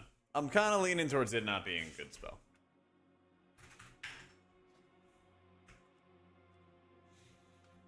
We shall see, though.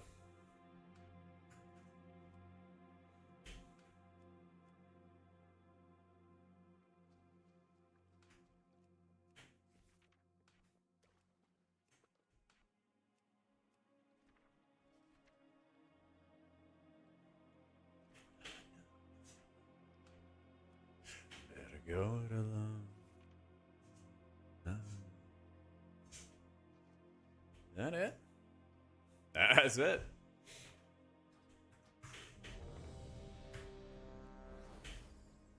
Hmm.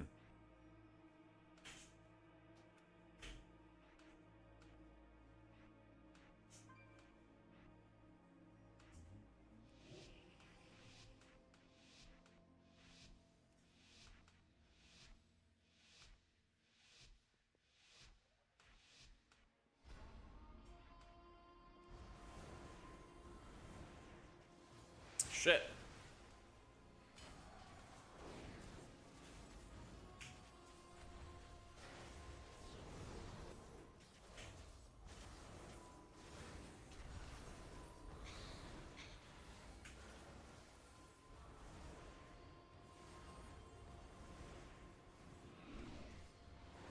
Fuck. Who is that? Nikita just baited the shit out of me. I thought he was gonna go tank it for me. I think he's gonna go tank that shit for me. It's cool.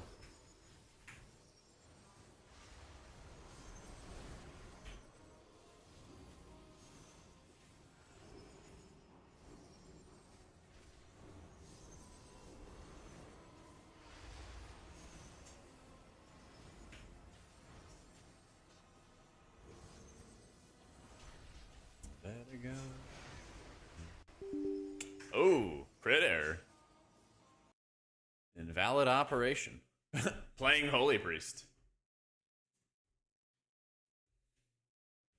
There's a talent you can select that removes Sanctify and then makes your Serenity cleave everybody, but it's not mandatory. Yeah. Yeah, I had the same thing, man. It was weird.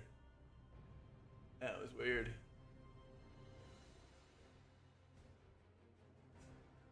Yo, how you doing, Altarian?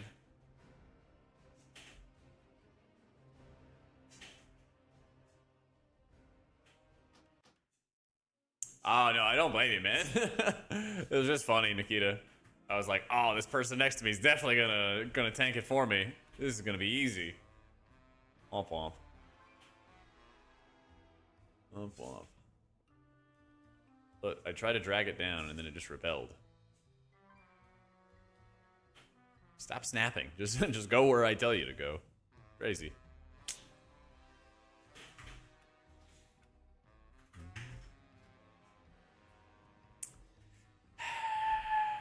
You little rat.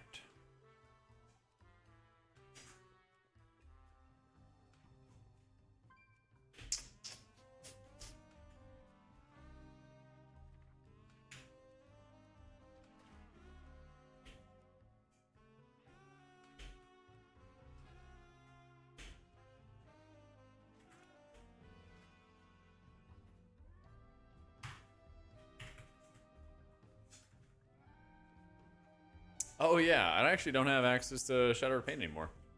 Because it gets rolled into Holy Fire.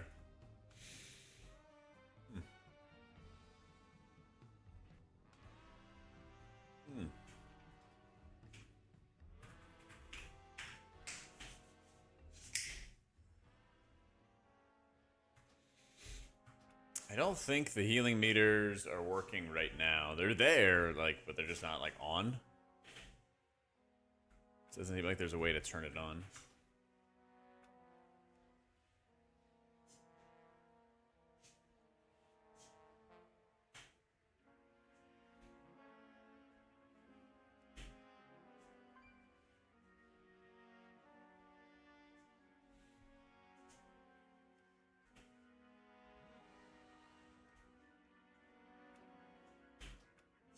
Oh, I guess it's what it's going to show. That's kind of interesting. That's kind of interesting.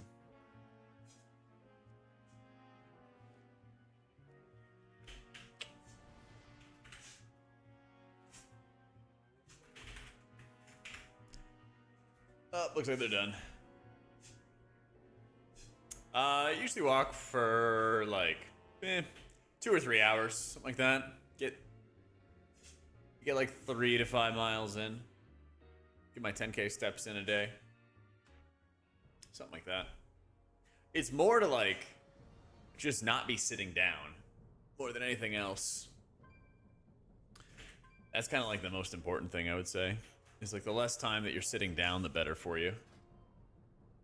I'm not trying to like do heavy end cardio or anything like that.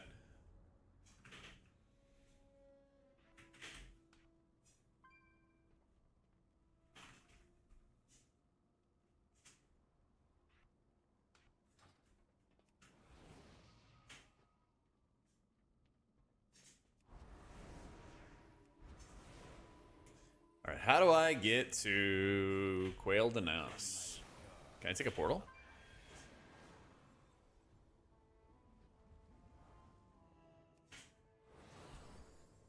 Razor Wind. Wait, what the fuck is Razor Wind Shores? Go here. What is this place? Yeah, just let being less sedentary. Because, like, in the morning, I'll just go to the gym. In the morning, I'll just go to the gym and do my heavy cardio and stuff like that there.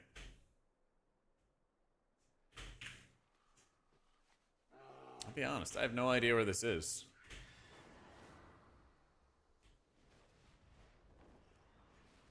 This looks new. Is this just like one of the new continents? Oh, this is the neighborhood. Ah, I was like, huh. I got no idea where this place is. So, yeah. Today I do a 5-day split for workouts. So I do upper, lower, rest, push, pull, legs. Push, legs, pull. Yeah. That's kind of cool. They even put a really convenient portal as well. I love that. All right, there's Silver Moon. There's Silver Moon. I really hope so, Rip. I'm kind of surprised there's not much work being done on the raid frames, man. I'm a little surprised. Typical bro workout stuff? Yes, sir. Yes, sir. I just DC'd myself hitting the eject button on the mount. They added a button to just auto dismount you, or just to dismount you with a keybind. And I pressed it and I exploded. That's crazy. That's crazy. Yeah, me too, wait. Me too, man.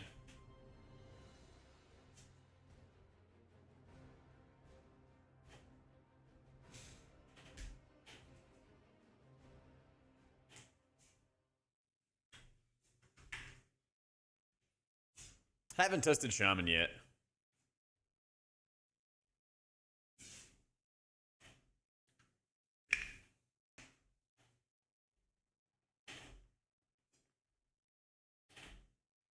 Slow down.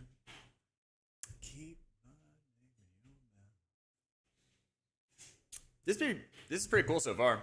Did a little bit of disc. I'm trying to do a little bit of holy here if I can stay connected to the game.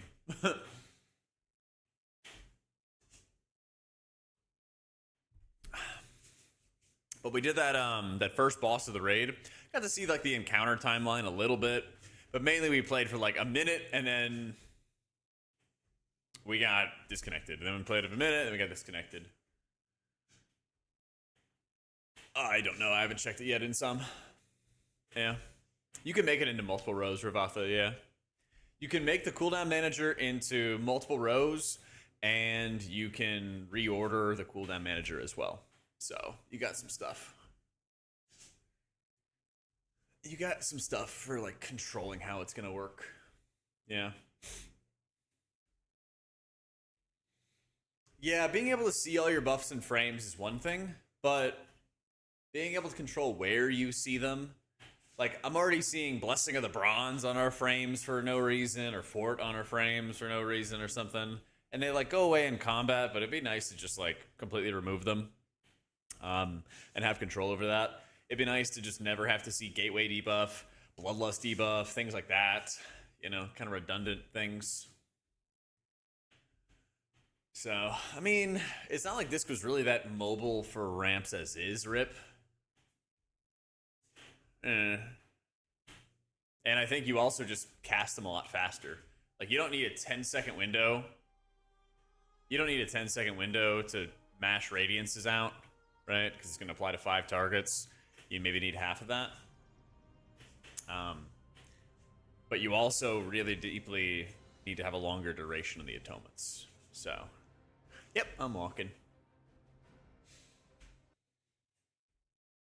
They're doing this like add-on mega thread type stuff coming up this week. I think it's tomorrow. So like, I think that's gonna give us a lot more clarity because they're using like, I don't know, the lawyer language stuff so far in the interviews that I've seen, and I'd rather just wait for the mega interview before I panic. There might be a good reason to panic, but you know, if there is, I'd rather just like have a better idea. Yeah, Cell might go away or might just get changed significantly. We'll have to see. Macro, thank you for the 4 years, man. Thank you, dude. Oh, right, I'm level 80 now.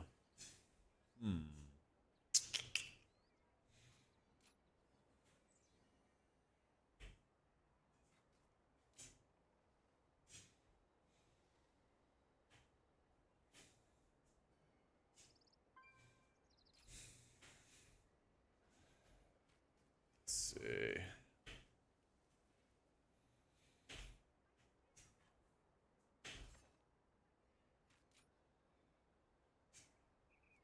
Overrunner, do you kill the boss tonight? I believe, man. I believe.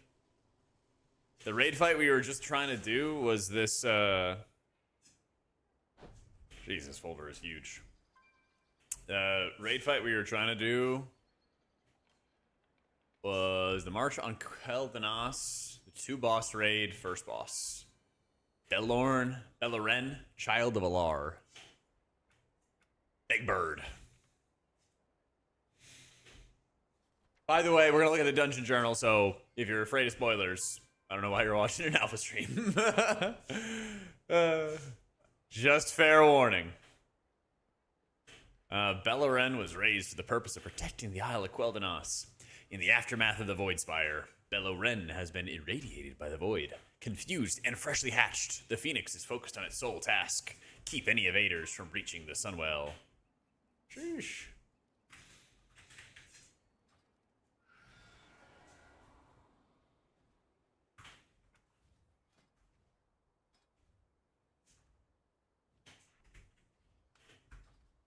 Yeah, I'll forget next month. Good call. Good call, man. Oh my god, I'm in a DC from looking at the map. Oh my god, they really want this to be exclusive.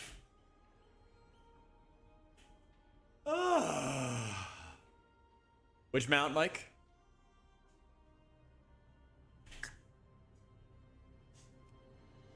Already.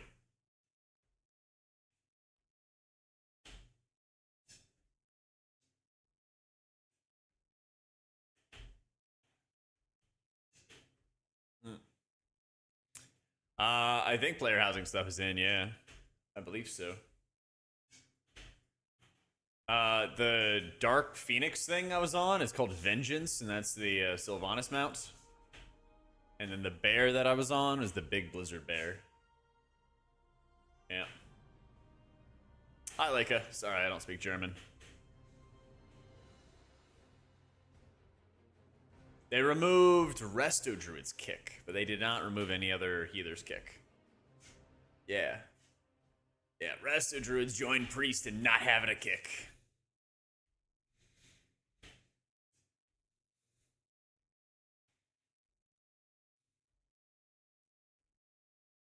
Yeah.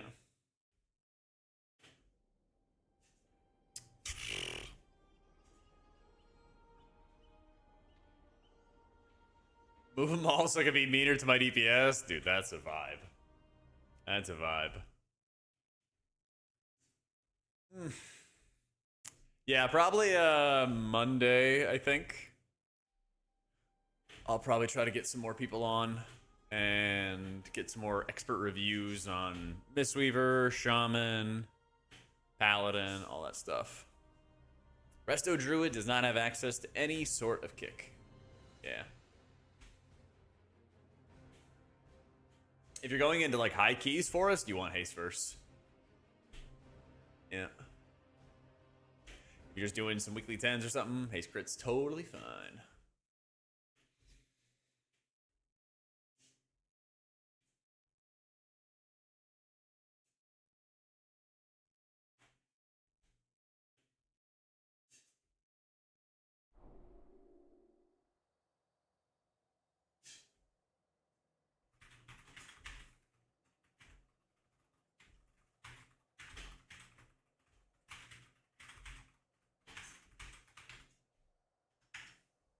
All right, let's see. I'm back. Yeah, this guy's Vengeance. This is the Sylvanas mount. Dude, Silver Moon City looking good.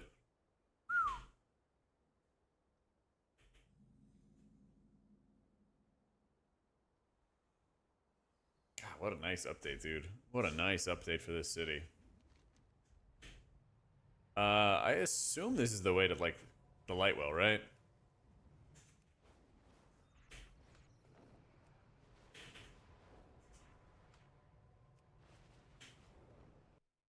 Shit.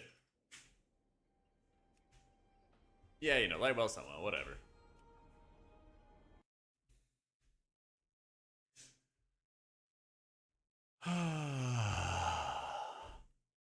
Okay. You fuckers. Actually, what gave you that idea? Smart asses. Smart asses. If only I wasn't chain disconnecting. If only I wasn't chain disconnecting. I'd love to call Sana. I'd love to.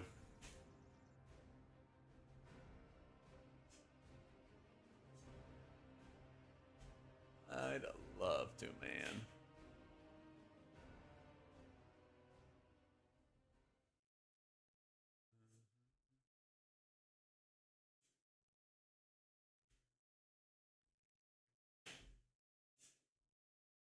And the changes to disc seems gutted. I don't really think that it's gutted. I mean, I think there's just a lot less stacking modifiers, which is just going to make it so like your penance is going to hit hard and your smite is going to hit hard outside of cooldowns, which I think is really good.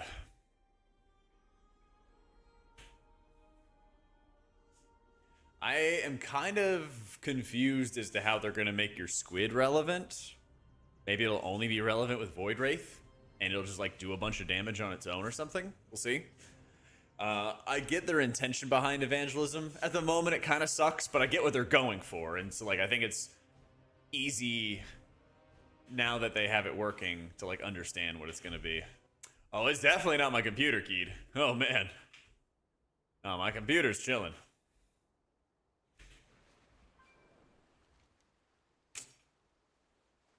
I still want to go.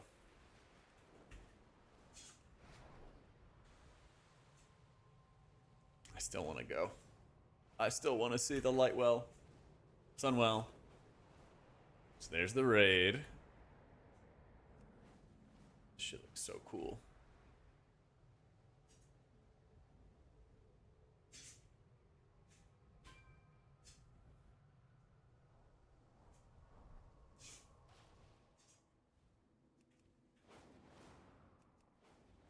It's the Sunwell. Oh my god, it hurts. Burning Faith. Damn. Heal Dungeon? Sure.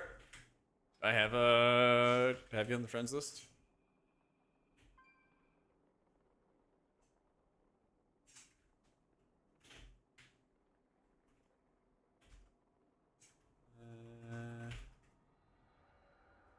die to it? I don't want to die to it. Oh my god. I got you.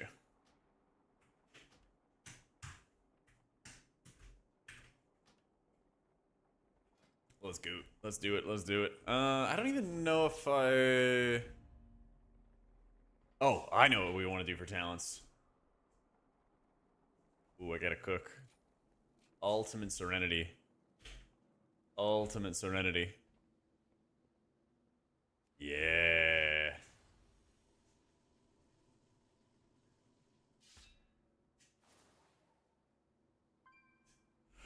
What's the change to evangelism? Basically, you activate evangelism, and it instantly puts up a radiance on a target, and then it allows you to spam radiance a bunch. But the problem is, they didn't make it. They didn't make it. So that you have like longer radiance casts. So if you spammed radiance for like 10 seconds, the first radiance cast you put out would like expire before the other ones did. Yeah. Ooh, a beam of light. Does this burn? No, it doesn't. It's a friendly beam of light.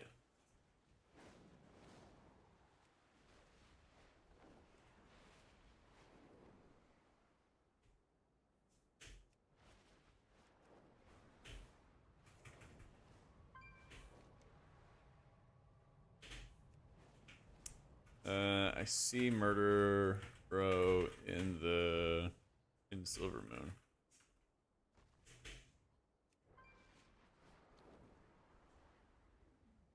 You would like spam radiance for a raid ramp, basically.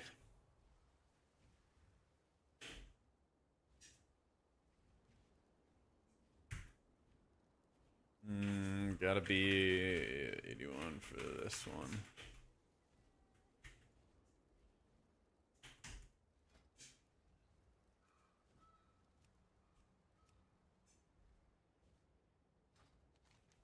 What's the other dungeon?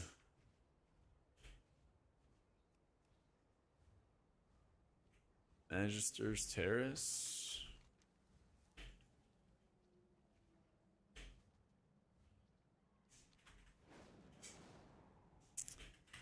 I think it's far south of the city.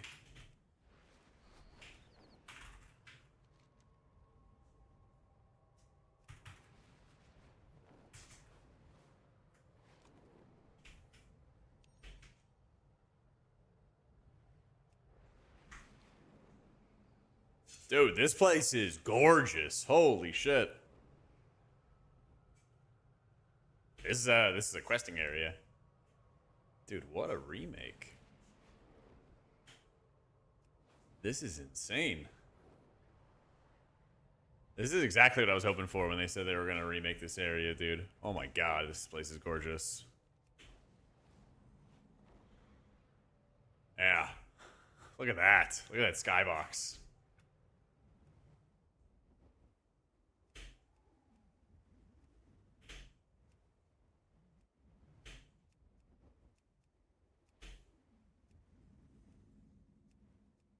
Crank that shit.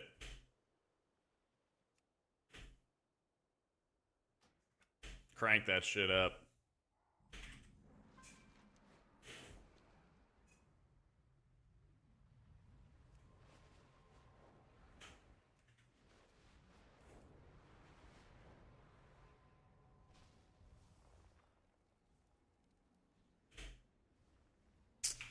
Level 81.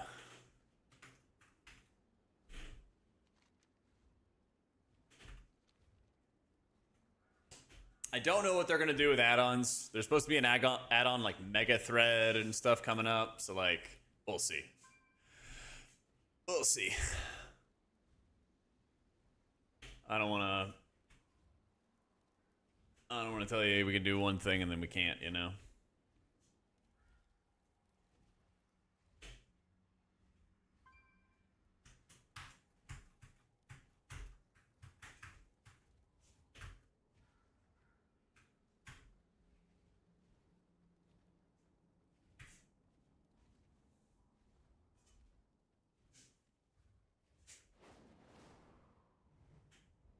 This is eerie.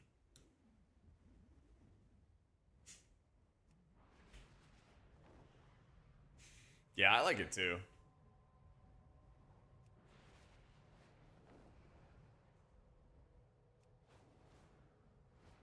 Like, look at this place, dude.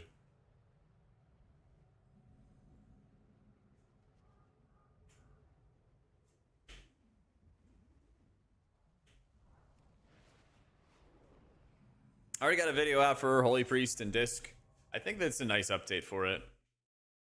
And I got disconnected again. And I got disconnected again.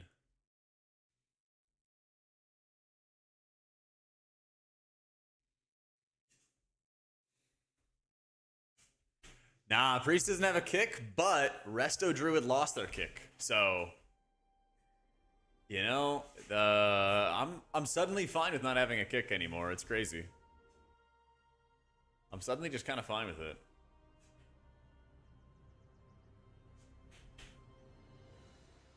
We're not alone. No, I actually think it's better if all the healers didn't have kicks. I'm not gonna lie. If all the healers didn't have kicks, they'd probably have less kicks in the game required. There'd be like less mobs with kicks. Because like, what determines how quickly mobs cast? Well, how much crowd control you have, you know?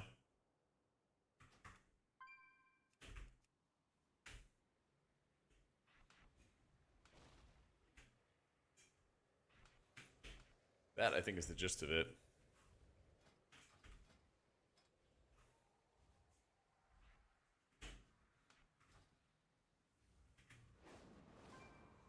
I'm very disappointed we didn't get any mobility, because that's one area that's been like power creeped really hard for everybody but Priest. It's actually insane.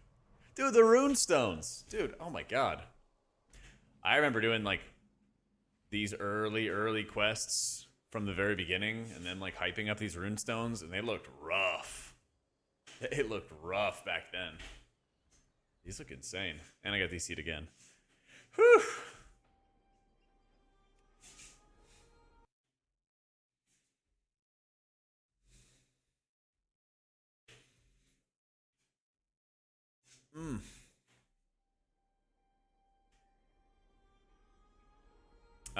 Exclamation mark setup has all the equipment if that's what you're looking for.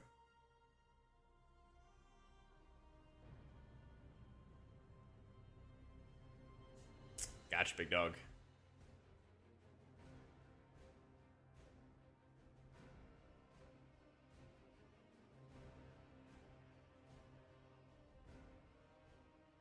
Yeah, all the other healers still have kicks, just none for Druid or Healer Priest. Yeah. I've had the standing desk and treadmill for like 9 months. Something like that. And I walk like pretty slow. I'm like 1 mile an hour, 1.2 miles an hour, something like that. So pretty slow. Oh yeah, I love it. I do it every day. Because it's like, I'm not trying to do it to get like a sweat. I'm not trying to do it for like getting my heart racing or anything. The whole point is to just not be sitting down.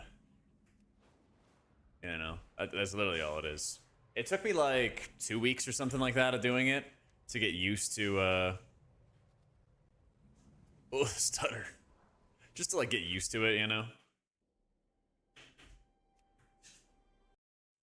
But I think it's super worth. I think RDruid's getting pretty cool. It's like staying with the same sort of vibe that it has in War Within, but reducing a lot of the bloat. Hi, Dintic. You have a lot less hots to track on your bars. You're also a lot less dependent on like stacking up all these extra pre-mastery stackers. The convenience of like having a life bloom place an F-flow is also pretty good. You and Soap, Vendrick. Where's the feet cam? I can't have it every stream, then it wouldn't be special.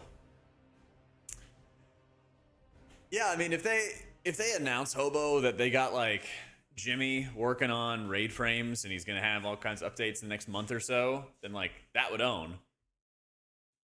I don't think it moves with it, dummy. I don't think it moves with it. I think it just places it at that target. Oh shit, there's fucking dinosaurs here. Let's go. I think Shaman got a little over pruned, yeah. I don't think you need to return everything, but if they brought back like Cloudburst as an option, if they brought back like, I think Unleash would be a good one to bring back. I think that'd be pretty nice.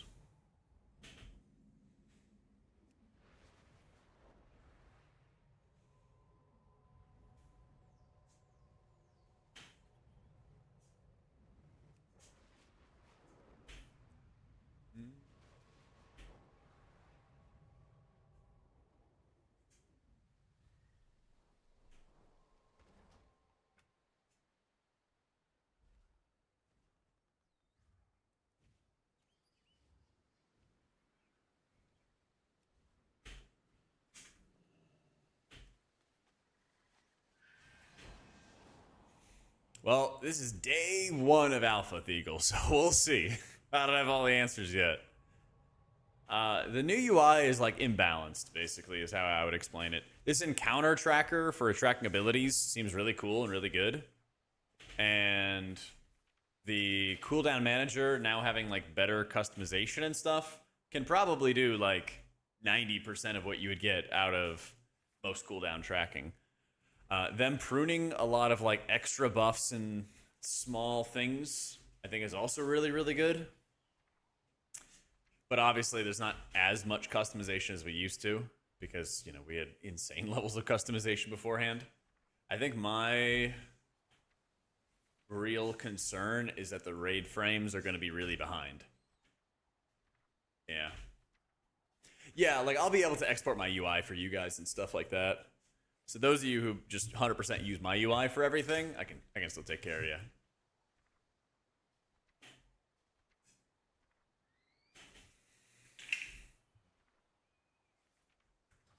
I don't think there's any animation for it.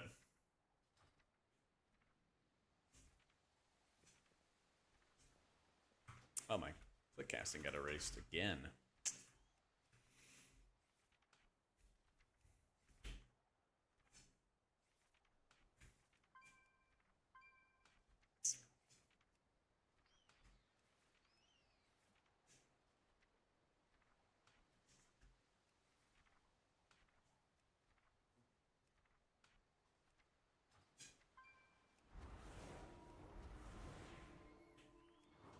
I just need to proc it.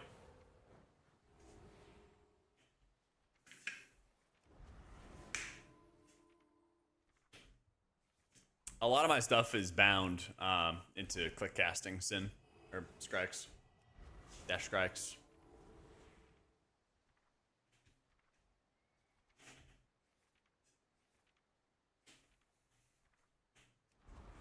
I want it proc.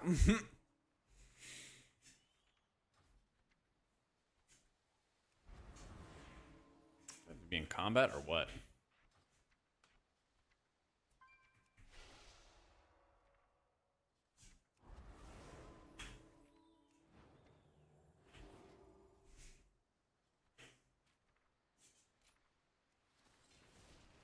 I got you, Kasam. How's it going, man?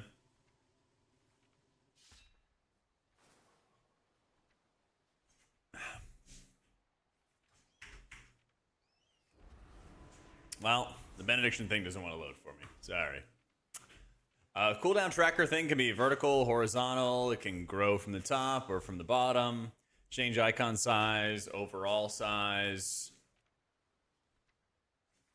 Transparency. You can have a background for it. You can show the spell names. I think that's actually quite good. Show the timer, show tooltips, stuff like that. Yeah. That is the boss bar timer, yeah. That's the boss bar timer. I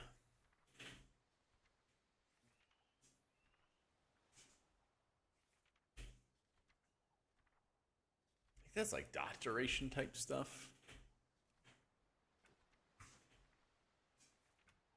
Cooldown manager. It lets you reorganize and sort through these things, which is always pretty cool. So you can kind of pick and choose what you want to do. You think I'm missing the UI? I'm going to miss the raid frame customization. Yeah. That's my biggest concern. my like 100% largest concern is being able to track debuffs, blacklist debuffs that are irrelevant. Like, you know, if somebody took a gateway, I don't need to see that debuff, right?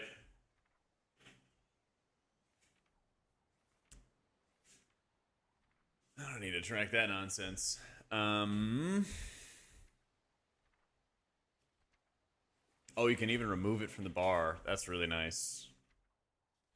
So yeah, you can like add certain things to some bars and not to others. So like even though it's the essential, I could just move this stuff off the bars if I didn't actually care about it. Like I would probably like move Flash Shield off the bar entirely. I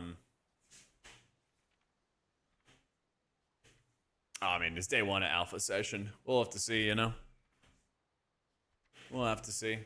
I'll have updates for it. I'll certainly have videos about how easy stuff is, but this is basically like their opening negotiation for how they're designing some stuff, and there's going to be so many changes. There's going to be so many updates, so keep an eye on the YouTube, because I'll be making videos for stuff. Yeah, so these are 2 cooldown tracking bars. You have one for utility. I don't even know where mine is. Oh, it's down here. Yeah, it's down there. And you could basically just make this the exact same size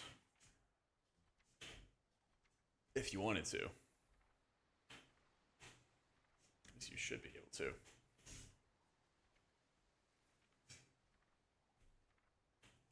But the nice thing about it is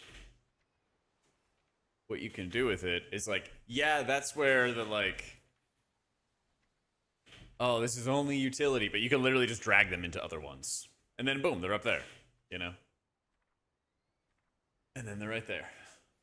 So that's the thing. The worst thing right now is that there's not a lot of customization for the raid frames. And I got no idea if they have more planned.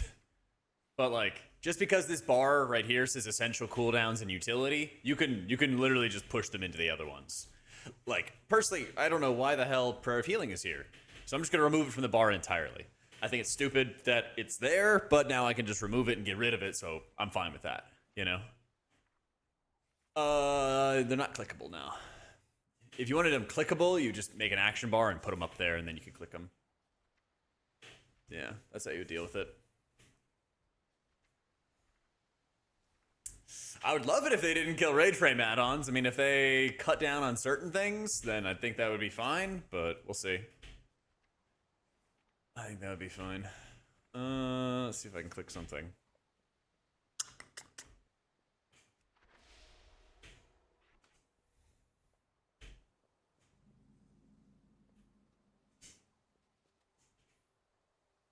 Yeah, you can. Yep, you can.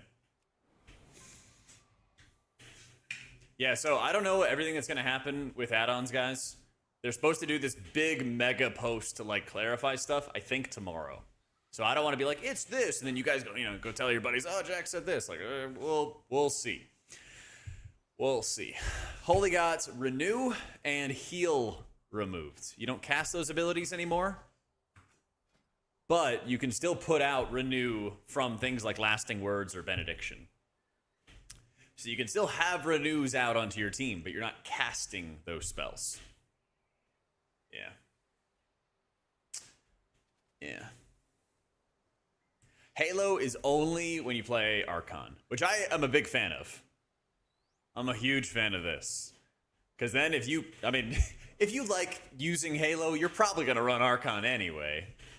And so this actually just makes sure that it's good, you know? Nah, that doesn't let us heal any dungeons yet, because you have to like level up before you can even do the dungeons. So, yeah. I'm pretty sure if you put a trinket buff on an ally, then you could see that, Leo. Because I can see my PIs on allies. So Disc doesn't have renew to apply atonement. They now have plea. It's the exact same like gameplay. It does the exact same stuff. You just don't have a renew hot on somebody. So functionally, it's the same thing. Yeah. Yeah, they brought back plea, but it's not like the old plea where its cost would be variable depending on how many atonements you have. That shit was a mess. That shit was a mess. But yeah, it just applies atonement. That's all it does. Quick heal, does really no healing, doesn't seem to cost that much mana. Yeah.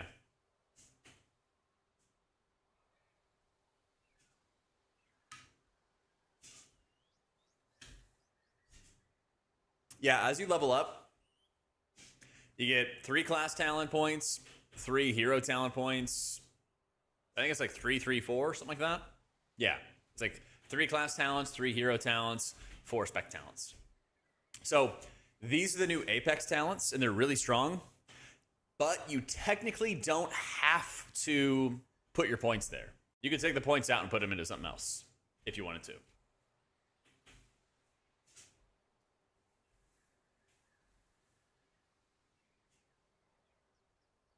Hi, Donara.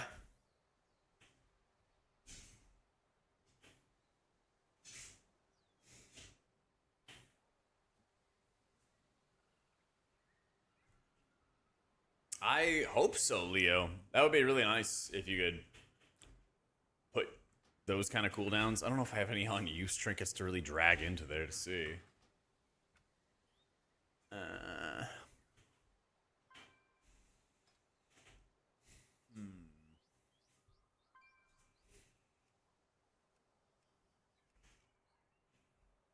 I can track the duration of my feather buff, my fade buff.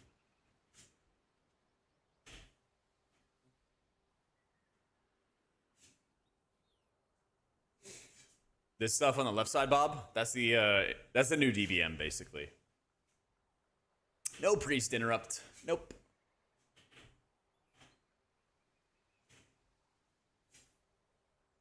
Oh yeah, they got a bunch of stuff they got to remove here. They still have Rhapsody in here. From Darkness Comes Light. Yeah. Some like PvP nonsense over here. Yeah.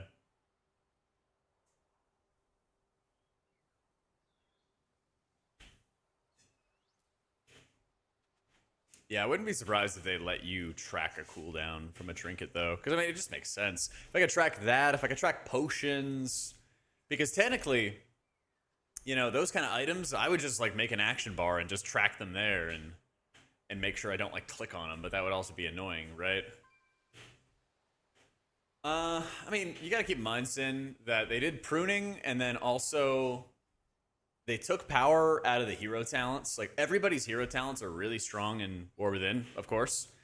But they're kind of shifting some of the power out of that and then putting them into the Apex talents. And then we don't even have the Apex talents yet. So that's kind of my expectation is gameplay's going to feel slow until you get these Apex talents, and then those Apex talents are going to, like, fuck, you know?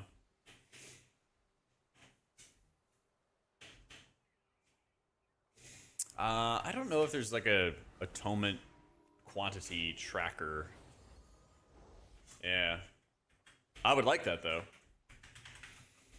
Oh yeah, barrier is big. Look at this. Look at this big old ball, guys. Look at this thing.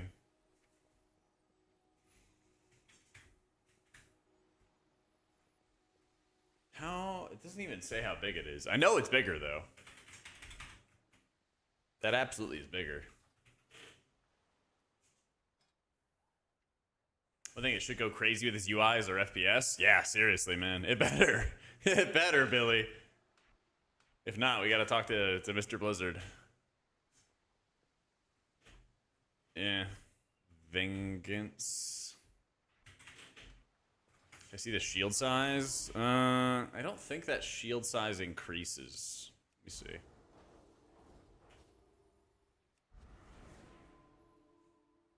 $1,300.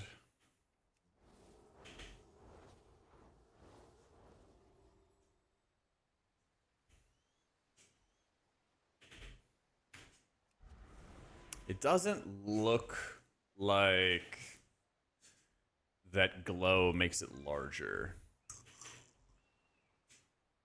Doesn't look like it.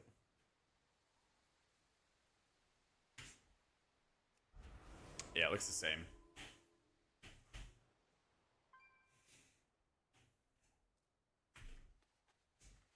What's it doing out in alpha? Just like see the other healers, see what's going on with them.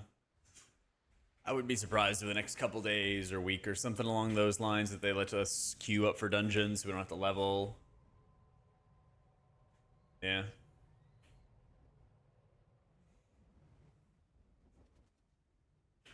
I'm kind of just looking at this new zone because it fucking owns, dude. I should own.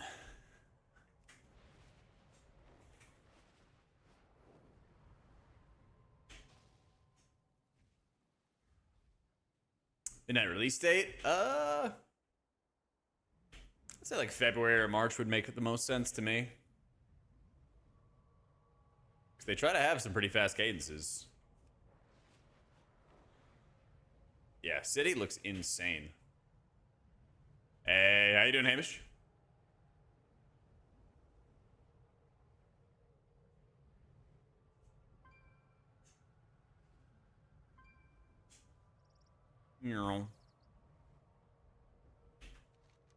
Is there still like the scar?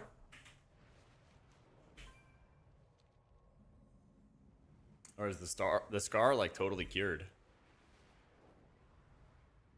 I am vibing, dude. We just had day 1 of the alpha today, man. So we're just kind of checking out the city, checking out the environment. Yeah, it looks like there's no more like DBM or bigwigs or any of that kind of stuff. They have this encounter tracker, basically, that has all the boss timeline abilities. Yeah. And it doesn't seem like there's a lot of customization because it's just a timeline bar. But on the other hand, oh my god, I'm going to be so glad when we don't have to update the weak auras for the upteenth time, so everyone's on the same weak aura version, so we can fight Fractalus and be aligned. Oh my god, dude. Oh my god, dude. Be so glad to get out of that. It's so bad, yeah. It's so bad. Yep.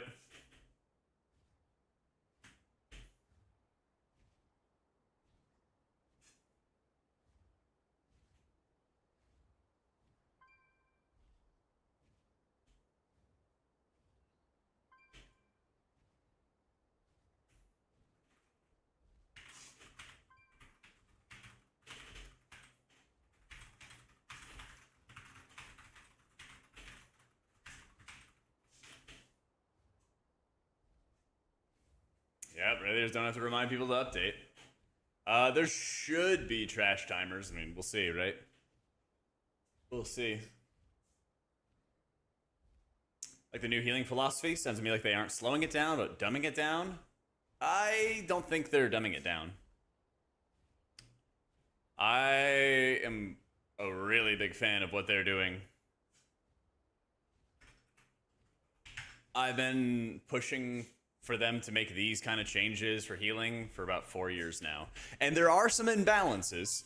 Like, they made Druid tankier while making their cooldowns really strong for healing, while they made, like, Shaman's cooldowns more exclusive. They're probably still going to be pretty strong, but then they also made Shaman squishier. So there's, like, unfair, unbalanced pruning going on right now.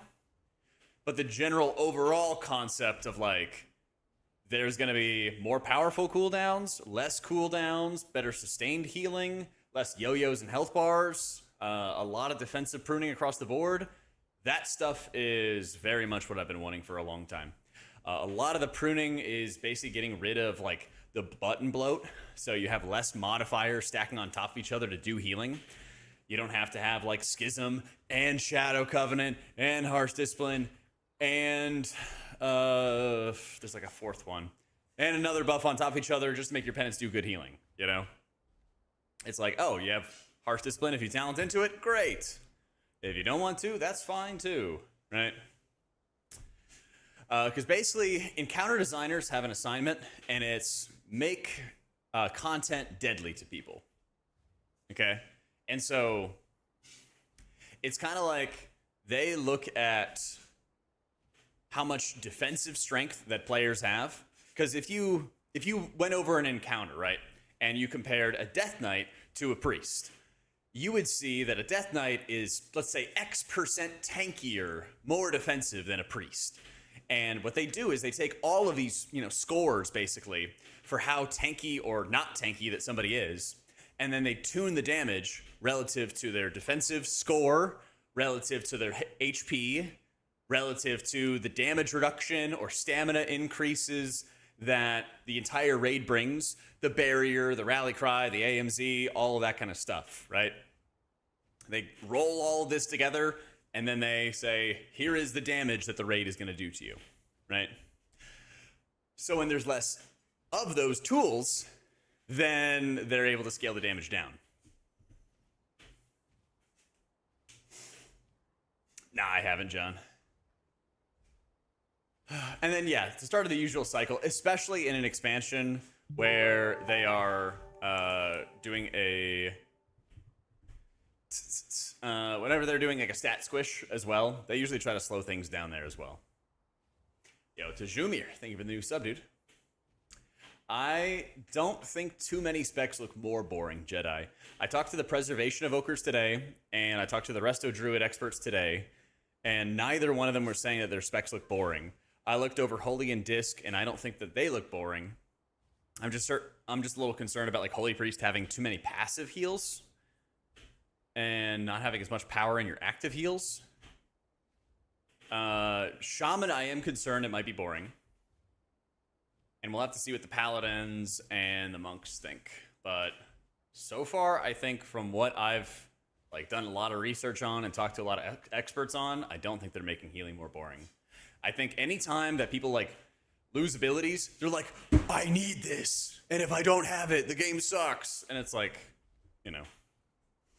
it's like a dog with a bone, They're like, throw it. And they're like, okay, well, you have to give it to me first. And they're like, but I don't want to give it to you. I just want you to throw it. And it's just like, got a little order of operations mix up here.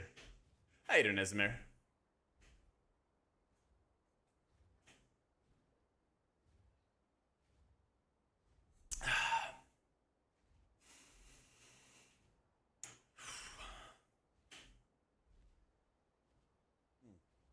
You might want to rewind, Toothless, because I talked to the preservation experts for 45 minutes today, and I got their thoughts. I'll make it into a YouTube video as well. But they were pretty excited. Some big changes for the spec, but they seemed pretty excited about it.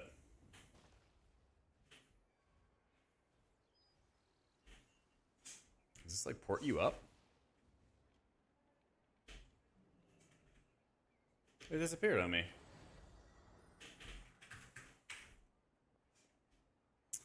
The pruning will reduce the gap between 3K and title. Title players are still going to be title players. Yeah. How would I describe it? A lot of people think that the skill gap in WoW is like this. A lot of people think that the skill gap in WoW is like this. It's actually like this. And then the pruning is going to make it like this. Because, yeah, you don't have to juggle as many, niche debuffs. There's less of a need to have, a really high-end UI with tons of hours put into it to develop every single buff and tracker and stuff like that. But there's still going to be so much of a skill gap in the game. That's always going to be WoW. That's always going to be WoW.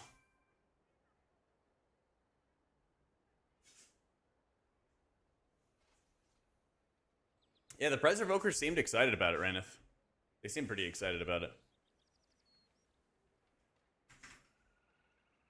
So we'll just have to see how it goes, We'll just have to see how it goes. Get a little hot. But no, I think a lot of people are jumping the gun as oh my god, the game's gonna suck and all this other stuff. No foot camp today.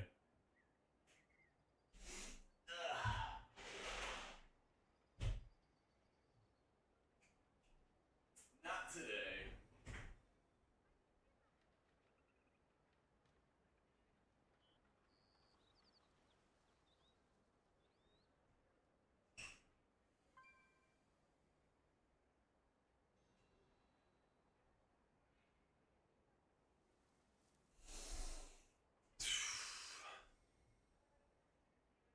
I hope that they make one, Nick, because I noticed that as well, right? Where like your raid and party frames are in the same position, and like that stuff's just not acceptable. So like if they're really trying to push us, if they're really trying to push us to use their default UI, those things absolutely have to change. Like I'll almost certainly do like a full-fledged video once I know all the information about this like UI and add-on change stuff. Because like at the moment, if you guys don't know what we're talking about, basically if this entire box is your UI, if you have your party frames here, or let me see, if you have your party frames, if you have your raid frames here on your UI, then the Blizzard party frames are also going to be right here unless you change your UI profile. So you could do that, but that's really tedious to open up the edit mode every single time you switch instance content to do, instead of just like I walked into a raid, it automatically swaps. So like I'm with you 100%. Like that's totally unacceptable. Like they need to make sure there's a difference. Because some people want to have their, party frames here, their raid frames here, and that like, it makes sense. I just tried to, Nikita. Yeah, I just tried to earlier. I can try again, but yeah, I was like trying to do that and it kept on moving both of them. I don't know. We'll see. We'll see.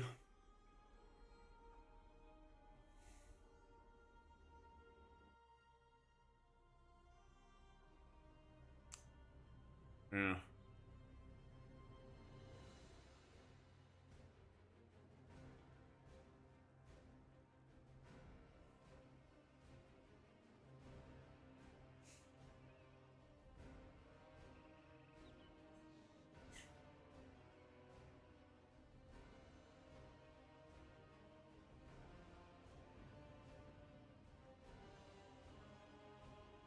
I mean, you could already play WoW on a controller. I don't know why people are like dooming about the like WoW's gonna be on console. I think like the downside of WoW being on console is like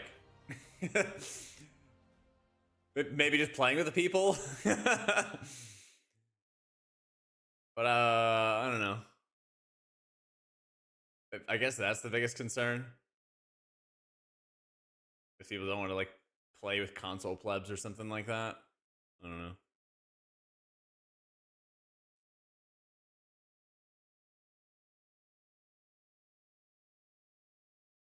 I think the Holy Oracle changes are really good.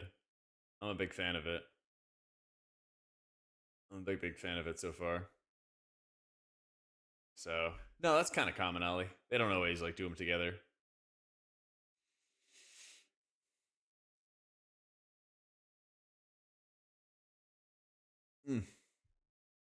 They sell a straw separately? Don't think so. Well, I mean, Google, You can always see if they sell it separately or there's like another option, something.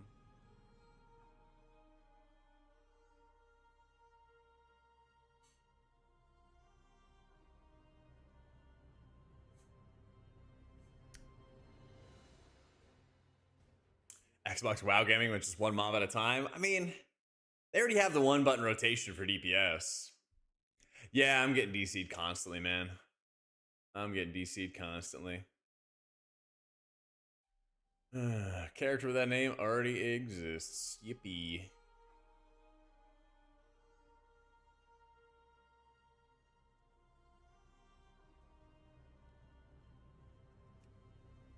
Everyone is, yep.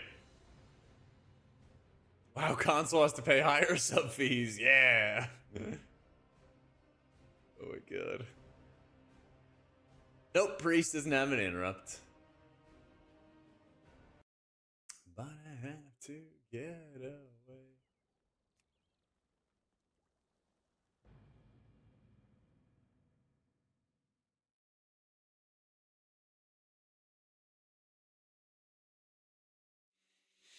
Cutoff for discs to stop getting haste? I think around 40-45% or something like that. A lot of people are getting more versatility.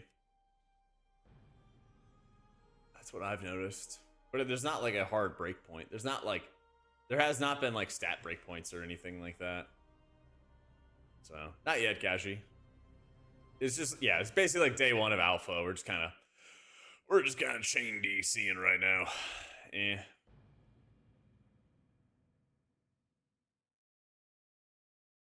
I mean, this happened. I'm pretty sure it happened in War Within Alpha day one. It is what it is, you know. It is what it is.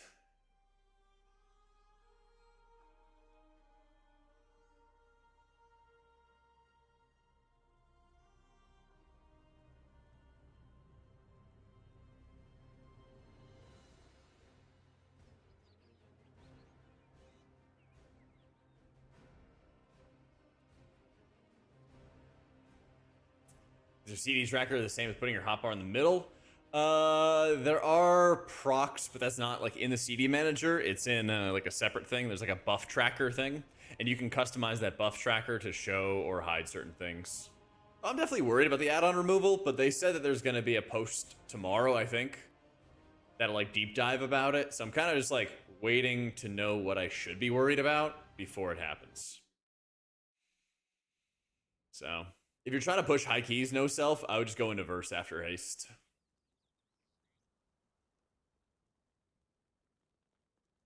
Just helps you live.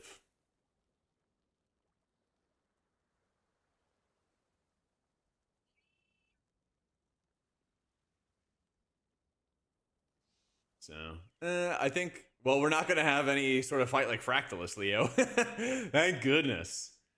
You know, but I think if there's a fight like Fractalus again, instead of it just being like, hey, go figure it out kind of thing, or, you know, use an add-on for it, it might like mark you with a color, and, you know, in advance, people might just put down world markers and then just say, hey, this color goes here, this color goes there, and then just kind of take it from there.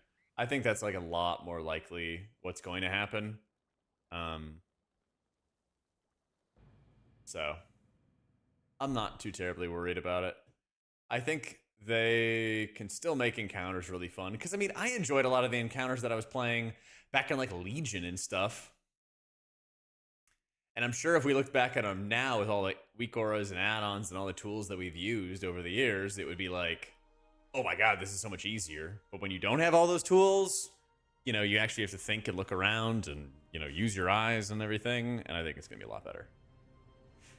I think it's going to be a lot better. A lot of people are like,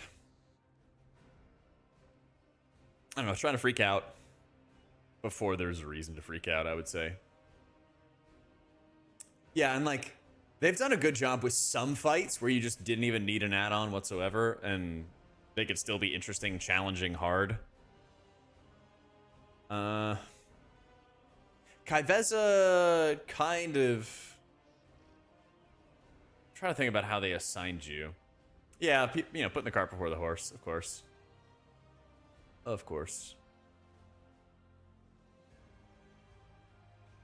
Healers have unique identities in M+ and raids. I actually think that them pruning a lot of cooldowns brings healer identity back.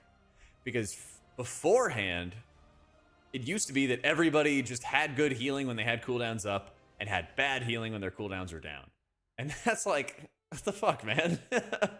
It's just every single healer is the same. You just like stack a whole bunch of cooldowns together or learn your sequence on how you use your cooldowns together. And then if you just get that right, then you just time your cooldowns correctly and then you win.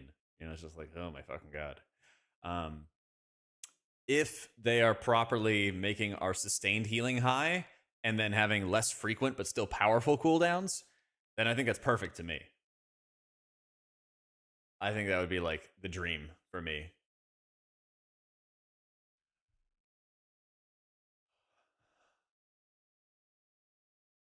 Maybe something was bugged with me, Nikita, but like every time I tried to move one or the other, maybe it was because I both had them set as like raid style frames. It just like locked them into the exact same position. It was weird. I really doubt it, Leo, but like I said, we'll see what happens tomorrow. We'll see what happens tomorrow. Yeah. I'm pretty sure their goal is to get away from all this like automated notes that tell you to push buttons at certain times. I'm pretty sure that's the intention though.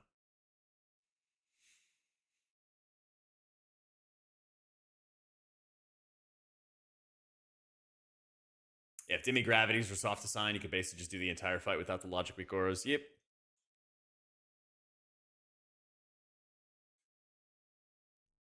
Yeah, and it might be like, oh, a mechanic goes out, it just automatically applies to this person or that person. Here, let's look at tier sets. Let's look at the tier sets.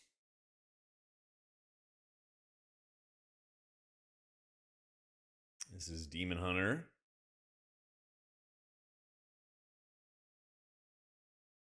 This one, I don't really like this one, but this one looks good. I don't know how I feel about this blue fell. Maybe it works with Devourer.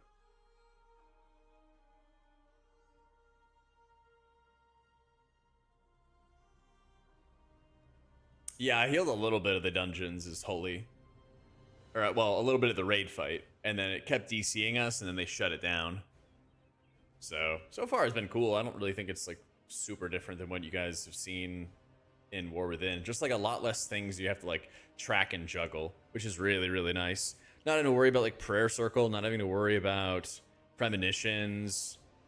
I think it's just super nice. So... It kind of reworked Archon, but not really. Like, you only have Halo if you're in Archon. Otherwise, it feels very similar. The big change is you could use a talent called... God, it's like Ultimate something. Anyway, it replaces your Sanctify, and then it basically makes your Serenity cleave all your allies in a 5-man. Nice! Thank you for the prime, dude. Yeah, these Druid ones are pretty sick. I like the red one a lot, too. Paladin. Oh, the red on white. The red on white is so good. Do you guys like this red and kind of greenish? I can't decide.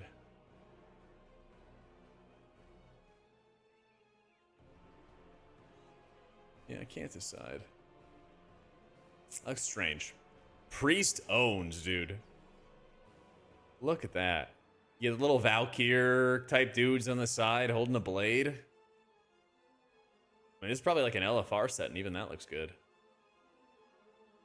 It's like a kind of Venthyr type of setup. Oh, the gold. The gold. You know what I'm really glad about? Keep forgetting the prime sub lol.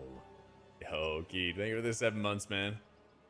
What I'm really glad about for these presets is that this looks like the mythic set and it's gold, and it's finally not Shadow. Oh my god.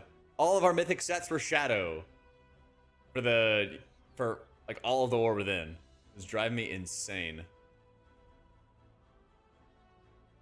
Actually just driving me crazy. Yeah, gold set's gonna own. Oh, did you guys hear that once you unlock the mythic set, it unlocks everything at a lower difficulty level? Oh, so good. So good. This Rogue One looks pretty neat. I don't really like the green, though. The belt looks like it would be really good with like a Witch Doctor Mog.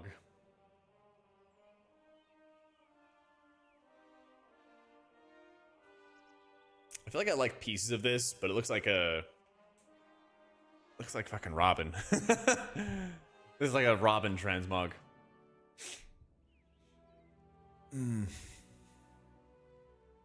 Oh, dude, I like this like crackly earth kind of vibe they have for the Warlocks. That one looks sick.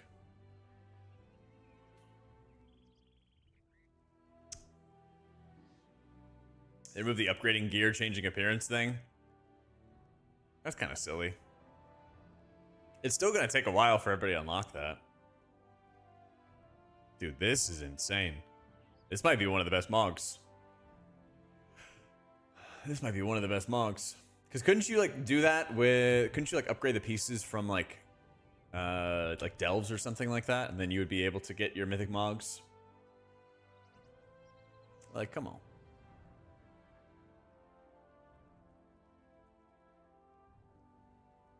Yeah, these look sick. Is this one warrior? I like the shoulders, but I don't like the tusks coming out of the helm. Bro, you're not gonna see anything. If they got rid of the tusks on the helm, I think that would be good.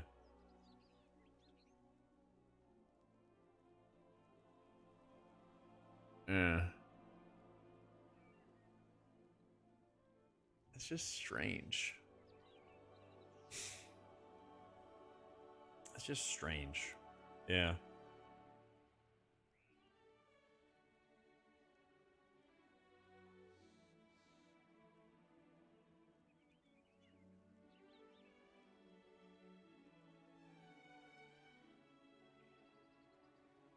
Oh, is it the same as it was before? Oh my god.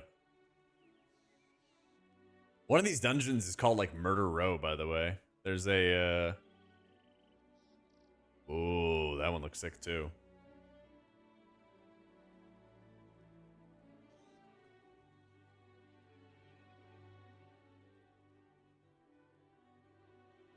Yeah, I think this is the Murder Row. I didn't look at the bosses yet. This looks like an Everbloom vibe too. Oh, looks good. Oh, this is sick. This is like a ghost town. Yeah, that's the thing, Mikey, is I wouldn't be surprised if, like, you know, somebody coded something one way or another and it didn't turn out to be like, you know, the way that they had intended it or something like that. And so, you know, they're going to address it. I would not be shocked at all. I would not be shocked one bit.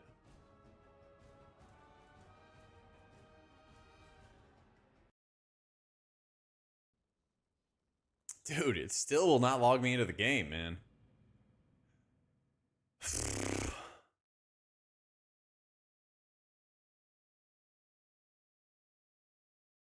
So strange.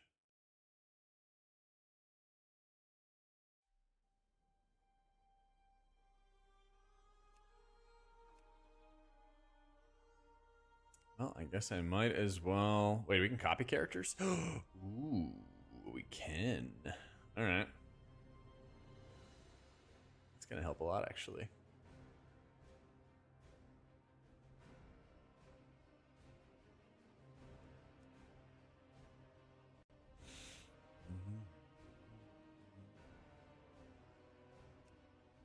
Copy over Drew Barrymore.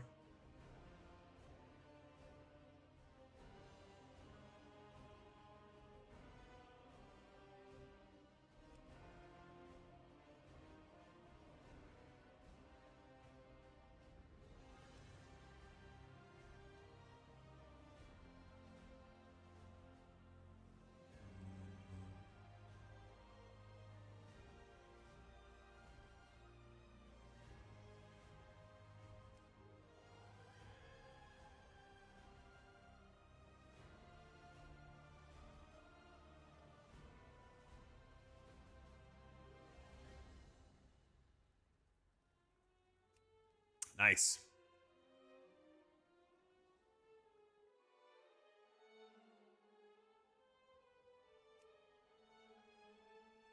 Let's take a look at little Rain Jacket here. Let's take a look at young Rain Jacket for a little bit.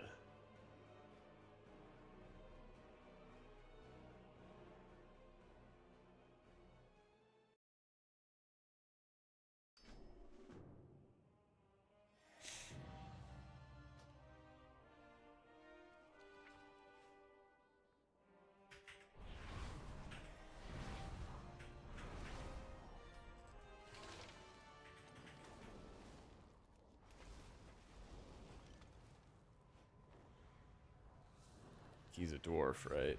Yeah.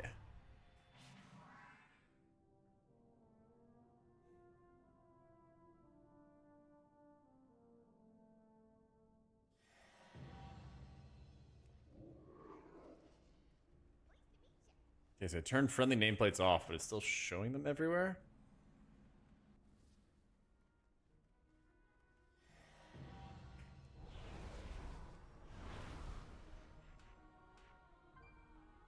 Oh, I see what had happened. Okay. Silver Moon?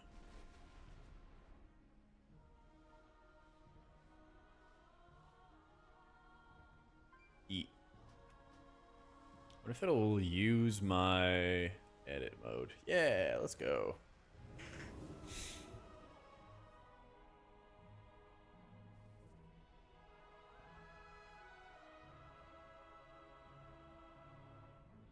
Wasn't Asmund calling for add-on removal? I'm sure he probably was. I'm sure he probably was. Oh, I need to have like healing stream totem or something, right? Oh, requires undulation or unleash. Well, about that. About that. Oh, they moved Deluge. Nice. Let's get Acid Rain. Rip Current. Downpour doesn't give you any stamina anymore, though. Spirit Link getting moved down is crazy. That's crazy. I think you'd run Ascended, so who knows? PTC. Buff disc immediately. True. They need to make that that stance dancing off the GCD so badly. So badly. Let's see.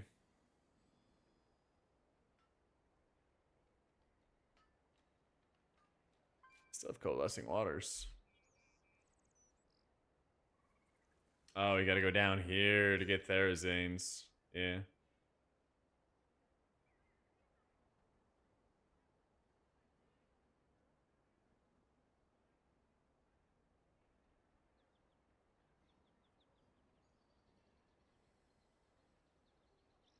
No more Shadow Covenant for disc. Yeah, buddy. Yep. We actually are just going to be able to do real healing out of our... We're actually just going to be able to do real healing out of our penance without a bunch of crazy buffs. It's going to be insane.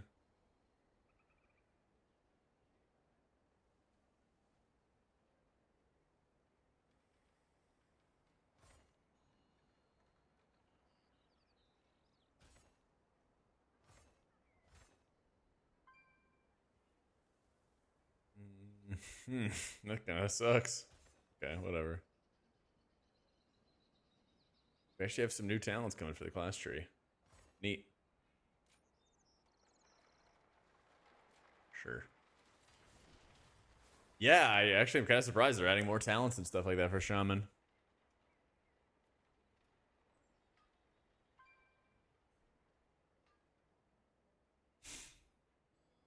You know, they mastered Shaman. I think they got to put back Cloudburst. They got to put back Cloudburst for sure. They got to put back... They got to put back Cloudburst. They got to put back, like, Unleash. I think would be, like, the two big on my hit list. But they don't have to put back everything. They don't have to put back everything. Yeah, I think that they definitely over-prune Shaman a bit, but I don't think it's like, put everything back. They got rid of, like, a lot of good things. Like, way too many modifiers existed for, like, Chain Heal, for example, you know? It's pretty good, Rip. It's pretty good. But keep in mind, you know, we had 100% Overheal redirect in Manaforge Omega, and we were still, like, middle, lower end of the pack. So they can kind of tune around our Overheal just naturally being lower. It's not unheard of. It's not unheard of. But, like, I don't mind at all that Shaman lost, like, Healing Surge. Like, come on. I don't mind about any of that stuff.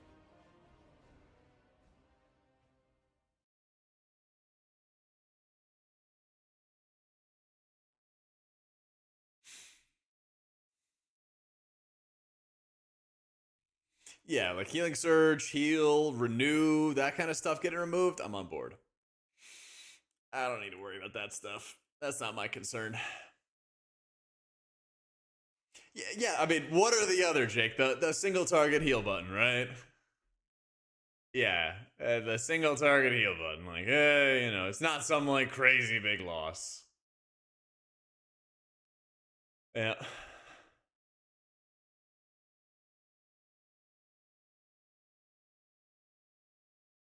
Hey Jack, I haven't been subbed to WoW for months but still need to get you your $3.50 from Amazon. Cheers. Yeah, buddy. Thank you, Snake. I appreciate it, dude. Cheers for the 26 months. Appreciate you, man. At least in the way that we know it's in Eris, yeah. We'll see what the like restrictions are gonna end up being. Should know more tomorrow. Should know more tomorrow.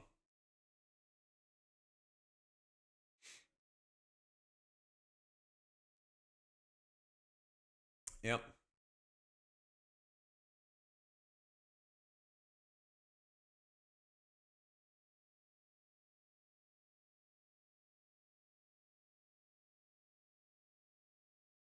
You can pick any of them, Akils. It doesn't matter. It doesn't matter.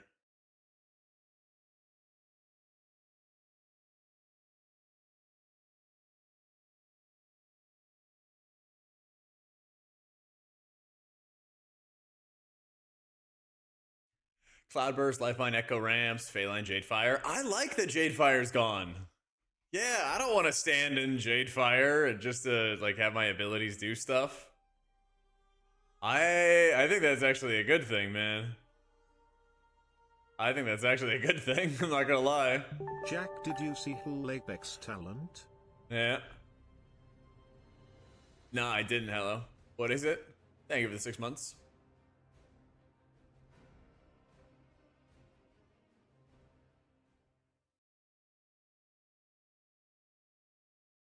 Oh, is it that beacon that like randomly jumps around? I think I know what you're talking about. Yeah, I think so too, Nika. I think the pruning is exactly what Holy Priest needed. They got rid of like a bunch of garbage. I just hope that they don't make the Cosmic Ripple stuff too strong so that it feels like the Cosmic Ripple's doing so much healing and not like your Holy Words or your Flash Heal, your Poe or whatever, you know? So I don't understand why people are worried about the cuts. Good players will still be good and outperform. Because there's like two versions of like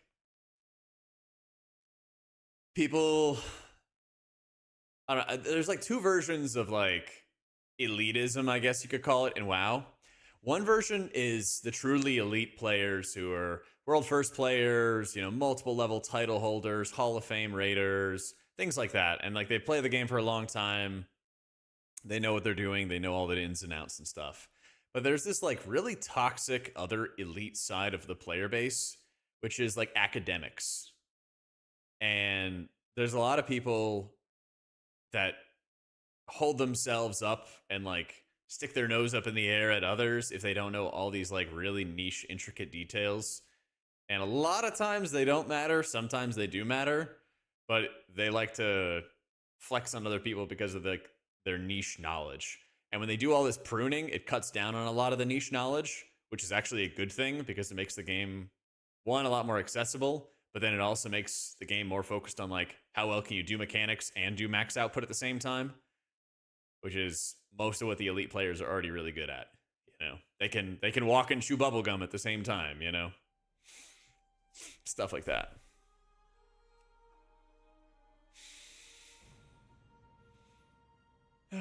How can they complain about all the buttons they have and how bloated Shaman is if they make it not bloated? Yep.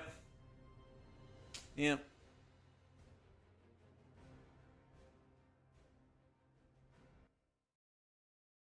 Yeah, the healthy elitism type. Yeah, me too. Me too.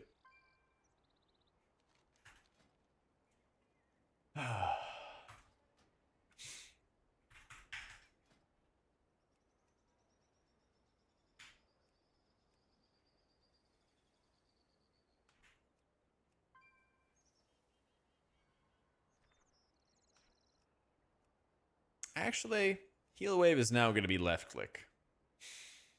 Making big changes. Making big changes now.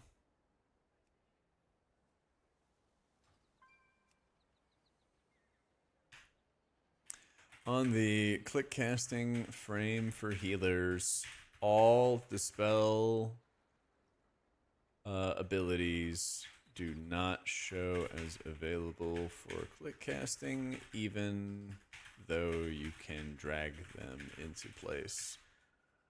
This will confuse a huge amount of the player base.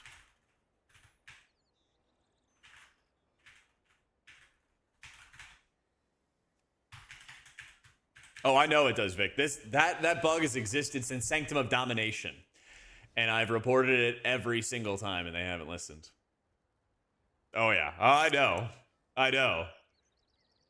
If you don't know what I just reported, when you open up your click casting, your dispel for every single healer shows as grayed out. But you can still drag it in place and set a keybind for it. That's what I did. It's going to confuse the shit out of everybody when the game, you know, if the game comes out in this way. So, like, yeah, they got to get on that shit. No more Healing Surge, but they have Healing Wave, and it basically does all the things that Healing Surge did. That's right, Max. That's right. Oh, does it really, Vic? Of course it does, man. Oh my god. Yep.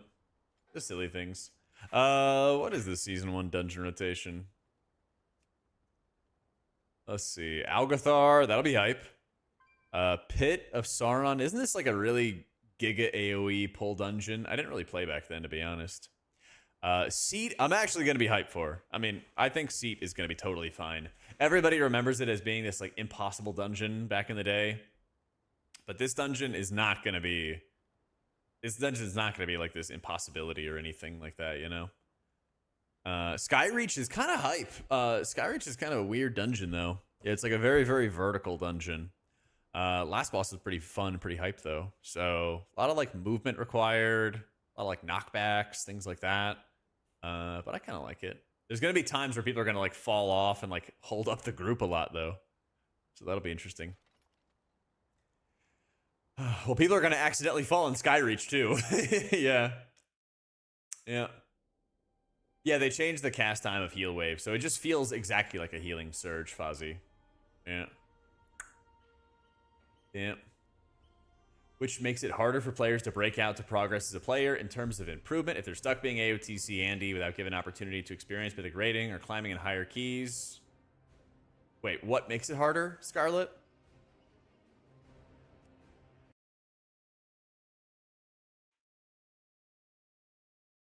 My back to retail? We'll see. Might be a dinner angle. There won't be an accident. Skyreach literally tries to push you off at one point. Yeah, but there also are other points in the dungeon where you like walk along a cliff with no guardrails, and people are gonna fall off there as well. And then you're also like walking up a bunch of stairs, and you can like fall down if you're like autopiloting and stuff. There's a couple different areas where you can slip, you know. Seat over Skyreach anytime. Still have PTSD from the second boss, Skyreach and the Phoenixes. Yes. I mean, the last boss is gonna be funny too, because isn't it try to like drag people off the edge?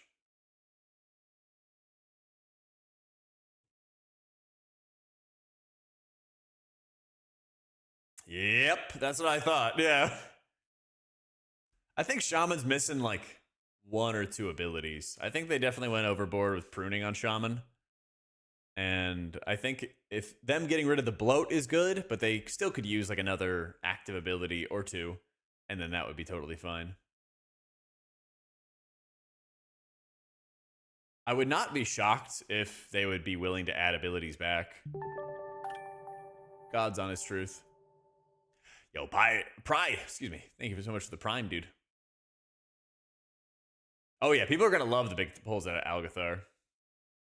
The way I kind of view it though, Squid, is like as long as you can track the buff duration, like you don't need to know the exact number of heals that are gonna be in your cloudburst. You just have to know the duration and like when to pop it. But I don't know. Maybe it is going along with their goals, I guess.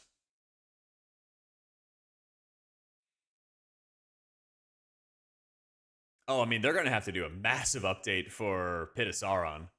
I mean, that dungeon's ancient. Even like Cataclysm dungeons required some like extremely large like revamps in terms of mechanics, you know? Yeah, I don't love having Dragonflight dungeons coming back, but I think it'll be fine. The nice side about it is that, at least with the Dragonflight dungeons, unlike the Shadowlands dungeons, the Dragonflight dungeons we only ran for 1 or 2 seasons, so we only ran Algathar for 2 seasons, whereas we ran Shadowlands dungeons for 4 seasons straight, in many cases, and that stunk. That really stunk. Yeah. Oh my goodness gracious, man.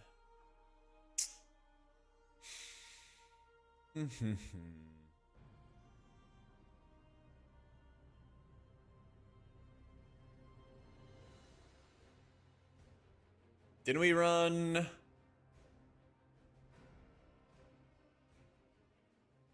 Didn't we run like Mistituna Scythes for 4 seasons? Am I mistaken on that? Maybe it was 3? I don't know. Maybe it's just because Shadowlands lasted a long ass time. Maybe just because it lasted a long ass time. Well, that's what I mean, right? When it came back in the War Within, it felt like it was way too soon because we just played it so much. Yeah. And it's just like, ugh. Ugh.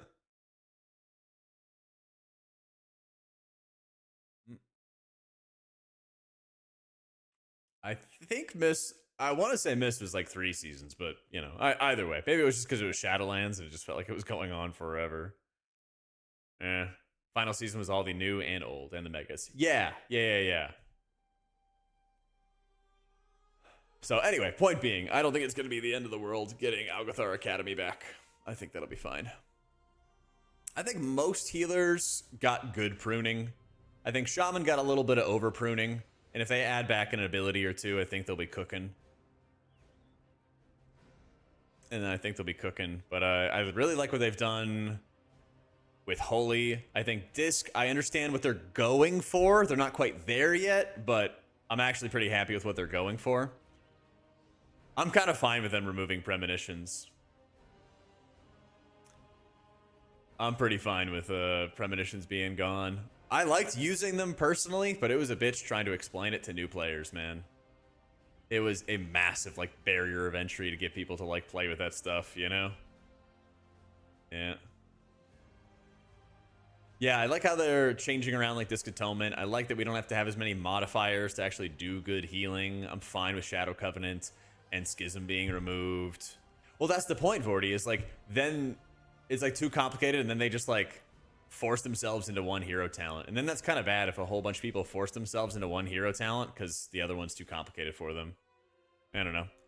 I feel like with WoW, I never really struggle for like different ways to improve my performance and play better. So I'm not really worried at all about this pruning. I think the people who are like, this is dumbing down the game, have not really played at a high level before. I agree with the Shaman takes about them removing too much there. But I haven't seen anything else for the other healers that are like, this is just dumb, and like, this is like nothing, you know? Yep, Shadow Covenant got removed. Luminous Barrier got removed. Renew is no longer there for Disc or Holy, but Disc has an ability called Plea, which is like a single target atonement applier. The Prez Evokers I talked to today, Denzao, they were pretty excited. They were looking forward to the gameplay changes, actually.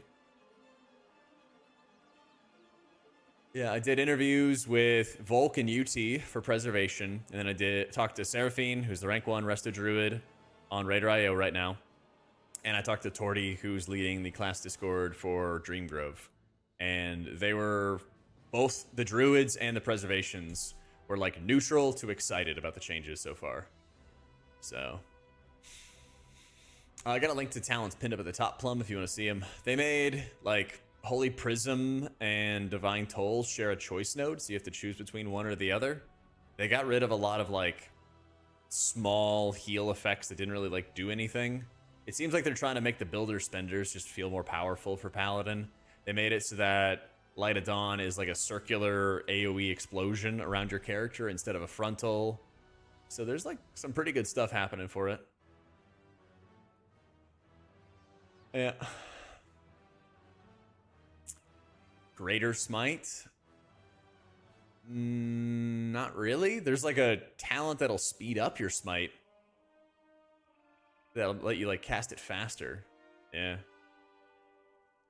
And now Light of Dawn can hit people and still be bad. I know, right?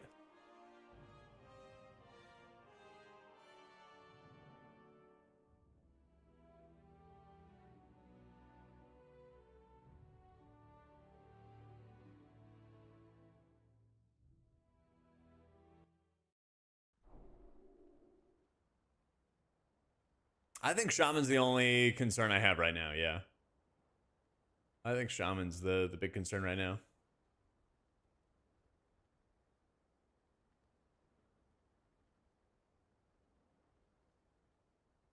They were in shambles yesterday? Huh. I got like a very, very different impression from talking to them today. Yeah. Yeah, like the disc evangelism change, it's not great right now, but I know what they're going for. And so I think like when they get it into its final form, it will be good. It'll just take a sec. It'll just take a sec.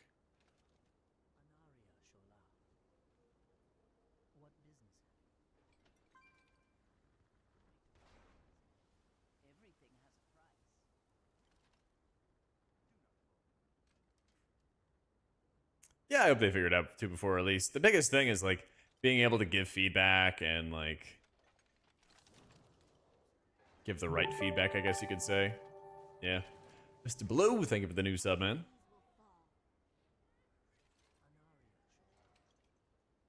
I completely forgot there were these like slums out here. Suspiciously regal. Hawkstrider. Your gold is welcome here.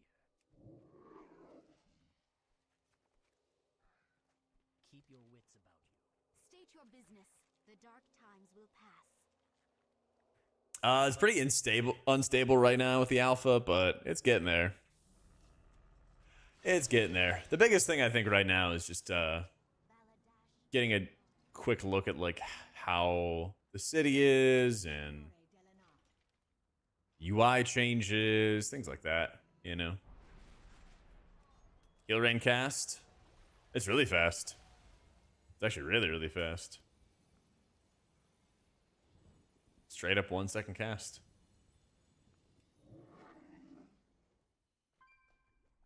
Glory to the Sindori. We will have justice. Glory to the Sindori. Yeah, that actually feels really, really good. Yeah.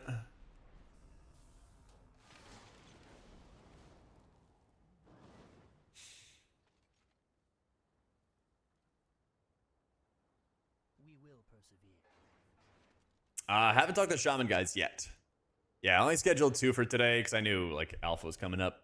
So I'll probably give it the weekend and then schedule for some stuff for like Monday. And then start getting more people's thoughts. Victory lies ahead. Yeah.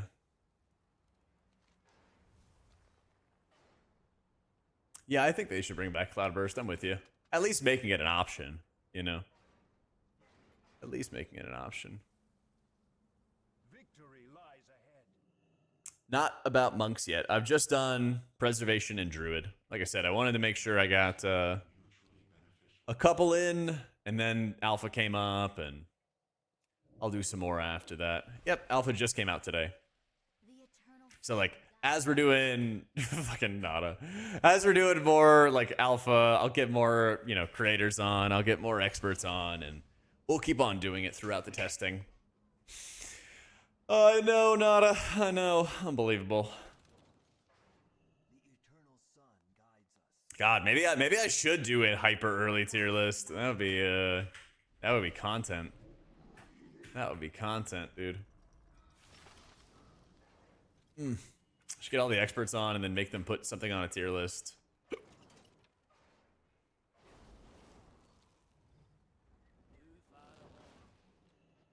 Yeah, literally just like a hardcore vibes thing, you know? Hardcore vibes thing. How you doing, cat?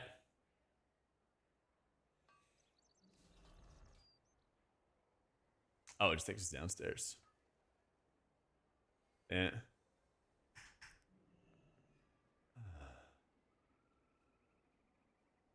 Chat tier list, but only people with no alpha access can vote. Somebody said Fire Mage had like 3 buttons or something, right? Dude, it is insanely pretty. They actually crushed it with this revamp. The first zone I leveled in when I first started playing WoW was in, you know, Silver Moon, Eversong Woods and stuff. And like being able to see those areas, oh, it's a delve. Being able to like see these areas, like, oh my god, it looks so good. And they, you know, there's even like some of the areas from the early questing zones, and like you still see the same areas, but they just look updated and like way better. Yeah. We will persevere. Dude, I know. I'm like, I don't want to be Night Elf anymore, man. Oh, there's the DC.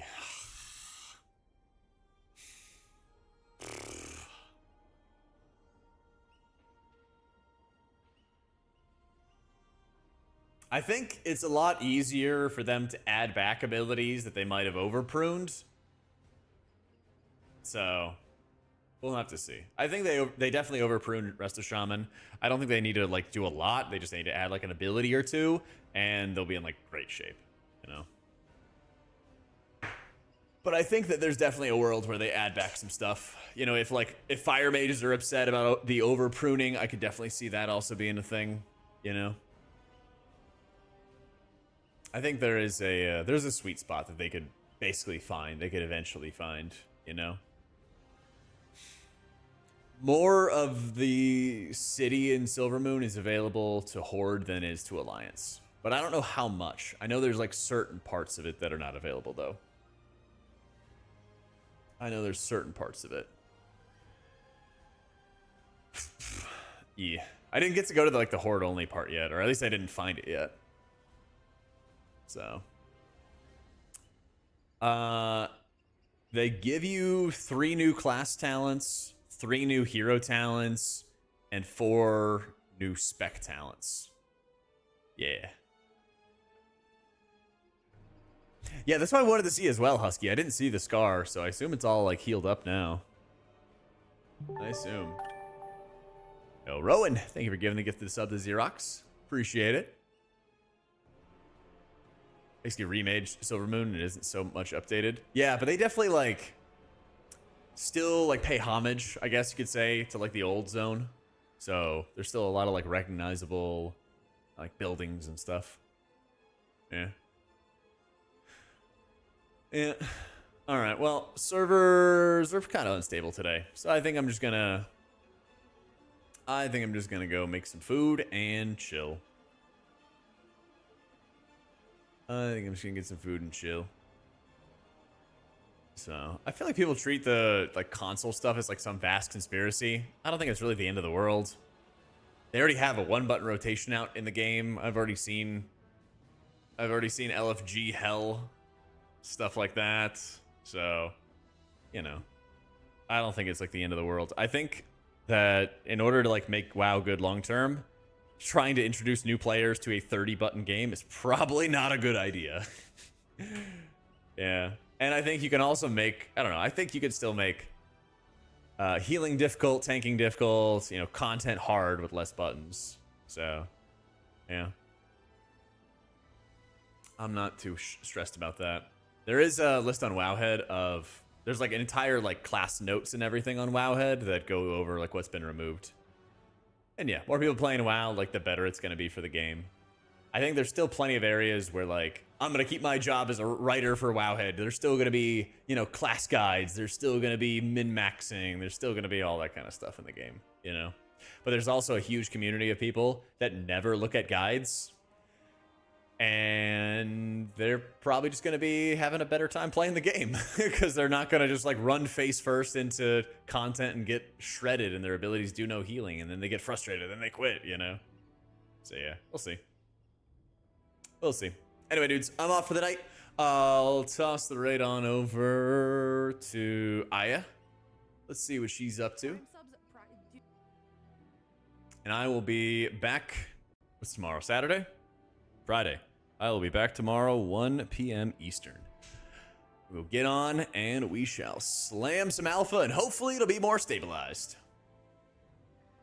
That too, Husky. That too. You got to make sure that the game is going to be more accessible to people long term. And like giving people housing is going to be sick because it's just like you have a million things that you can do with housing. Yeah. All right, dudes. Take it easy. Say what's up to Aya and I'll see y'all tomorrow, 1 p.m. Eastern. New videos up on YouTube as well, so be sure to like and subscribe there. Later. Woo!